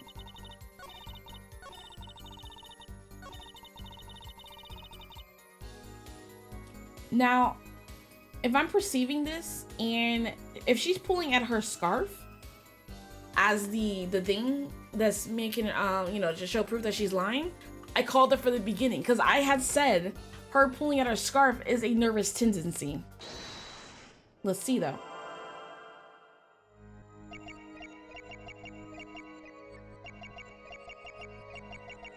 It's not moving though. Ah ha ha ha! Yes, I was right. All I did was talk to him. I called it from the beginning about this nervous tendency. Gotcha! You didn't just talk to him. All I did was talk and lie. What? Show me proof. I'm pretty sure about this one. I think I'm getting the hang of this. A little slip in confidence and they give it all away.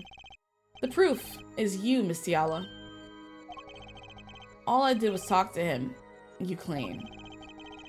Yet, you can't hide your own nervous twitch when you say these words. My twitch? What are you talking about? You have a habit of scratching the area of your neck around the edge of your scarf. What? This is working better than I hope. Her unconscious actions tell the truth she won't say. Habits and lies, 2 dots. Connect the dots and find the truth. Don't look at me like that. I told you the truth. It seems that when you recall what really happened in that office, you can't keep your hands off your neck, can you? It seems that nervous habit are unconscious reactions that manifest when someone is trying to hide something. You can't hide behind your scarf, Miss Tiala. Something happened between you and the victim in the Maractus Clinic office. And I got proof that shows exactly what happened. Is it related to the bullet or the broken bulb and the red stain on the cord? I want to say it's the lamp because we've already done the bullet. What's that? You're touching your scarf again. There's something unusual about this lamp. The bulb is broken, and there's a red splotch on the cord. Seeing how you hide your neck. Ooh, did she get hurt? I think I can come up with a plausible explanation for a lamp's state. Well, spit it out. This take, okay. I was gonna say, did she like is the scarf covering up something? But maybe not, but, Okay. Well, spit it out. This talking in circles nonsense is killing me. Very well. The answer is very simple. Miss Aelita Tiala. Please remove your scarf.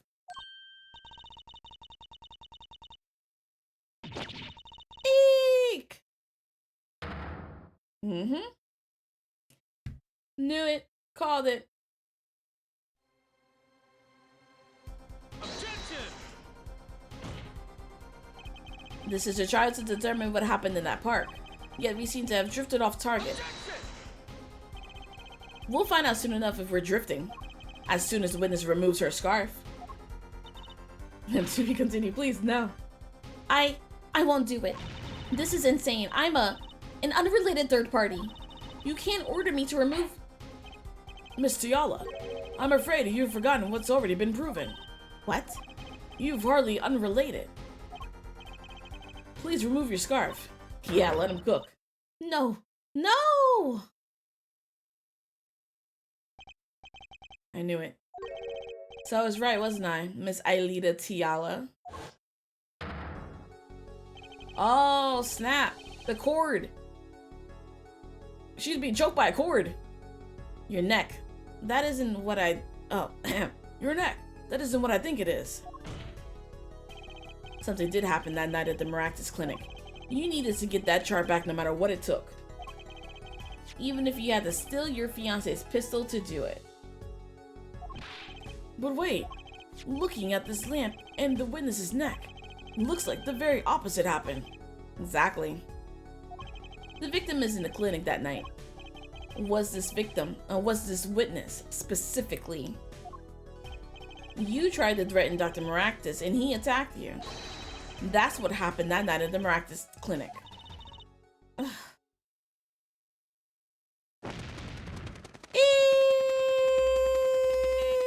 Eek!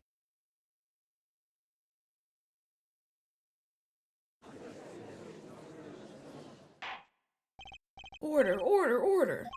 Will someone please tell me what really happened? I told you the truth already. I went to the clinic that night to warn Dr. Maractus.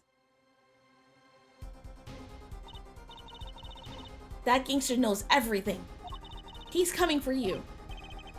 Looks like my clinic's seen his last patient. We have to get rid of that chart. Quick, open your safe. Give it to me.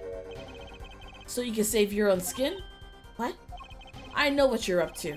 You once in with the family. And if they see that chart, you're finished. Leaving me holding the short straw. But if I'm going down, I'll want some company. You. And what happened next? He jumped at me and knocked me to the floor. Then, he took that cord. Bruh, he was messing her up. Pal Maractus was serious. Deadly serious. He really tried to strangle me. I must have blacked out.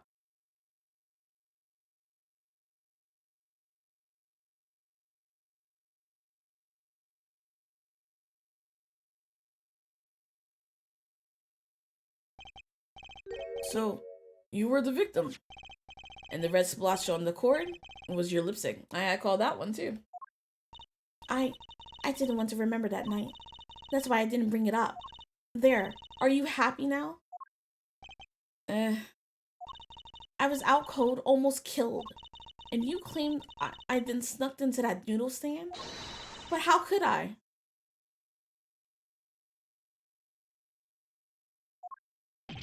Ah!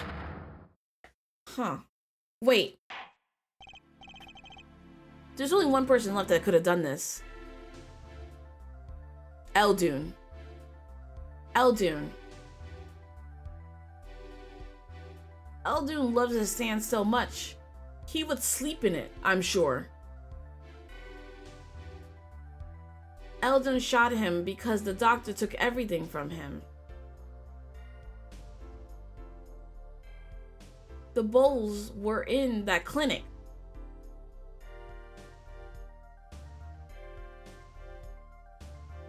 Why? She said that when she went in there, the bowls weren't in that clinic. But they were in when we went in there. Right. Well, there's one thing is clear. We now know what really happened at the Maractus Clinic. And it would seem that our victim was not entirely without blame himself. I'm sorry. I get so nervous just thinking about it. It's hard to breathe. I told you everything. Can I go home now? You bear some responsibility for the events that day, true. Yet, if you were also a victim, this court will owe you some sympathy. Well, Mr. Justice, I believe this clears up the remaining questions for Miss Tiala. When did this happen?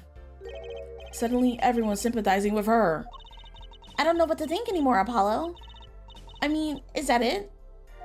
Do we know everything we need to know about Miss Tiala? Very well. This finishes the cross-examination of this.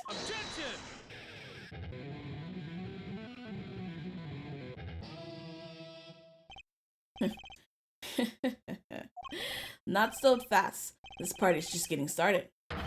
Now we rock. What? Those spikes on your head are softer than they look. Or do you not have the stomach to go all the way? Prosecutor Gavin? Palmaractus choked Aelita Tiala. She fell unconscious. But what happened next? He's right. There's more we don't know. But she was choked hard enough to leave that mark.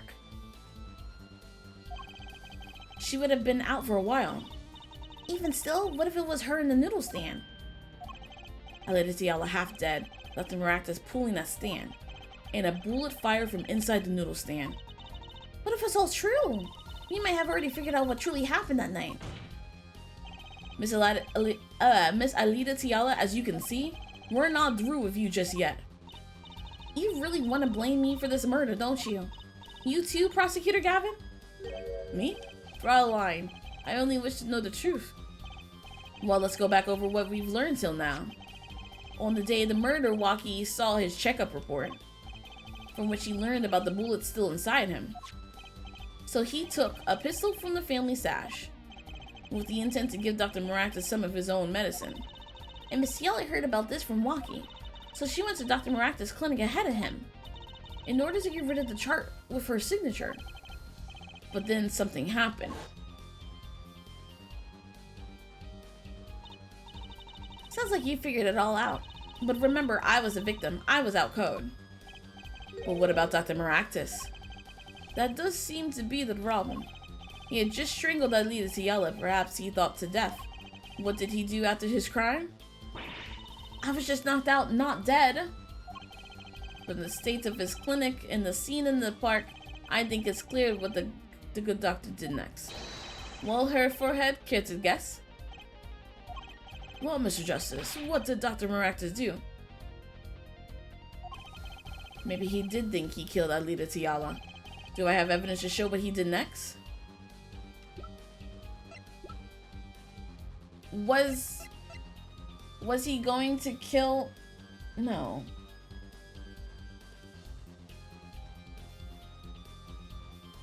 The noodle stand. I just don't understand why.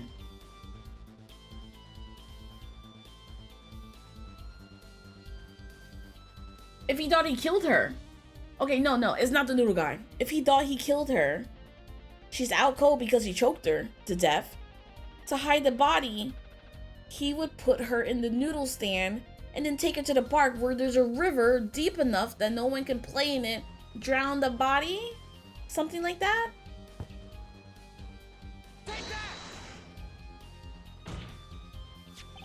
As his next move, Dr. Maractus stole Guy Eldune's noodle stand. But killing me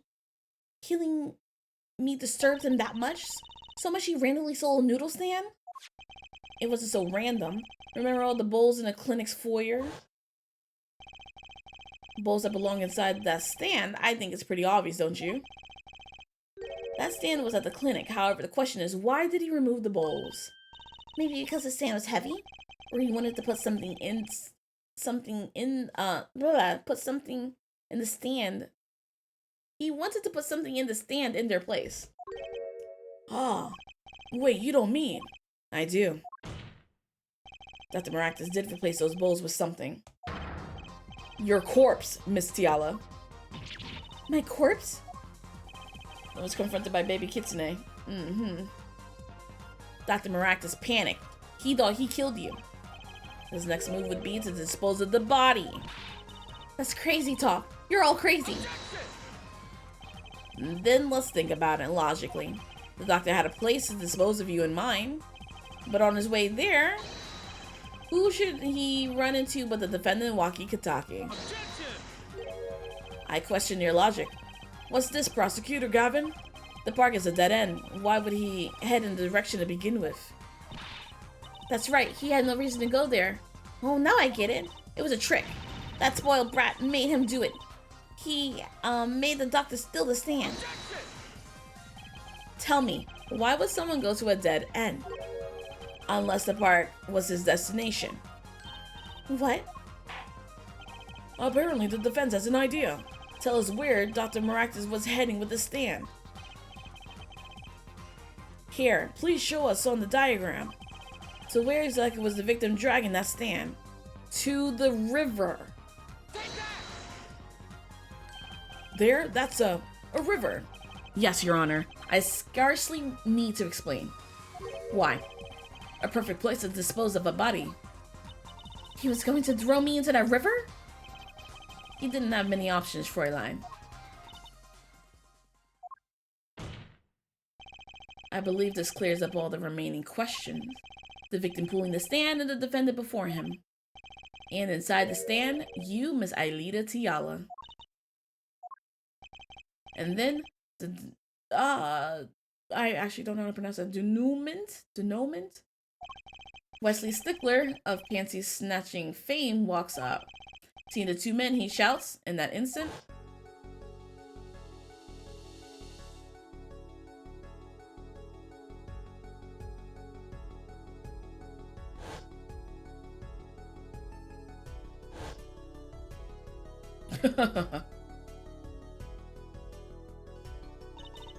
So, I shot him?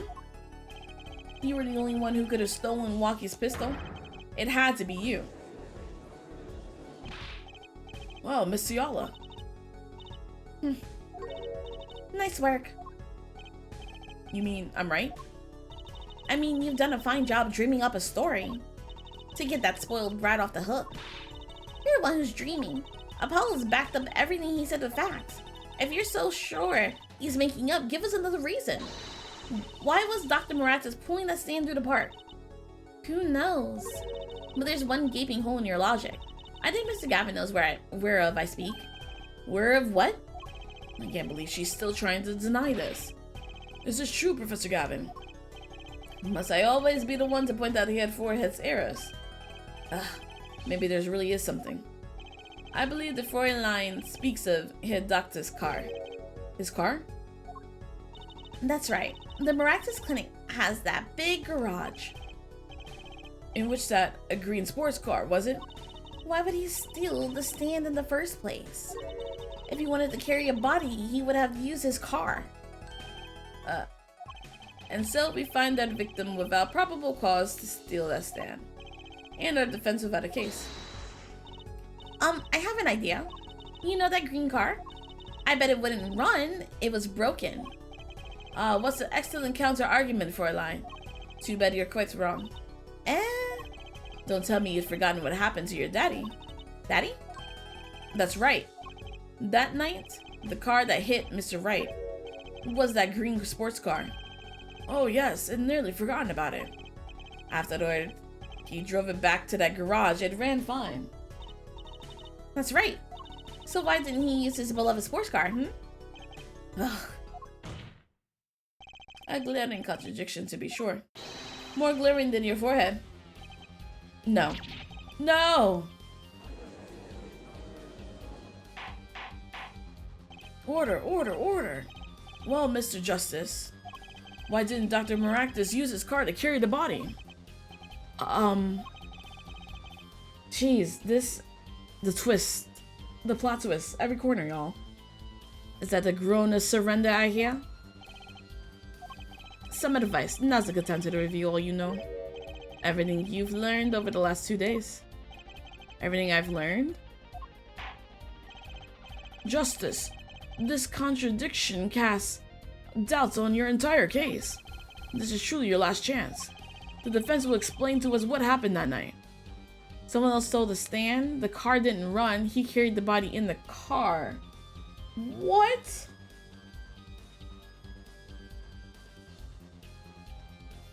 No. The car didn't run because Trucy's panties were stuffed in the exhaust pipe.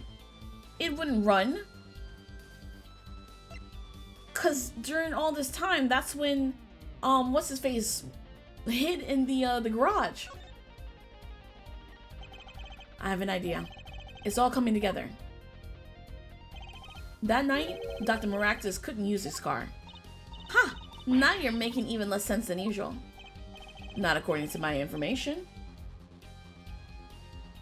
So what happened with the mirror? Or was it, that happened with, that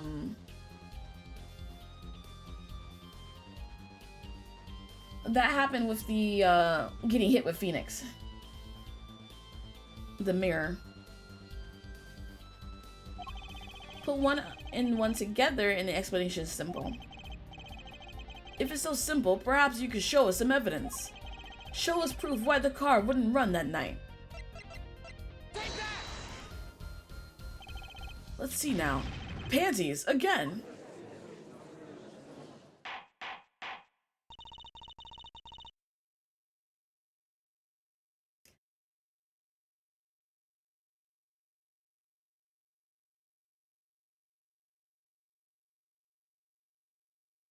All sorts of things come out of my panties. Even the truth. Another crime was committed the night of the murder. He came back at a weird time. Trucy's underwear is the reason why this woman is still alive. Theft of these panties. The latest in a string of similar thefts, actually. But that night, the snatcher was caught in the act. A brave young girl chased the thief until he hid. In the Maractus Clinic garage. What? The snatcher hid the panties there before running. Perhaps someone in the court remembers where he hid them? Why, weren't they found in the car's exhaust pipe? Exactly. By the way, I learned something yesterday. A very important piece of information. And I learned it from you, Prosecutor Gavin. So you were here investigating? And I was on my way home when my hog gave up the ghost. Your hog? My motorcycle won't start. I clogged the exhaust pipe. Too bad. It looks like such a nice bike too. Hard to believe that it could break from just that. Cars, motorbikes, they're all the same. Clog the exhaust and they won't run. My, how interesting. While Miss Ciala and the doctor were struggling, the panty snatcher snuck into the Maractus garage. From that time until the time he found these, that car wouldn't start. What? That's why Dr. Maractus had to use the noodle stand. It was the next closest thing he could think of.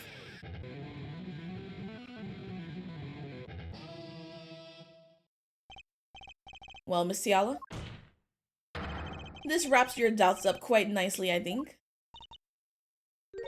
So it does. Where am I?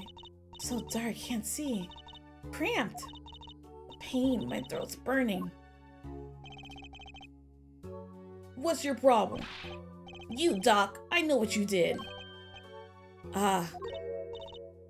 Waki? You lied to me, so you know what I'm gonna do.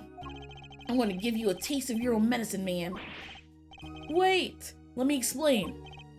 Fine, I'll give you your last request. Listen, you're being tricked, but not how you think. So that's why Waki didn't shoot. Cause he was about to spill the beans. It's not just me. No, you ruined everything. I'll have to stop him. Cease this at once! Oh wait, cease this at once, you two!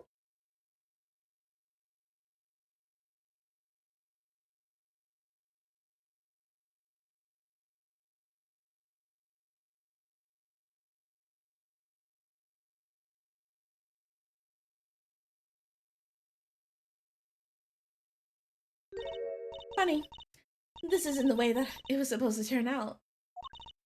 Oh well, too bad.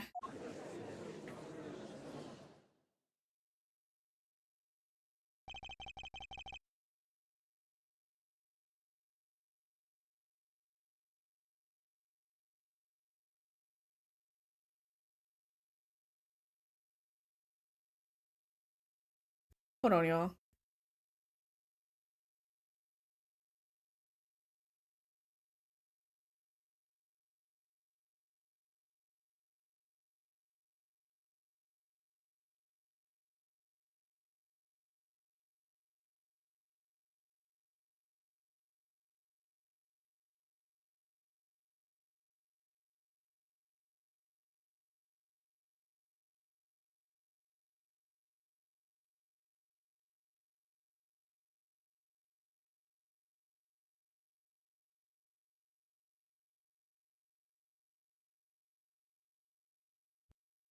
Alright.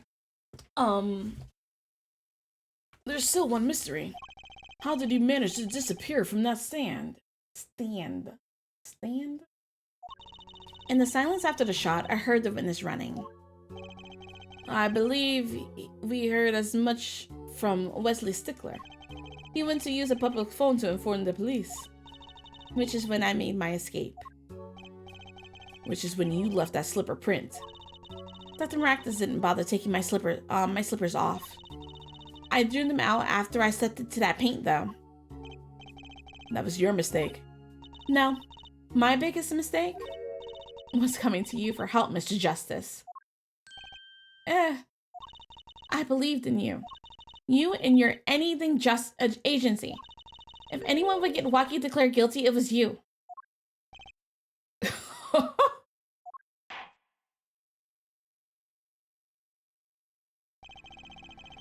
No, I believe we've reached a conclusion of sorts. Prosecutor Gavin, how is Miss Aelita Tiala doing? She's confessed to everything. We're processing her arrest now. Prosecutor Gavin sure seems calm for someone who just lost. I think he already knew. He figured out she was the killer a while ago.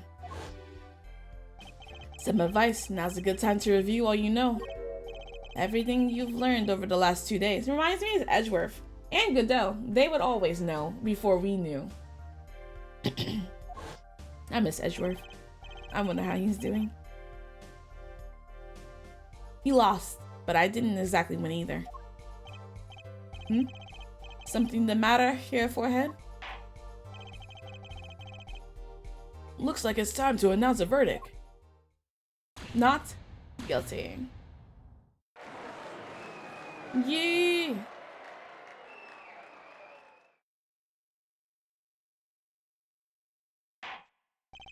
Course is adjourned. We got that first official one, because episode 1 doesn't count. First official not guilty verdict. June 17, 4:12 p.m. District Court, defendant in lobby number 2. Great job, Apollo. You did it. Yeah, we did somehow.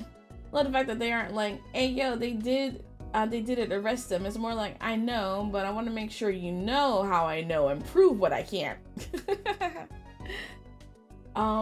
Since we're at the end of this, I want to play some Overwatch after this, so, you know, if you guys want to play, start booting up now, because this is about to be over, this episode. Waki's off the hook. Free to become the gangster he's always wanted to be. And he has you to thank. Hey, attorney man, you're gonna pay for what you did to my Aelita, Holmes. Or to blame, I guess. You give my Aelita back. Stupid pointy head attorney with the death wish. Enough, Waki. Ah, Mr. Kataki. It's high time you open your eyes, Waki.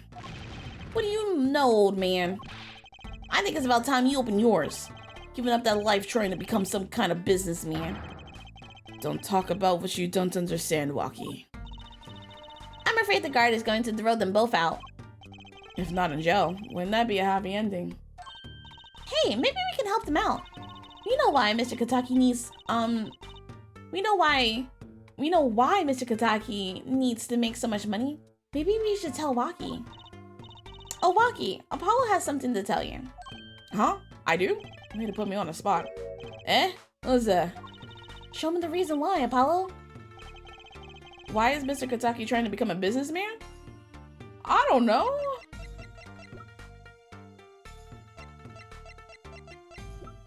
What?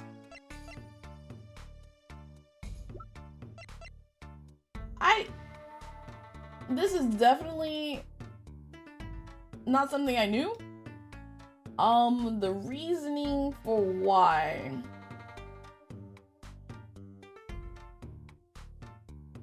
Take a small nap. Probably by the time you wake up, Jay, I won't be streaming anymore. Maybe it was the chart though, like you say. Probably to raise money to get the surgery done, the proper surgery. I'm not sure if it's like super expensive, but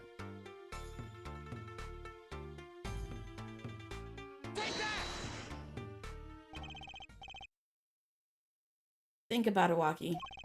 Think about your condition. I talked with your mother, Little Plum, yesterday. It pays, but we need a lot of money right now. Clean money, that is. Alright, because if Dr. Miraculous can't do it, if they're gonna pay someone else, they're gonna make sure that it's clean money. I mean, can't they just go and find a laundromat and go clean it there? She doesn't mean. You aren't really, are you? I searched the globe, and I found one. A doctor who can take that bullet out of you, Waki. But it's an expensive procedure. Man, but you got plenty of money already, don't you? I won't use it. It was the gangster life that did this to you, Waki. I want to help you and want to do it clean. Is he about to cry? Those were his eyebrows all this time? Please understand, Waki. Dad.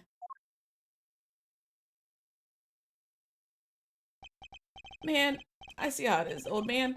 Always you looking out for her. Waki? Listen, good old man. One day, I'm gonna take you out, then we'll see who's the OG. You try to hide in your business suit. I'll find you. Stupid old geezer. My, Waki. No, it's as it should be. Mr. Kataki, I like them more without the puppy dog eyes. I'm glad to have met you. I'm not so good with words, but I know a professional job when I see one. Thank you. Who? Me? I don't think. Someday, I'll bake you one of our latest, the Kataki lime pie. He's opening a pie shop? What in cornbread hell are those eyebrows? So long. And he was gone. Well, let's head back, Apollo. To the Right Anything Agency. Hey, since when do I work at your agency? Oh, we make a good team. Don't just stand there. Let's get going. Huh, why not? She did help me out. And there's a few questions that still need answers. Like this power of mine that she showed me in my bracelet. If anyone can help me figure it out, it's her. Screaming somewhere. Though I can't say I care much for what her father has become.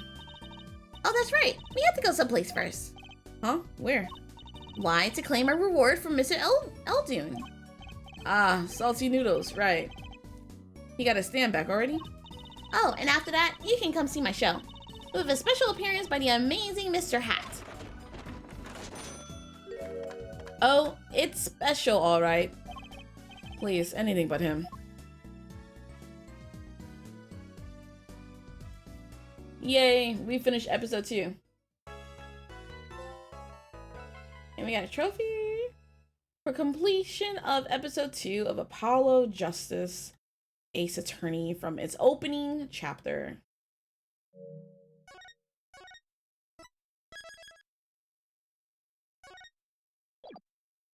Let's just get a look at what's the beginning of our next chapter, like the little opening credits. That is killing me. Turnabout Serenade.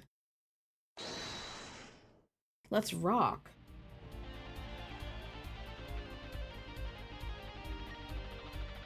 Is that Gavin?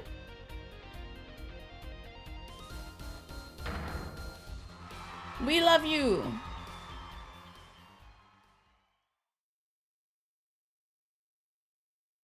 Rock on, everyone. This party's not over. Get us your handkerchiefs for our special guest.